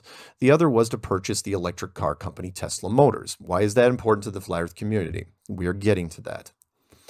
It was the combination of these two companies that produced the most outlandish piece of space fakery the flat Earth community had ever seen, known to the general public as Tesla in space. When I first found out about it, I almost lost my mind. In early 2018, I was sent an email containing a single image that showed a red Tesla Roadster convertible with the blue marble earth in the background. I called up the person who sent it to me and asked who made the image because I simply did not believe it. As God is my witness, I thought that Jeranism had created it in Photoshop. My friend informed me that it was not just an image, but a link to a live event happening now. The flat Earth community erupted and proceeded to tear apart the space Tesla from every angle. From a production standpoint, SpaceX made a lot of mistakes. To start, let's look at what should have happened to that car but did not. Keep in mind the red Roadster was from Elon's personal collection, and he stated on video that it was not modified in any way for the harsh environment of space. You ever know someone who put hot water on a freezing windshield during the winter? The side windows of the Tesla should have spiderwebbed instantly. The front windshield should have taken slightly longer to fracture. Ask any scientist about large temperature swings. It was inevitable, but it never happened. The Roadster dash should have warped, and every pressurized system in that car would have ruptured violently. That includes the brake fluid, the window washer fluid, which would have frozen as well, all the battery fluid, it's an electric car, remember, the transmission fluid, the hydraulic assist system, and especially the 4 inflated rubber tires, which would have gone tight as a drum and exploded, destroying the fiberglass fenders around it. There is also a list of things that were left out of the Tesla in space footage for studio production reasons. There were 3 cameras mounted on the car, but no rear view mirror. Elon owned both of these companies, one public and one private, and yet there were no logos anywhere to be found. No giant Tesla logo on the door, no SpaceX logo on the hood, nothing at all. All the power of American marketing at their disposal, it should have looked like NASCAR, but instead we got a blank slate from head to toe. And speaking of which, this car had a fully articulated astronaut mannequin at the wheel. And this, too, had no corporate endorsement patches anywhere. Come to think of it, you could have sold advertising space in 2 seconds, and why didn't you? Come to double think about it, why was the red 2-seat convertible used in the first place? The flagship car of Tesla Motors is the 4-seat S series. With just a little marketing push, you could have replaced the generic mannequin with 4 icons. I would pick a Stormtrooper, Boba Fett, Iron Man, and Groot, and since Disney owns the rights to all of them, it's a one-contract deal. This mission pays for itself. Not only did we not see any marketing during this debacle, but nothing after either. I will give credit to Patricia Steer for noticing that PR mistake. After the space car was debuted, why weren't there huge banners in Tesla dealerships showcasing the event? Why weren't there car commercials that features this, the first ever commercial car to orbit the Earth? This is marketing 101, and not only was the event not maximized for exposure, it was quietly hidden away like it never happened. Why? because this was, in my opinion, a test to see if space could be faked on the cheap with a private company. Would the population believe such a stunt? Now, with social media, you can track the results in real time. I imagine there was a rash of posts on Twitter, things like hashtag not buying it, hashtag looks fake, hashtag is this real, that told them that what they needed to know. But the big con that was overlooked by even me was the booster rockets. It was and still is the finest example of misdirection I've ever seen in media, and I will tell you how SpaceX did it. The red convertible car was put inside a breakaway capsule on the top of a main rocket called the Falcon Heavy. On the side of the Falcon were two smaller booster rockets that would give the rocket added thrust, then drop off early, leaving the Falcon to continue forward and eventually deploy the car. What made this mission even more interesting was that the booster rockets were not going to splash down in some remote ocean location, but instead land vertically back at Cape Canaveral. Keep in mind that this would be very hard to accomplish, if not impossible. Yet SpaceX accomplished this with two rockets off the same launch. From an engineering standpoint, this should not have been possible, and yet there it was, live on television, two booster rockets using burst thrust technology that does not exist outside of the movies. Wait, why was SpaceX landing rockets at a NASA facility? Are they not the direct competition? NASA gets $54 million a day in federal funding. Having a rival space company use your company launch pad is a huge conflict of interest, but I digress. The point here is the booster rockets themselves, not the landing site. The media feed focused on these two booster rockets that dropped perfectly back down towards Florida, then at the last minute, using burst thrust technology, slowed their free fall to a crawl, and both rockets landed right next to each other at the same time. It was filmed from both the pad, and each rocket had its own landing cam. There were several things that made this impossible, and yet no one in mainstream media questioned it. First, the idea of reusable aerospace parts is ludicrous. The stress of a launch combined with extreme temperature changes caused by pressure and re-entry would create an unknown lifespan variable. No engineer would allow these parts to be reused. Second, landing a tube rocket vertically is aerodynamically silly. Rockets are unstable just sitting on a launch pad. Think of all the tall cylindrical objects you knock over in a given year and how easy they fall sideways. When landing multiple objects next to each other, you always land them far apart. This applies to everything from commercial jets, civilian planes, even helicopters, and is done for very practical safety reasons. Even if you did land boosters during the same launch, you would stagger them so that one landed and then a few minutes later, the other. Landing them simultaneously violates everything we know about engineering safety, and yet within 30 seconds of the double touchdown, SpaceX accomplished this, and the video cut to the perfect profile of the red convertible in space. Do not feel bad if you missed the misdirection, because no one caught it. It took me a few hours to figure it out. The cameras focused so much on the miracle booster landing that by the time the cameras jumped to the car, it produced this sense of accomplishment, and the producers of the Red Car Show left out the transition video sequence, which was the Falcon Heavy rocket itself. The boosters were not what launched the convertible into space. It was the Falcon Heavy, but the general public forgot that part. Where was the footage of the main rocket letting go of the capsule, then tumbling away slowly back into Earth's gravity? When the capsule top blew off, where were the pieces that also should have floated off into the distance?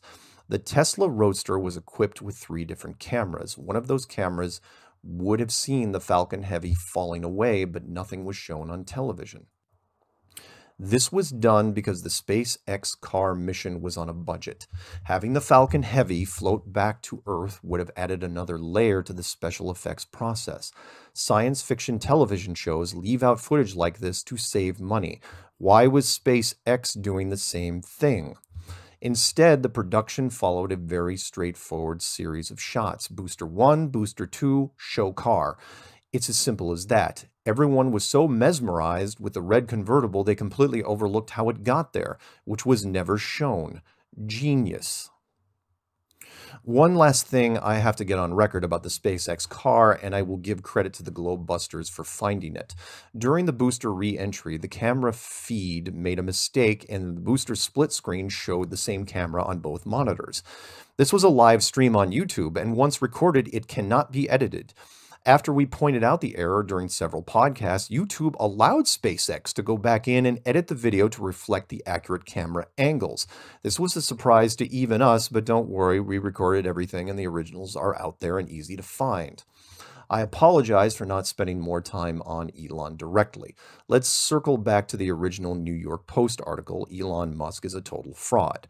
I understood more than most why the article was written. Elon has never followed through with any technology promise he has ever made. He said that we would solve Puerto Rico's power problems with his solar technology after a hurricane destroyed their power grid. He said he would save the kids' soccer team that were stuck in the cave with his tiny submarine. Elon said he would build a high-speed underground train that would connect San Francisco and Los Angeles. He said that he would create a super commercial passenger jet that would fly from the United States to China in 2 hours and cost as much as a business class ticket. In 2017, Elon said he would take 2 tourists on his rocket around the moon and back, and he would do it by 2018. Not only did none of these things happen, none of these projects even began, and the attention span of the media and public is so short that they forgot Elon even mentioned them. Nothing about Elon is real, not even his hair. Look it up. Joe Rogan. Despite what you may hear, Joe Rogan is smarter than he lets on to be. Joe used to be one of us, someone who believed in conspiracies. Then one day he claimed to have climbed completely out of the conspiracy rabbit hole. Now he says there are no conspiracies and that everything that mainstream media says is true. The only deception in the world are the ones sanctioned by the government. This is, by the way, the first and only time a conspiracy-minded person has ever done a 180-degree turn. It is especially hard to believe given how serious Joe used to be about conspiracies. Allow me to summarize Joe's backstory and then decide for yourself what happened. Joe was an actor/comedian for a number of years, then got into commentating MMA fights. Along the way, he delved into certain conspiracies, and the one he was most vocal about was the American Moon Program. This was years before Flat Earth 2.0 came about. Whenever the topic came up during an interview and Joe was asked, he would give his opinion with great enthusiasm. He thought the entire Apollo program was a load of junk, and there was no way we ever went. The problem for Joe was that he was winning these arguments. Debate 101, if both sides are relatively equal, the person with the most conviction often wins because they appear to want it more.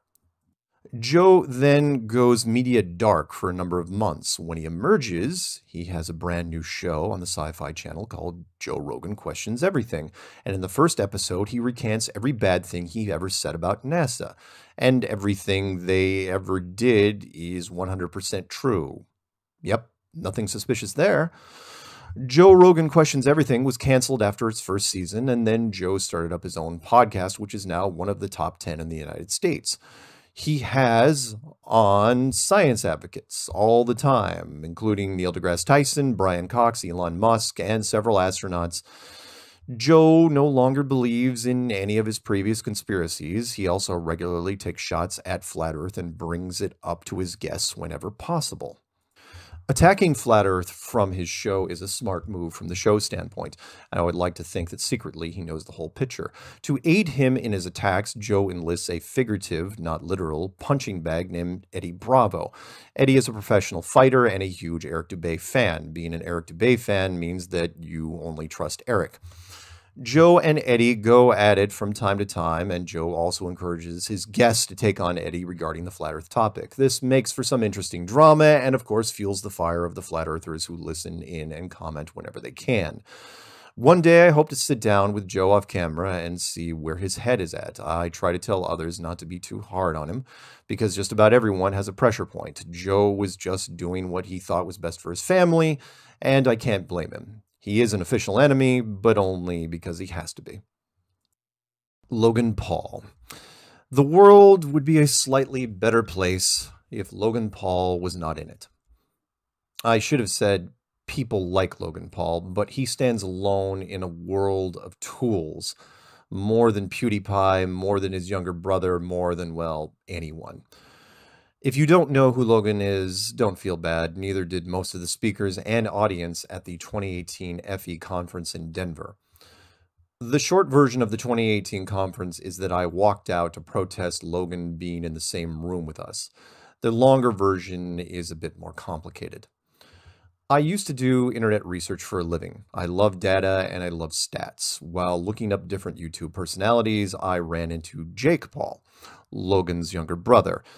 Through Jake, I found out about Logan. Logan does internet pranks for a living. They are simple, they are childish, and they get a lot of views from 8th grade boys, his target audience.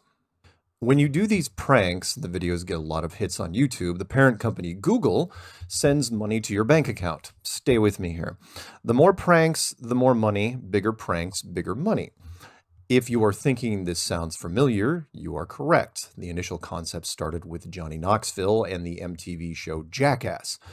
When the internet was still new, Johnny and his posse completed a number of seasons culminating in several mainstream films. Jackass turned out to be a successful franchise, which ended before YouTube began. That is where Logan and others took over. Logan copied parts of the Jackass formula, even adding an obligatory dwarf to his cast because dwarves are still funny to 8th graders. I am sorry, Peter Dinklage, you are a god among actors. Imagine a junior high boy, not particularly bright, who gets more money than his parents combined for pranking his friends and complete strangers. Where do you think that ends? Logan pranked just about every demographic he could in the US, ran out of targets, and then started going to other countries, culminating in December of 2017 in Japan, which is now known as the Suicide Forest Incident. When you are surrounded by people who always say yes, then every idea you have is a stellar one. Take, for example, this gem. You fly from Los Angeles to Tokyo, Japan, then drive to a remote forest that is well known for Japanese people taking their own lives. Keep in mind that Japan has a very different outlook on death and suicide. I'm sure you remember some of the examples. Logan travels out there with his film crew wearing a child's cartoon hat and proceeds to make fun of a recent suicide victim that can be seen in the distance. Not kidding. He then films, edits, and releases it on YouTube. I do not really have the words to express my outrage, but I will try. Logan, you expletive piece of expletive. I hope you one day get run over by a busload of disabled children and they all get out and laugh. 10 years ago, this stunt would have had Logan blackballed from the media forever. Now with the internet, bad behavior tends to fade more quickly. In 2018, Logan was already plotting his comeback into the good graces of the internet with Flat Earth. Logan bought VIP tickets to our Denver conference, and in response, our promoter, Robbie Davidson, reached out to see what else we could do for him. Having millions of YouTube subscribers does have an effect, although I was not falling for it. The cover story by the Logan Paul camp was that his best friend Mike was already a flat earther and a fan of some of the speakers, and that Logan was already flat curious. Because of this, Robbie felt safe and actually allowed stage time for Logan to say a few words. No one else in the FE community knew anything about this, or even that Logan was attending until the night before the conference started. When Robbie finally let it slip, I was in complete denial. It couldn't be Logan Paul because, well, it couldn't. I spent the next hour browbeating many of the speakers over a late dinner, but to no avail. My words fell on deaf ears. No one there even knew who Logan was. So when I confirmed this through registration the next morning, I got a shuttle, went to the airport, and headed home. I did this for two reasons. The first was to protest. Suicide has taken several of my friends over the years, and that outrage will never fade from me. The second was insurance. If Logan was going to punk the FE conference, he was not going to get everyone. If he did, then the headlines would literally read, "Logan Paul punks Flat Earth," and that simply would not do. I made the sacrifice, gave up my set, really pissed off the lovely Patricia Steer, and rubbed a lot of people the wrong way. To make matters worse, Logan took months before he released his mockumentary, so I took the criticism hits all the way until March of 2019 when Flat Earth to the Edge and Back came out. It was an hour-long troll job stating that he was never curious about Flat Earth, his friend Mike was never into it either, and the entire film team was in on the prank, including his fake girlfriend, whom he flew in from Australia. To be perfectly honest, it was even worse than I thought it would be. There was no lingering punchline. He took childish shots from minute one, and it never let up. Logan even made a behind-the-scenes video that covered the bloopers and production. Vindication was mine, but if I had a time machine, I would just have gone back to the past and made sure Logan's parents never met. Probably easier than smothering him in his crib. Remember, Logan, the first thing you should know about us is that we have people everywhere. Red Bull. The only reason people know about Felix Baumgartner is that he has an unusual name that is easier to remember. Thanks to well-placed Red Bull marketing dollars, everyone has heard about the Red Bull jump. Take a veteran skydiver, put him in an oxygen suit, put all the gear into a balloon capsule, take the capsule to 130,000 feet, film the whole thing, and make sure your energy drink logo is everywhere. To make sure the jump is more dramatic, make sure the main camera is a GoPro or fisheye lens, which bends the entire image so that the curvature of the Earth is greatly exaggerated. You have looked through a fisheye lens many times. It's the peephole in hotel or apartment doors giving you a wider view. You know the hallway isn't curved, it's perfectly straight, but looking through the door, it appears curved. The fisheye lens works on everything, even the horizon. When Red Bull handed out images to media, they made sure to get the most of that curved image. Every week, someone emails me about the Red Bull jump. When I explain the fisheye lens, they get quiet. For one, the jump was at 130,000 feet, which is only 24 miles. If the curvature was that severe at 24 miles, the entire world would be the size of Arizona. The ground below had no water at all, which is impossible if the globe was over 70% water. The camera inside the capsule looking out showed a perfectly flat horizon. Finally, Felix said that he could see the curvature from that height, but Neil Tyson says that the curve cannot be seen from that altitude. So who do you trust? Metatron. There is an old saying, no good deed goes unpunished. That is what happened here. A few years ago, there was this small-time media producer by the name of Joe Reel from San Diego who contacted me asking if he could build a phone app for my Flat Earth Clues. He said he was not going to charge for it and just needed my permission. I said yes, why not? It wasn't going to hurt anything. Joe did the same app for Patricia Steer. A short time later, he asked if he could buy MarkSargent.com, make it a subscription service, and he would split the profits with me. Sure, why not? I didn't have to create that much extra content for it, and the exposure would help the YouTube channel. I signed a one-year contract for the website, and Joe bought the rights to it. It was obvious from the start Joe did not have any money and just kept everything that the site brought in, but I kept up the content creation until the year ran out. We did not renew the contract. Lesson learned. The conspiracy world is known for suspicion and can be a little paranoid. A larger FE channel started digging into the Mark Sargent app, said that it was spying on people, then dug some more and found the parent company, another very small outfit called Metatron.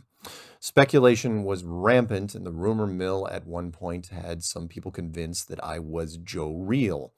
When Patricia and I brought Joe on a podcast to clear things up, people then I instead must be the vice president of that company, Dennis Sluka.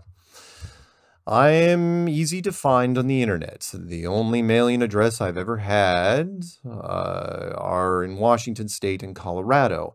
Yes, I spent a year in Canada, but never received mail there. None of this mattered to the overly suspicious group, and the rumor that Patricia and I are intimately tied to Metatron still persists to this day because some larger YouTube channels still spread it. I mention this one because it gives a good example of how twitchy some of the conspiracy crowd can be, and how Metatron could have cleared this up years ago, but did not. There is nothing more to the Metatron rumor than that. If you can find any paper trail that connects me further to that San Diego group, I would love to see it. Mad Mike. If you're wondering when the Mad Mike Hughes documentary movie Rocket Man will hit theaters, then you'll be waiting for a long time. Turns out the 2019 Elton John biography already uses that title based on the popular song of 1972, the year NASA shut down its moon program. Mad Mike started out as a friend to F.E. He knew a good thing and saw that F.E. had a lot of steam behind it in media trends. He approached the community asking for money to help finish his stunt rocket. I say rocket loosely because it's really just a pressurized steam generator hooked up to a rocket casing, the very same technology used by Evel Knievel in 1974 during the Snake River Canyon jump. It was apparent that Evel had an influence on Mike, and the rocket was almost identical to it, right down to the parachute deployment system. The FE community agreed to help, gave him $8,000 and a large flat Earth sticker to paste on the side of the rocket, which he did during the manufacturing process. This caught the attention of many of the media. A stuntman is one thing, but a flat Earth stuntman that was going to launch a rocket to prove the theory was too good to pass up. This, of course, was not true at all. The steam-powered rocket barely had enough power to reach 3,000 feet, while a commercial plane cruises at 10 times that height. It did not matter to the media because it was interesting and he was risking his life. That part was true. Mike could have gone only 500 feet up. If the parachute failed, he was not going to survive. To add to the drama, Mike delayed the rocket launch for days twice after the media had already set up. He launched on a third scheduled attempt, the parachute deployed, and he lived. It was a great thing for FE in that he generated a massive amount of coverage for the topic, most of which was by the giant flat Earth sticker. Best $8,000 we ever spent. But then the fame that Mike craved so much got to him. He was booked on Daniel Tosh's comedy show, and despite the overtly sexist comments during that interview, it went well. Mike thought he had arrived and more or less claimed himself to be the new messiah of flat Earth. That did not go over well, as he was not invited to a lot of events. Mike was not really a flat earther, he just wanted to use it for media momentum, which did work. During his interviews, you could tell he did not know that much about FE and was trying to fake his way through it. I had a radio station in Kansas City actually call me to talk about flat Earth, even though they had talked to Mike twice. They said they just were not feeling it with him. Now, Mike just rants and threatens to sue everyone in Flat Earth because he is not getting the attention he thinks he deserves. Last I heard, he was filing a suit against Logan Paul for using Mike's likeness in the mockumentary. It's funny how the world works sometimes. Dean Odle. I feel bad about putting a strong Christian on the enemies list, but I do not know how I can give him a pass. For those who are not up on the FE gossip, here is Dean in a nutshell. Dean is a pastor at an Alabama church and also a Flat Earth supporter. I first met him at the conference in Raleigh. We had coffee together. Well, I had breakfast. He had coffee. It was a free buffet, and I was not going to walk away from that. Don't judge me. Despite what nutritionists think, all you can eat is still a magical thing. One of the Flat Earth side effects is enhanced conviction for just about everything you're already into. This will make some Christians into ultra-Christians. Dean started analyzing other Christian FE members and eventually drew lines in the sand when it came to chapter and verse. He made a lot of claims about what was salvational, and it did not get much traction. Because of this, Dean started lashing out against various members of the community, none of which were attacking him. He was doing this not only in videos, but in recorded sermons, and some of it was really personal stuff. Over the next 2 years, he burned so many bridges that there were very few community members still standing with him. Being suspicious is one thing, but making new rules and condemning the rest to hell is taking it too far. If anything, Flat Earth is about acceptance, and that should fall in line with a lot of Christian teachings. Seems like common sense to me. Maybe one day he'll come back around with a bunch of long overdue apology letters. I saved Dean for the end because of what is coming next. Don't let him take your mind. Don't let him take your mind, man. Don't let him tell you that you are not divine. Don't let him do it, man. Don't. Take control of your soul. Take back control.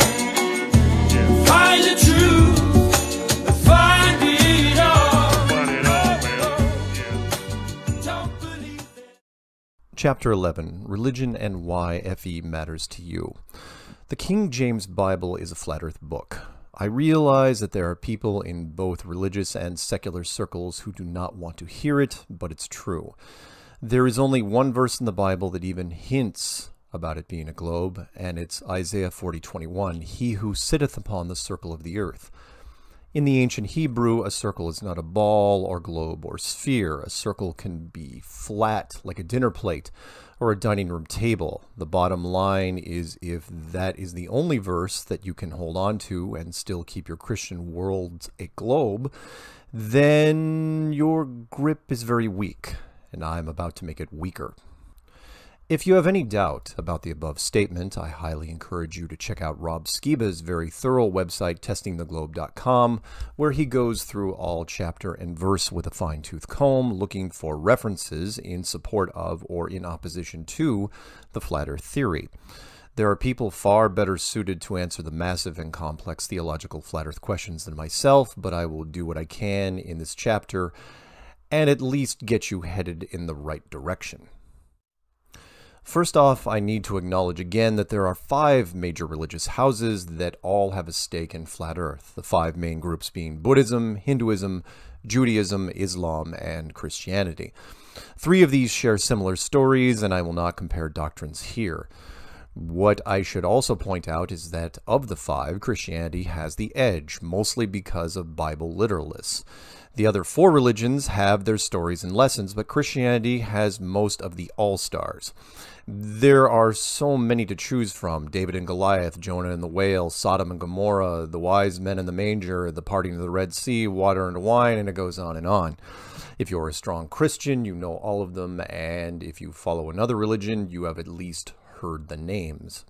We remember the stories because they have a flow, a plot line that can be followed, and hopefully a message that can be retained after reading. If you want to go through hundreds of different biblical snippets, I again highly recommend Testing the Globe by Rob Skiba, more specifically Part 4, Allowing the Bible to Speak for Itself. It is organized very well by categories that Rob had to create from scratch. These include things like scriptures concerning the nature of the heavens and the sky above and their relationship to earth, scriptures concerning the nature of the earth below the firmament, and scriptures concerning the nature of the sun, moon, and stars. Rob did a great job of catching all of them, and I do mean all. If you want biblical reinforcement of an enclosed world cosmology, this is a good start. For me, I like a good narrative, a solid plot line, but I still enjoy the little pieces of chapter and verse. People remember good plot lines, and when they reach a certain level of simplicity and resonance, they become what I like to call campfire stories. When that happens, the tale can be told anywhere by anyone. All they need is a voice and a person willing to listen. 2 or more people sitting at a campfire spreading information like we have done for thousands of years. It is this timeless method that has helped forge religion over the millennia. I was raised a born-again Christian on the rural end of Whidbey Island, north of Seattle. Church was not just a Sunday affair. I was involved in youth groups, summer camps, and vacation Bible school. I even attended Camp Malibu in British Columbia, Canada. When you're a kid growing up in the middle of this, some things stick and some things don't. Singing badly hymns every Sunday did not do much for me, and the sermons seemed to always be directed on how we should act, which just seemed like a long, flowery way of preaching common sense. Youth group was a fun way of meeting people and building relationships, but it was the biblical stories that stayed with me long after I left the island and went out on my own. I was acutely aware of the biblical problem when I first started building the Flat Earth Clues in 2015. By biblical problem, I mean that the United States has become more polarized on the topic of the separation of church and state. If you make a video quoting a lot of chapter and verse on a mostly secular platform like YouTube, you're going to turn off a lot of people. Trust me when I say that the YouTube comment section is a battleground for a number of ideals, the largest being Christian versus non-Christian. I was in this secular mindset when I started releasing the clues. The Flat Earth message had to be given to the broadest possible audience, and keeping the Bible out of it seemed the safest way to go. Yes, this conflicted with my upbringing, and I had to wrestle with that, but the FE message was larger than any one demographic, even a religion, or all of them. Within a week, the Christian community started putting pressure on me, and it did not take long for me to understand why. The casual three-dimensional model of flat Earth is not organic in any way. We are talking about a flat circular disk that is probably not sitting in space, and it is enclosed by a massive dome structure. Whether you believe in God or not, you have to admit the entire layout screams one thing: it was built. If it was built or created, then the structure had a builder or creator. You see where this is going, right? If flat Earth is allowed to continue on its own, it has a good chance of killing off atheism. This spiritual revelation has huge ramifications for those who are not religious. For people who regularly fill the pews every Sunday, it sends a message loud and clear. The handprint of God is on the wall. All you have to do is look for it. This sounds heavy-handed, but it is the message I was receiving every hour from the Christian community. I had only been working on the 2015 Flat Earth Clues for a week, and emails were coming at me from the Christian community not asking, but stating that I was dancing around the issue of God and flat Earth. The general consensus was that I had to make a choice one way or the other. The issue of flat Earth and creation had to be addressed, which I did in the form of a clue called They Are Hiding God. If you have not watched the clues yet, you might want to now. It was that clue that changed my path and my overall outlook of the flat Earth model. Everything I did moving forward with published content reflected that, and I would like to publicly thank the Christian community for badgering me to finally deal with it head on. Before flat Earth came roaring into my life, I would be lucky to quote any chapter and verse under pressure. Now, during interviews, if the opportunity arises, I do not hesitate to represent not only Christianity, but religion as a whole. Now the simple stories that leisurely danced through my head during Sunday school were magnified into symbolic novels, and they all pointed towards the same thing, that God built a flat, enclosed world, and he left clues everywhere. The biblical verse quoted most often by Flat Earth members is Genesis chapter 1, verse 6, where during the building of the world, God created the firmament, or a barrier that separated the waters above and the waters below. I realize that this is just a few verses, but they are important because in Genesis a lot happens in a very short amount of words. The reason why it resonates with the Christian community is twofold. One, of course, is because it's Genesis, so it carries a lot more weight, and two is that a barrier makes more sense in a flat model than it does on a globe. To be honest, I do not use the Genesis firmament reference much in general FE discussions because it has a cloudy, ethereal property to it. People tend to lean towards stories that they can easily visualize, myself included. The story that I settled on for the clues was the legendary Tower of Babel, which also, coincidentally, comes from Genesis, chapter 11, verses 1 through 9. In the clue, I expanded on the story of Babel, which is easy to do because it inspires the imagination and begs to be fleshed out.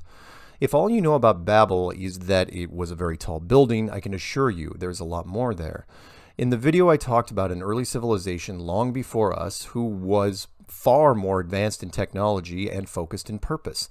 They had discovered at some point the scope and dimensions of the world in which they lived and demanded answers from the Creator himself. With the arrogance of titans, the entire civilization joined together and combined their forces in creating an engineering marvel, second only to the world structure itself. They were going to build the widest and tallest earth building that had ever and will ever be built. This structure is now known as the Tower of Babel. This tower would be a literal bridge to heaven, and the builders would find out for themselves who God really was.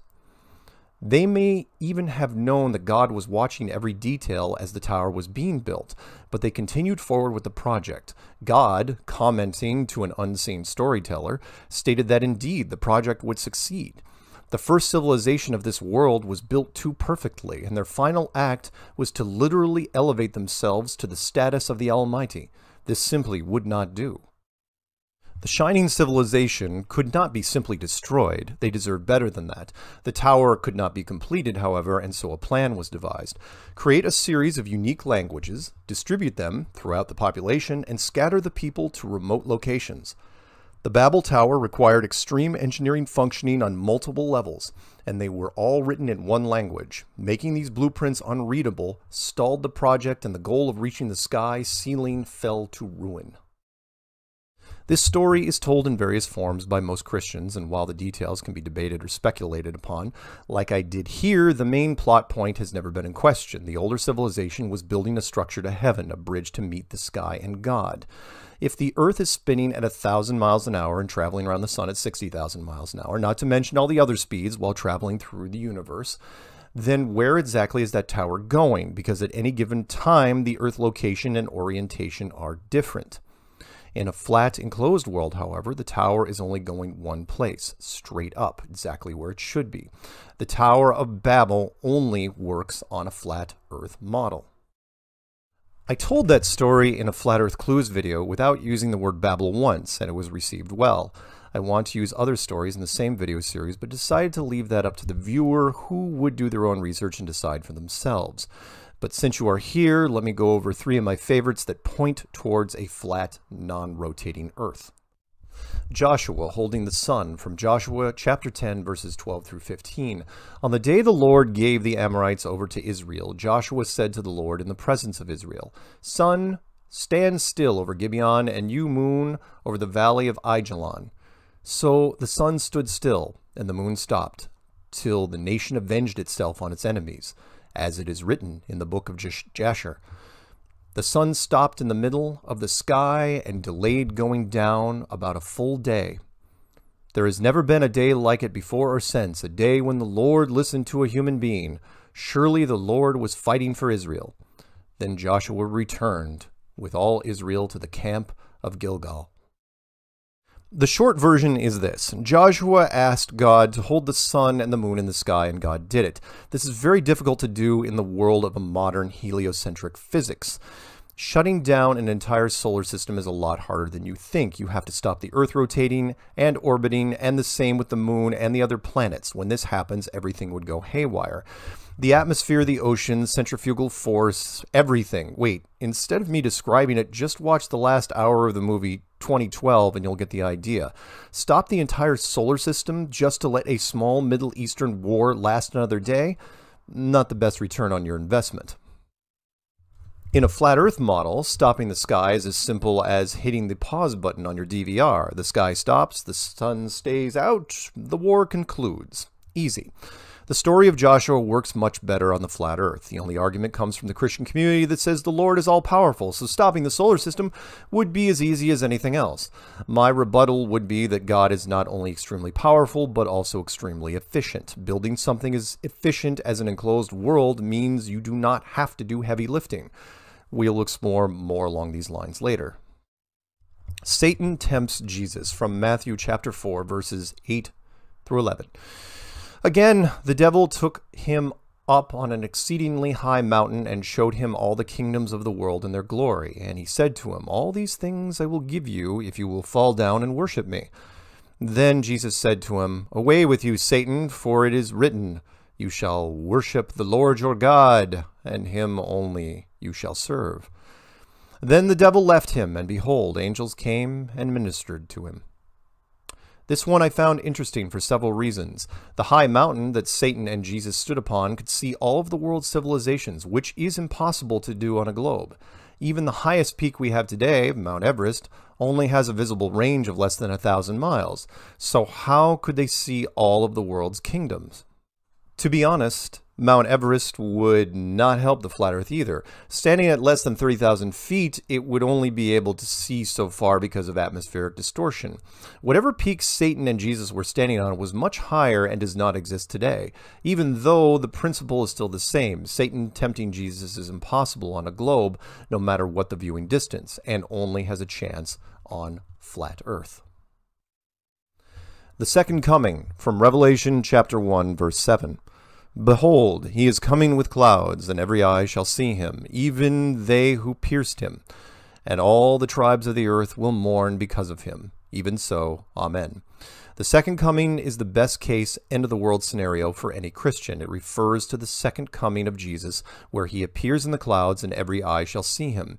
This is similar to the visual problem of Satan and Jesus on the mountain. It only applies to an ethereal spirit who appears to be some distance from the earth.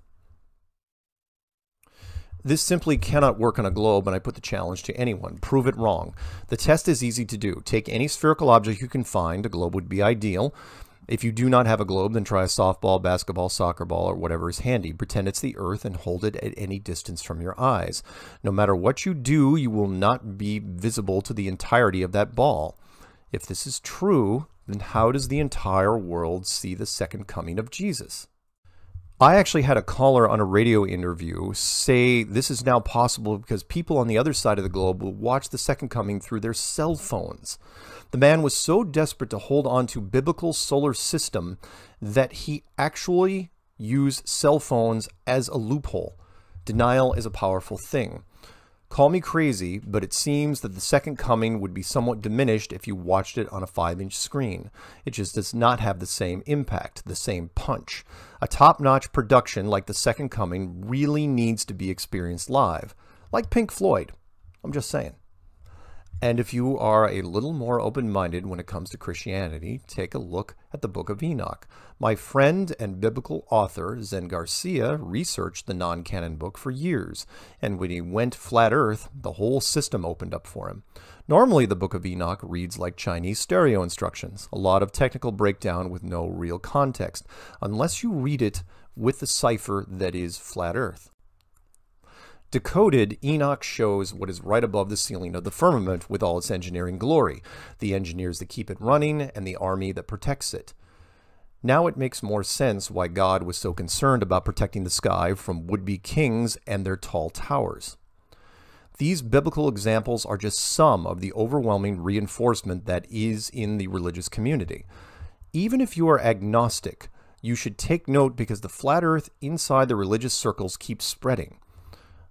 I went from an active Christian to fading into a staunch agnostic over a period of 2 decades. Flat Earth brought me back to a relationship with God, and nothing will be able to tear me away from it while I breathe. The Flat Earth concept is the most powerful recruiting tool for the church ever. This is not an exaggeration. I have spoken to the speakers at the Christian conferences, and they are all in agreement. Nothing this potent has ever been seen. It resonates because it's easy to understand and dovetails with most of the relevant stories in the Bible. Yes, there will be pastors who will push back, and we have seen this several times already. But they resist not because it is a flawed concept, but because of the peer pressure of their congregation. To these pastors, I send a friendly reminder. There will be a tipping point, and you will feel it. You will know when the members of your flock asking FE questions outnumber the ones who don't. Then the decision you have been so hesitant to make will be made for you.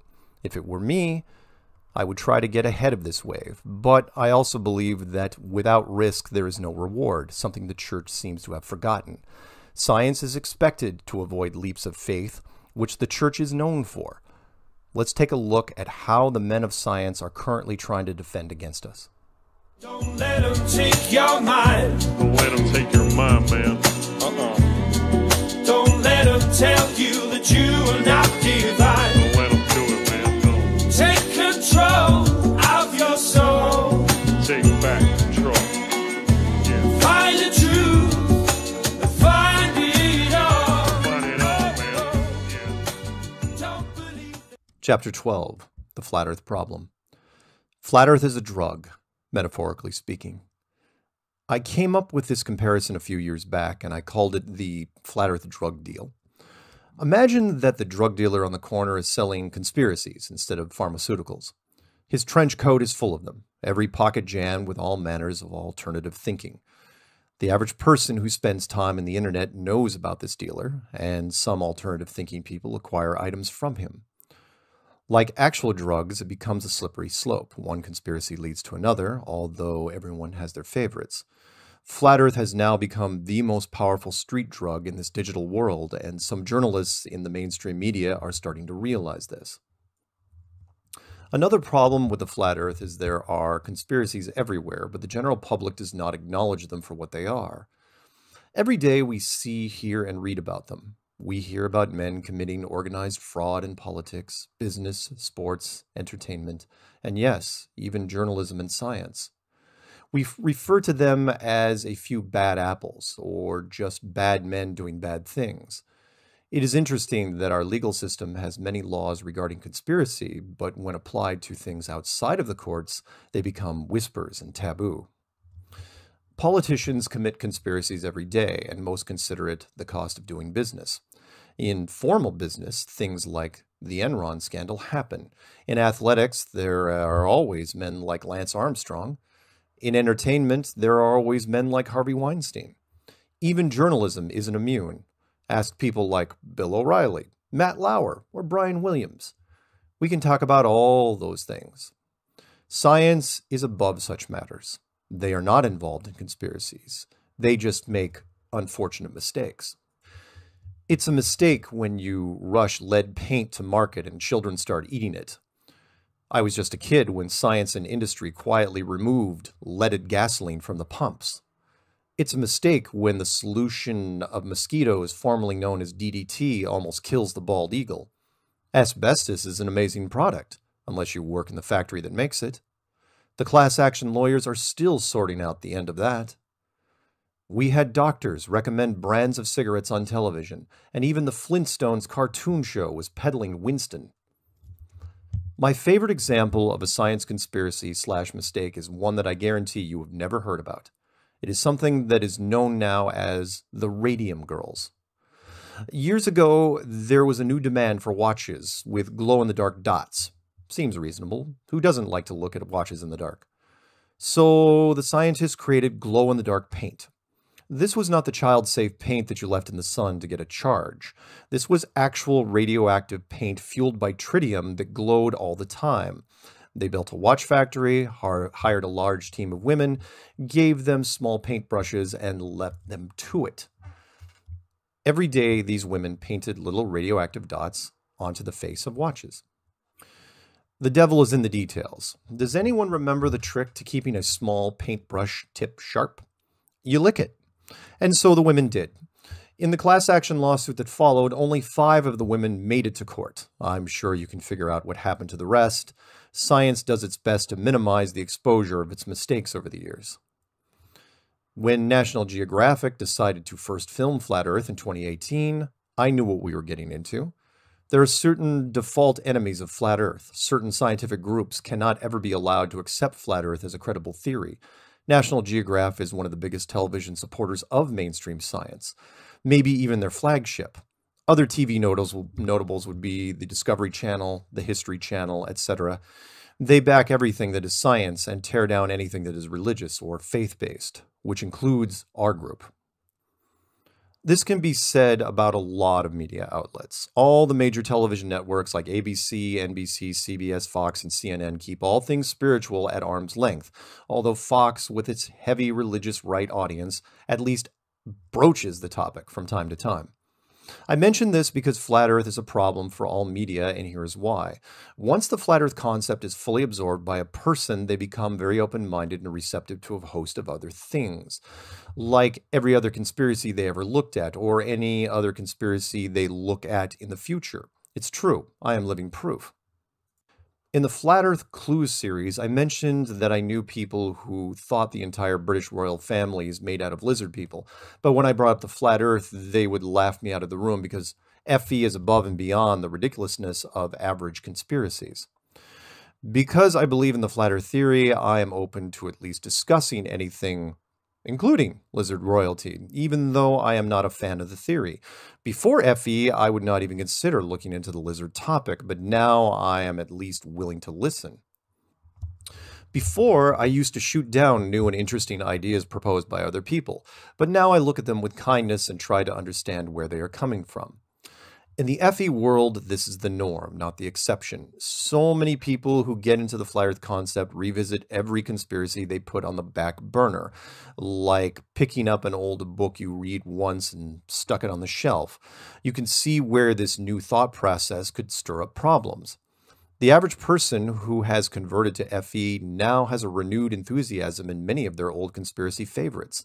The conspiracy drug dealer I mentioned earlier now has a lot more return business, and if any new alternative concepts are introduced, they now have immediate traction because the audience is much more open to the ideas.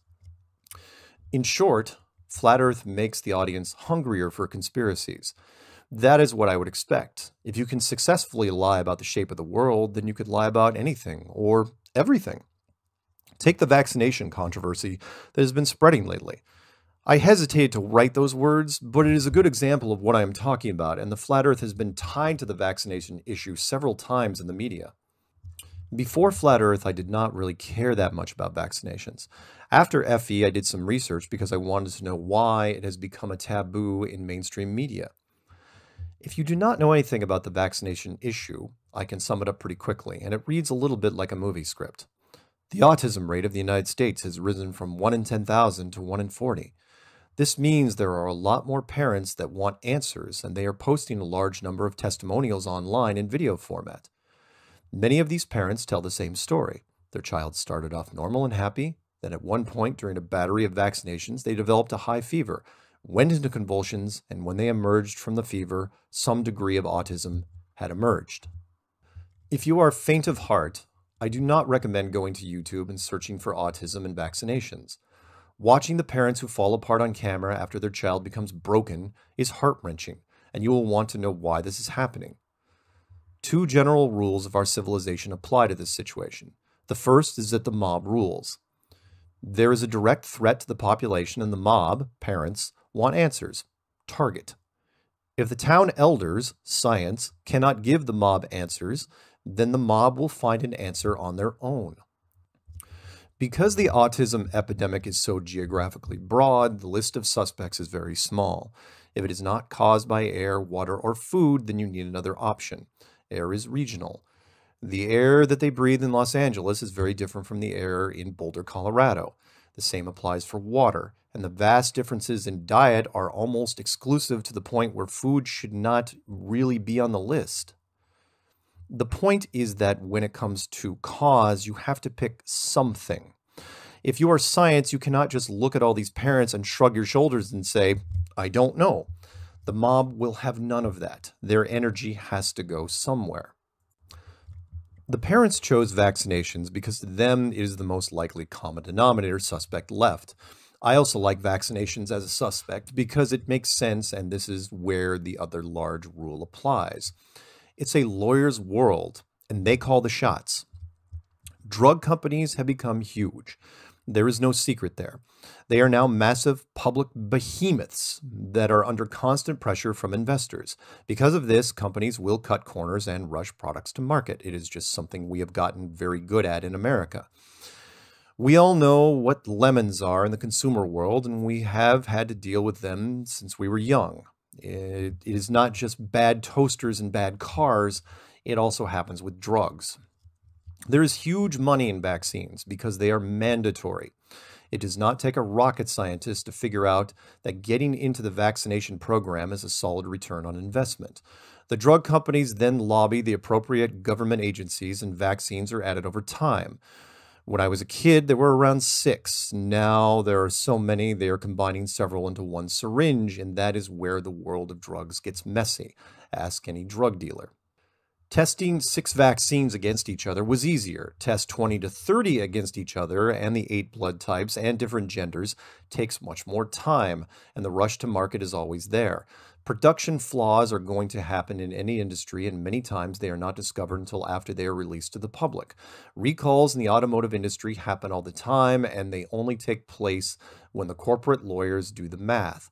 Only when the cost of the settlements becomes higher than the recall do they decide to announce it to the public.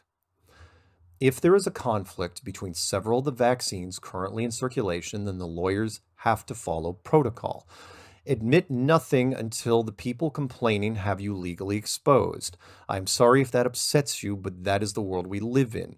The giant class action lawsuit against Big Tobacco was not filed by the smokers. It was filed by the giant healthcare insurance companies who were tired of paying for lung cancer treatment. And that is where the vaccination conspiracy stalls out, because insurance companies are not normally responsible for autism treatment, and the parents do not have nearly enough resources to do battle with Big Pharma. I have mixed feelings about this because I understand the rules. The pharma company that knows all the information on the problem should do the right thing and end the future suffering. But if they admit fault, the company will end up destroying themselves in the process. I am a perfect example of why Flat Earth is being tied to vaccinations in mainstream circles. I believe in both. And my hope here was to give you some explanation as to why I think this. I do not think that the drug companies are evil. I think we have gotten too good at our respective professions. The National Geographic Channel is not immune to the rules mentioned above, despite their lofty intentions. Their magazine was iconic and predated the internet, television, even radio. The modern foundations of American scientific discovery were helped built by National Geographic, and yet I agreed to do a segment with them in 2018. It should be noted again that the reason they contacted us was partly because of the trailer of Behind the Curve that they watched, but mostly it was because of the U.gov survey, which concerned National Geographic a great deal. We filmed with them for 3 days, and for the most part, everything was cordial. The field producer puts together a mercenary camera team, and with a loose script, shot as much footage as possible. The footage was then sent off to the main office in New York, where the other producers decided how to edit and spin the piece for television and social media. Most of the scenes shot were old hat to us. We had done many Flat Earth meetups in different cities and several in Los Angeles, so the event we created just for National Geographic in Arcadia was not any different other than we had multiple camera teams circling around us. Having National Geographic follow us to the Salton Sea on the next day was different because there was also a skeptics group there conducting an experiment against Flat Earth. The film team spent most of their time following their activities that morning.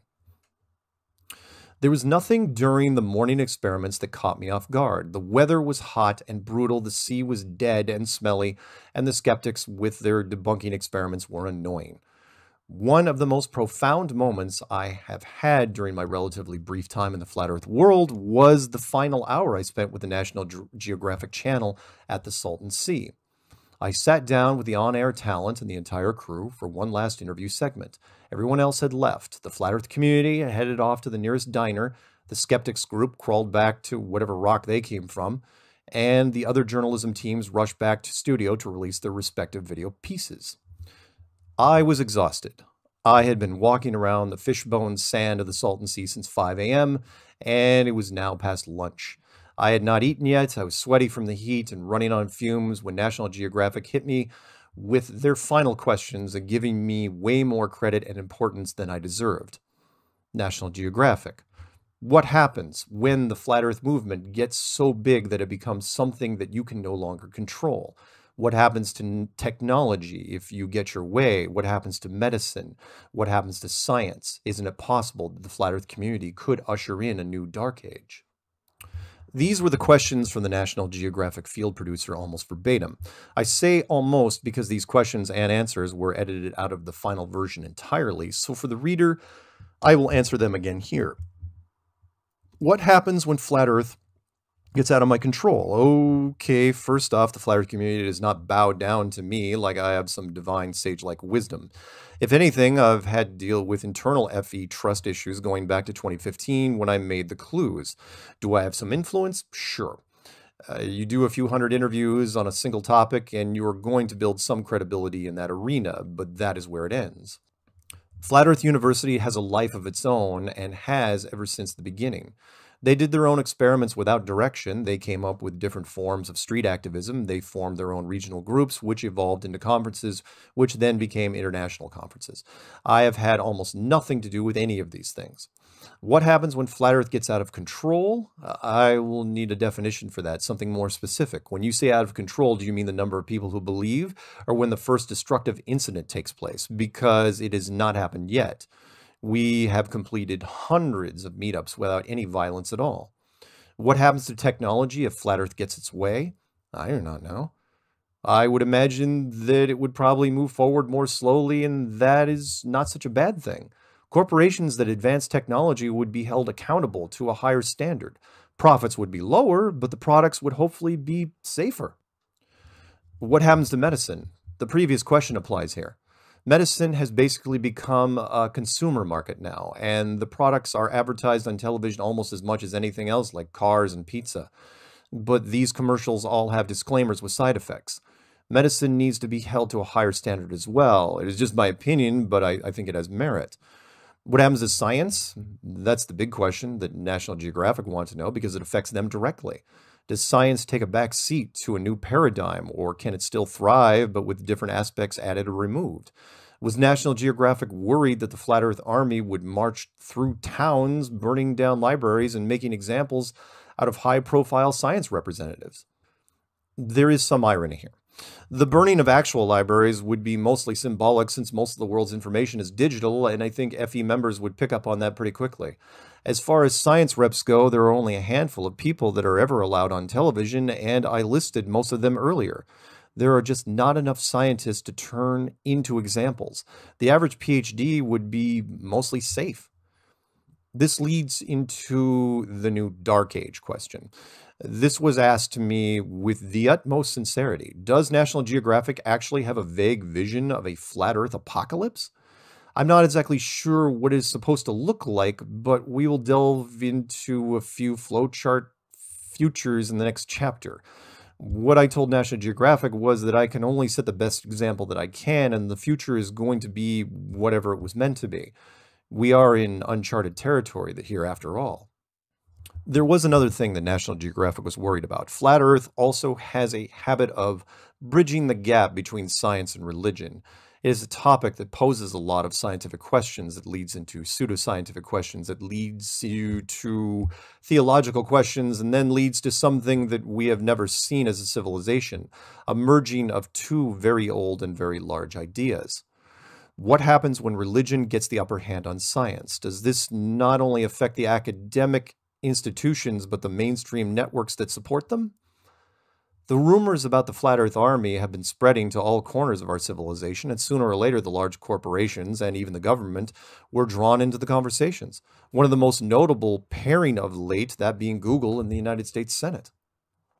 In 2018, a relatively quiet meeting took place between Google, who represented the parent company of the largest television network in the world, which is YouTube, and the United States government.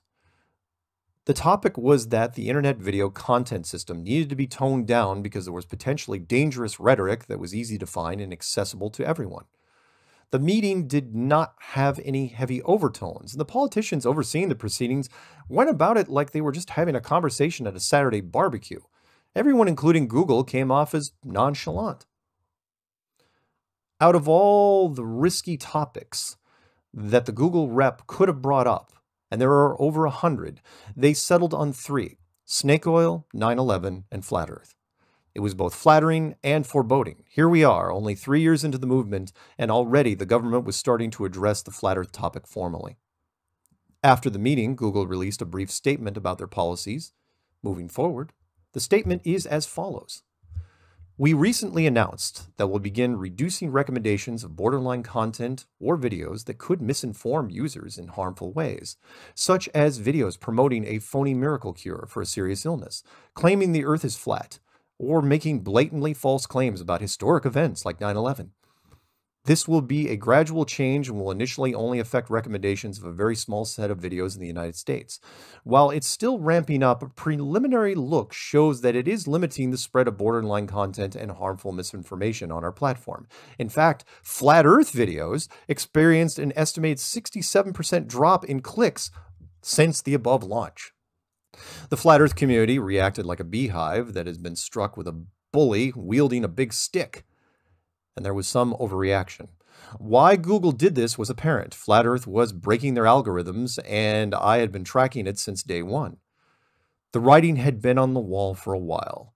There is a great article buried underneath the Flat Earth parodies about a former Google developer who was asked why YouTube recommends what they do.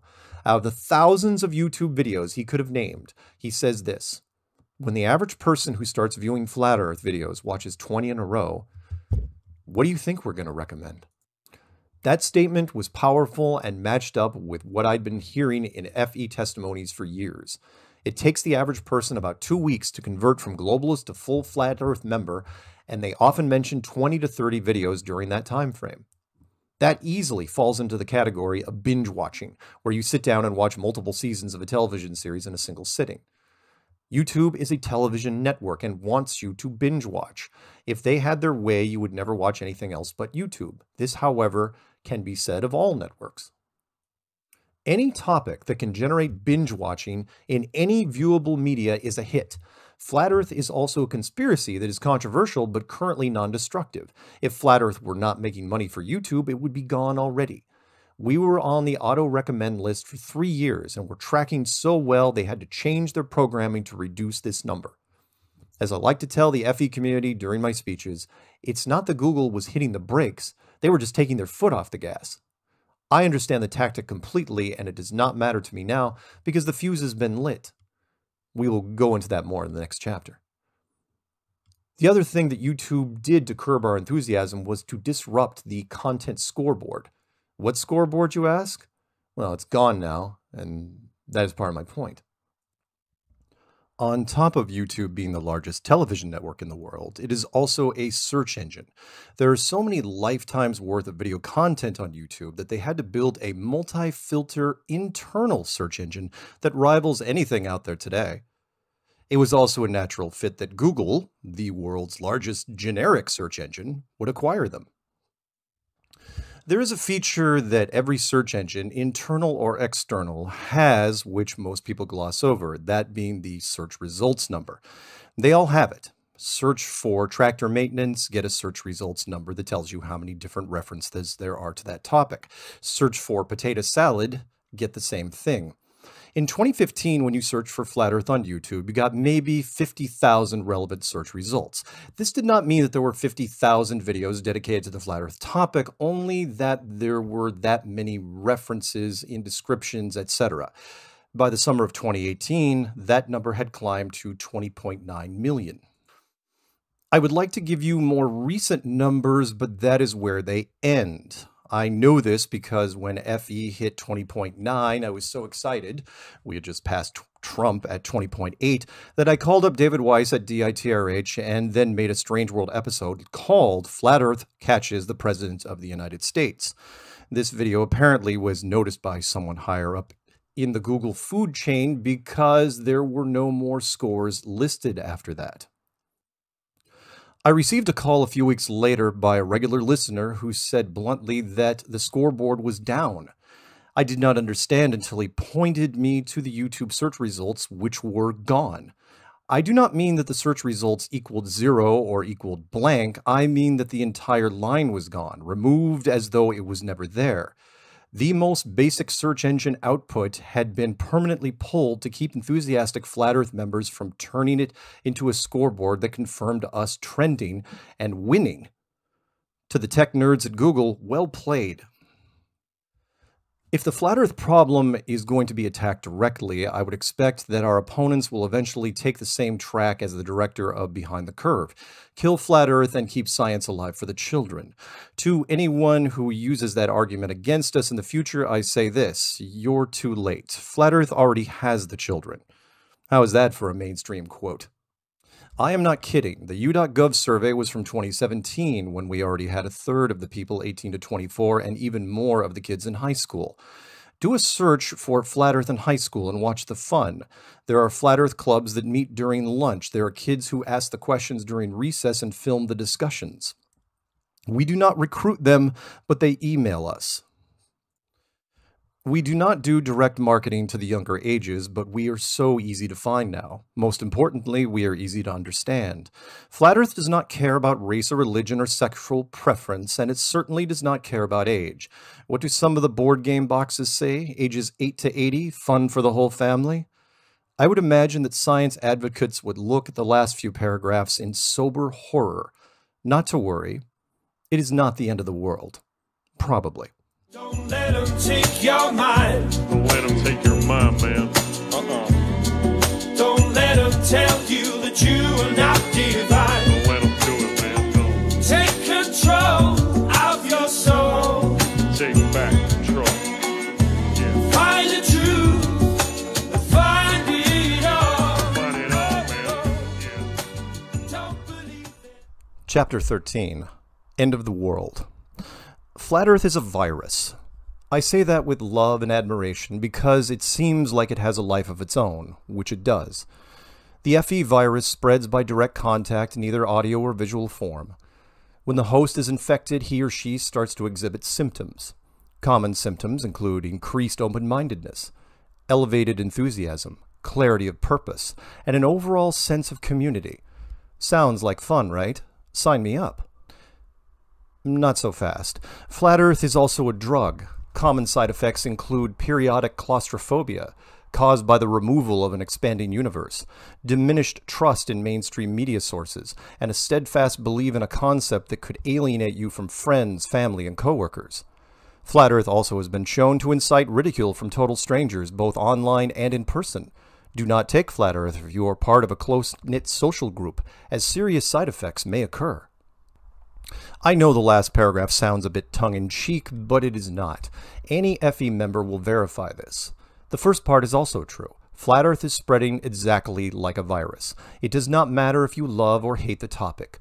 If you are talking about Flat Earth, Amy Adams, then you are spreading the word. This is just one of the reasons why Flat Earth can't be stopped. All the articles and videos and people ranting against the FE concept are just shooting wooden arrows into a bonfire. From a distance, it looks like there is a lot of activity and you are accomplishing something. In reality, you are just adding wood to the flames. To all the trolls out there dedicating content against Flat Earth, I hope your ranks grow as well. When I initially came up with the title for this book, I considered that the end of the world line was a slightly clever play on words, since many science-based critics have asked for proof of the edge or end of the world. It is not a play on words. Flat Earth has the potential to change everything, to change the physical shape of the world itself, to change what you think you know. You think right now that it's the present, and that you are sitting comfortably reading a book about Flat Earth. What makes you think it is the present? Is the Earth that old? Of course not, but you already know that. Is our civilization 2,000 years old? The Chinese and Hebrew calendars are over twice that age, and yet your watch, your phone, and every colorful calendar you buy at the drugstore all show the modern calendar you grew up with. The year is meaningless. The year that you acknowledge as truth is not what you know. It is what you've been told. We believe the world that is presented to us. Many times we assume the truth without confirming or even researching it for ourselves. If I said that an event happened in 450 BC, then you would recognize it as before Christ. However, if I said that an event happened in 900 AD, many of you would say after death. It is not after death. It is Anno Domini, Latin for in the year of our Lord. After death was just a term that caught on and was passed down from generation to generation, just like the globe model we were shown as children. You have been conditioned to see the globe almost every day since you were old enough to comprehend images. In my Flat Earth Clues series, I focused on the globe being in every classroom since you were in first grade, but that is just the tip of the Antarctic iceberg. The iconic image of the globe has been inserted into just about every piece of media that you are currently watching, and once you have been exposed to the FE virus, you will start seeing Earth globes everywhere, especially in television and movies. It seems innocent enough at first, globes in educational shows, globes in offices of fictional scientists, but then you start noticing them in every office. Business executives, crime labs, lawyers, retired people in a home office, and what the hell are globes doing on top of a filing cabinet in a detective's office? Think of the films and television shows over the last 20 years, subtle reinforcement built into The Truman Show, The Island, Under the Dome, and even the Ice Wall in Game of Thrones. I wish this was some sort of flat earth paranoia. I really do. I wish it was not a globalist conspiracy, but I have a keen sense of empathy. I can put myself onto the other side of the chessboard. Subtle globe reinforcement through media is a movie I would make. If I was at the highest level of human authority, I would release space stories at an ever-increasing rate and never follow through on them. I would put a globe in every classroom. They almost never wear out and have a long shelf life. I would encourage corporations to use a variation of the globe or curve Earth whenever possible, and if they do not use those, then push for the sun because it still promotes the solar system in space. I would hire a small group of silent producers that could work behind the scenes, placing space reinforcement props in the background of television and film productions. It's subliminal, and it works. It doesn't matter if the viewer is actively engaged in the program as long as the prop is seen for even a few seconds. Everything helps. And the powers that be did not need to do this. All the space reinforcement placed in our business and entertainment worlds are just forms of insurance for a civilization that is already prone to believing an illusion. It's almost like we were genetically designed to be vulnerable to everything from simple television broadcasts to virtual reality. You, the reader, have fallen victim to this in one form or another. Some people get ill watching a roller coaster video. Some people get disoriented in traffic because they can't tell if their car or the car next to them is moving. And everyone has had an emotional moment at the movies. Why? At the movies or at home, you are sitting in a room full of people and know full well that you are watching a piece of fiction. You recognize some of the actors in the film and could probably name other films they have been in. You also know that the movie was created by hundreds, if not thousands, of people over the course of the previous year. Not only is what you are watching an illusion in terms of facts, but also in time. It is a complete deception from intro to credits, and yet you swell with pride when the hero wins, or are brought to tears for any number of reasons. You do this because of something called suspension of disbelief, or in layman's terms, you want to believe. The human mind, when engaged in fictional entertainment, abandons the lie and tries to embrace the deception. It's a fascinating piece of human engineering. We love the illusions and can't get enough of them. We used to have only 3 television networks in the United States. Once our technology started advancing in the 1980s, our desire for more programming became insatiable. Now I challenge anyone here to even rattle off a tenth of the channels available. Even the term channel has become irrelevant with the help of corporations building networks and media that can be watched on any device with a screen. The old idea of television is long gone. Long live the interactive device.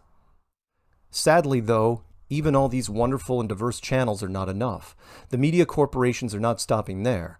I'm not even sure they know how to stop, or if we really want them to. If they are not creating programming for every target demographic that exists, they are building an ever more complex series of purely interactive media, which you know of as video games. The suspension of disbelief that comes with television and movies is not very strong in computer-based games, but the corporations are diligently working on it, and it is their ultimate goal. The end game, as it were, is to create an interactive simulation that you can't tell from the real thing. Maybe they have built it already. Maybe we are already in one. I'm going to say a few things here that some in the FE community are not going to like. If the world is flat and enclosed, then it is most likely a simulation. I will give examples of this, but first I must address the question. Doesn't this statement fly into the face of religion? No, it doesn't. God is a programmer, the greatest developer in existence. I know that many developers who read that last sentence will cringe, their arrogance blinding them. Human beings are the only life forms advanced enough to combine language and technology into reality-creating machines. You are not the only ones. You were not the best, and you were not even the first. Your civilization is only one of many that have developed and moved on from this enclosed system. Scientists know this. They have seen the sunken cities off of Japan, the sunken cities off of India. They have seen Bimini Road and the Bosnian pyramids and many others, and because they do not have explanations for them, the older civilizations never officially existed. What exclusive arrogance. The only thing your civilization can take credit for is that you are the most recent. Congratulations, you have just won a participation trophy. And if science does not want to acknowledge advanced civilizations that existed before us, they should at least take a look at the clues and breadcrumbs found in the very building blocks of our reality. And when we build simulations and games, we do it efficiently to save computer resources. If a game character will never go past a mountain in the distance, we do not build the other side of the mountain or anything that lies beyond it. Makes sense, yes? It answers the age-old question. If a tree falls in the forest and there is no one there to hear it, does it make a sound? In a virtual world, we now have the answer. No, it does not make a sound because the tree is not there. Why would you draw a tree or anything for that matter if there is no player to witness it? It is just a waste of programming and computer power. This is where I need to introduce you to the double slit experiment. Almost everyone in science knows about it, but no one wants to spend time in the philosophical aspects of the topic because it raises too many questions that are simply beyond scientific understanding. The modern double slit experiment was perfected about 15 years ago. It used a single electron gun, firing electrons through a series of metal slits at a target downrange. The electrons are, of course, too small to see with the human eye, but can be registered by the target. The electrons are fired one one at a time through either one slit or the other. When a human being is viewing the experiment through electronic means, the particles hit the target as expected. When a human is not viewing the experiment, the particles change into a wave and hit both slits, and the target is struck differently. Read that last part again because it is important. This means something to any simulation theory because this is what we do when building our own worlds with current technology. We do not draw something if the character is not looking at it. So why is this exact same process also happening in our world? If that sounds like a science fiction movie plot, then you are right, is the general theme of the 1999 movie The 13th Floor. There is nothing new under the sun. If you're into science, then there is a paradox here. On one hand, you embrace the double-slit experiment results under the banner of science because it is repeatable, but at the same time, do not want to speculate on exactly what it means because it raises too many questions about reality that you can't answer. The paradox is not new in the science world. You build the hydrogen bomb because you can, even though you do not know if you should. The double-slit experiment is not an isolated case that leans towards simulation theory. The very nature of quantum entanglement says there is no maximum speed of light. That is just an illusion unique to the known universe and/or dimension. Funny that should be the case because in the virtual worlds that we build, everything about light is an illusion and there are no speeds at all. My favorite science breadcrumb is something they stumbled on some years ago called Neuroscience and Free Will. The title gives it all away. It was only a matter of time before scientists hooked up probes to our heads and then to a computer system sensitive enough to measure basic thought processes. The test they devised was simple. Have the subjects choose a number from a keyboard while watching the screen and also note the time that they made the decision to choose that number. What the scientists did not expect was that the machine registered the decision 8 seconds before the subject made the choice. You heard that right. You just chose the number 3 in your head, and the computer knew that choice 8 seconds ago. It is impossible, and yet it happens. Science does not know what to do with the results because it screams predestination, known in religious circles as the grand plan. Free will is an illusion to those living inside the reality, which implies that there is something or someone living outside of it. To avoid some confusion, the computers are not sensitive enough to say that you chose the number 3, only that you made the choice. It does not change the outcome, which appears to be fixed. The implications of the experiment are massive in scope. If you have already made the decision, then this world may not be interactive at all. You may be living in a virtual movie, one where every choice in the chain of your life was predetermined. This concept, discovered by advancements in science, bothers them a great deal. They deny it exists, but they still continue with the experiments. Imagine the possibilities. You are the director of a film and have complete creative control. You make the movie exactly the way you want with no interference from studio producers. Just before the premiere of the movie, you bump your head on your steering wheel and get amnesia, forgetting everything you have done in the last 6 months, including the making of the movie. Then you see it on screen. To you, it becomes the greatest, most perfect film ever made. Every plot point, acting choice, music choice, every subtle nuance of the film is exactly what you expect, and by the time you see the end credits roll, you think you have witnessed something profound, maybe even divine, because the movie was exactly what you wanted it to be. This, of course, is an illusion made real with a simple bump on the head, but what if it could be done deliberately? Wouldn't that be far more efficient than a random, live, virtual reality where things are left to chance? When media reaches a certain stage, they strive for individual perfection, a perfect reality that gives 100% customer satisfaction every time. All these things scare the hell out of mainstream science that had been trying to stay ahead of civilization for the last 500 years. The problem now is that the general public has access to incredible informational tools, and now we are getting bored, all at the same time. Face it, our civilization has jumped the shark. That is the Hollywood term for we've run out of ideas. There is nothing new under the sun. There are 5 forms of art: pictures, sculptures, music, dance, and literature. All of them are tapped out. From a content standpoint, the modern film industry peaked in 1999. I challenge anyone to look at the list from that year and claim differently. Films, television, music, everything is a remake of a remake now. Our world as we know it has run out of ideas and time. Flat Earth is the beginning of the end. Don't feel bad. It's a good thing. We have had a hell of a run over the last 5,000 years. We have created a complex and incredible tapestry of history, an amazing series of stories that will be remembered for thousands of millennia. But the grand plan is moving into its last phase, known in theater as Act 3. I said that Flat Earth is the beginning of the end, not the end in itself. In any great media production, there are 3 acts. In the first, the characters are established. In the second, they are given a challenge. In the third, for better or worse, the challenge is resolved. Flat Earth is the transition, announcing the final act of our civilization. It opens minds to everything that is impossible and everything that is not. If our history is a giant painting, then Flat Earth is the frame that builds the border for the canvas we have not seen yet.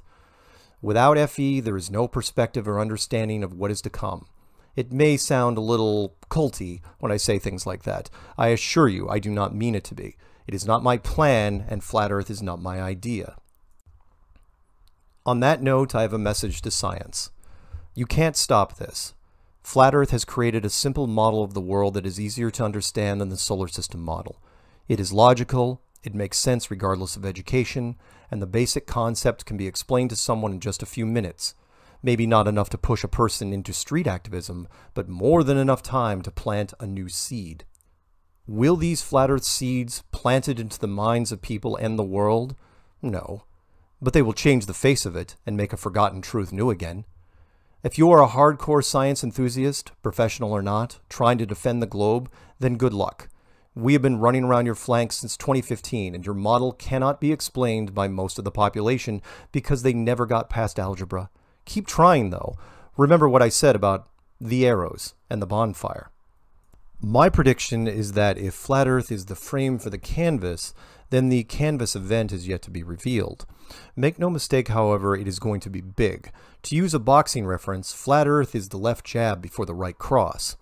That right cross will be an outside force in something larger than the FE community. To be clear, the outside event will have more impact than Flat Earth. To me, it feels like Flat Earth is just the preface, something that prepares the mind, prepares everyone for what is to come. If I had to write the movie plot on this, the event in question would either be a super celestial revelation involving a public admission of another civilization, or a massive terrorist attack that cascades into a multinational war. Again, I try to look at things with a glass half full attitude, so I am rooting for a peaceful resolution. Hope for the best, prepare for the worst. If you are flat curious or flat agnostic, I will circle back to the beginning and tell you to look away. Move along, there is nothing to see here. All the stories you have seen in articles, videos, and television were just a fluke. Flat Earth is not real, it cannot be. If you just don't look at it, the topic will probably just go away. Let your friends or family or coworkers look at it. Flat Earth is not worth your time, you have better things to do, right? Or you could ignore all my warnings and look inside Pandora's box, which is a really bad idea because as exciting as it sounds, there is a downside to going down the FE rabbit hole. The side effect of the Flat Earth that annoys me the most is how quickly the enthusiasm makes you forget the most difficult parts of the journey. For those of you about to head down our path, please remember what led you to the finish line. For some reason, just about every new Flat Earther gets so excited by the revelation that they want to rush out and tell everyone about their new discovery, breaking the first rule of Flat Club, which is, do not talk about Flat Club. If you do not follow this rule and be discreet, then you are going to be criticized by people who you thought you could trust. Then you are going to get depressed and email me asking why this is happening to you. Don't be that person. To the pastors who are now afraid of the questions about Flat Earth being brought to them from their congregation, you do not have to worry. We already have your congregation.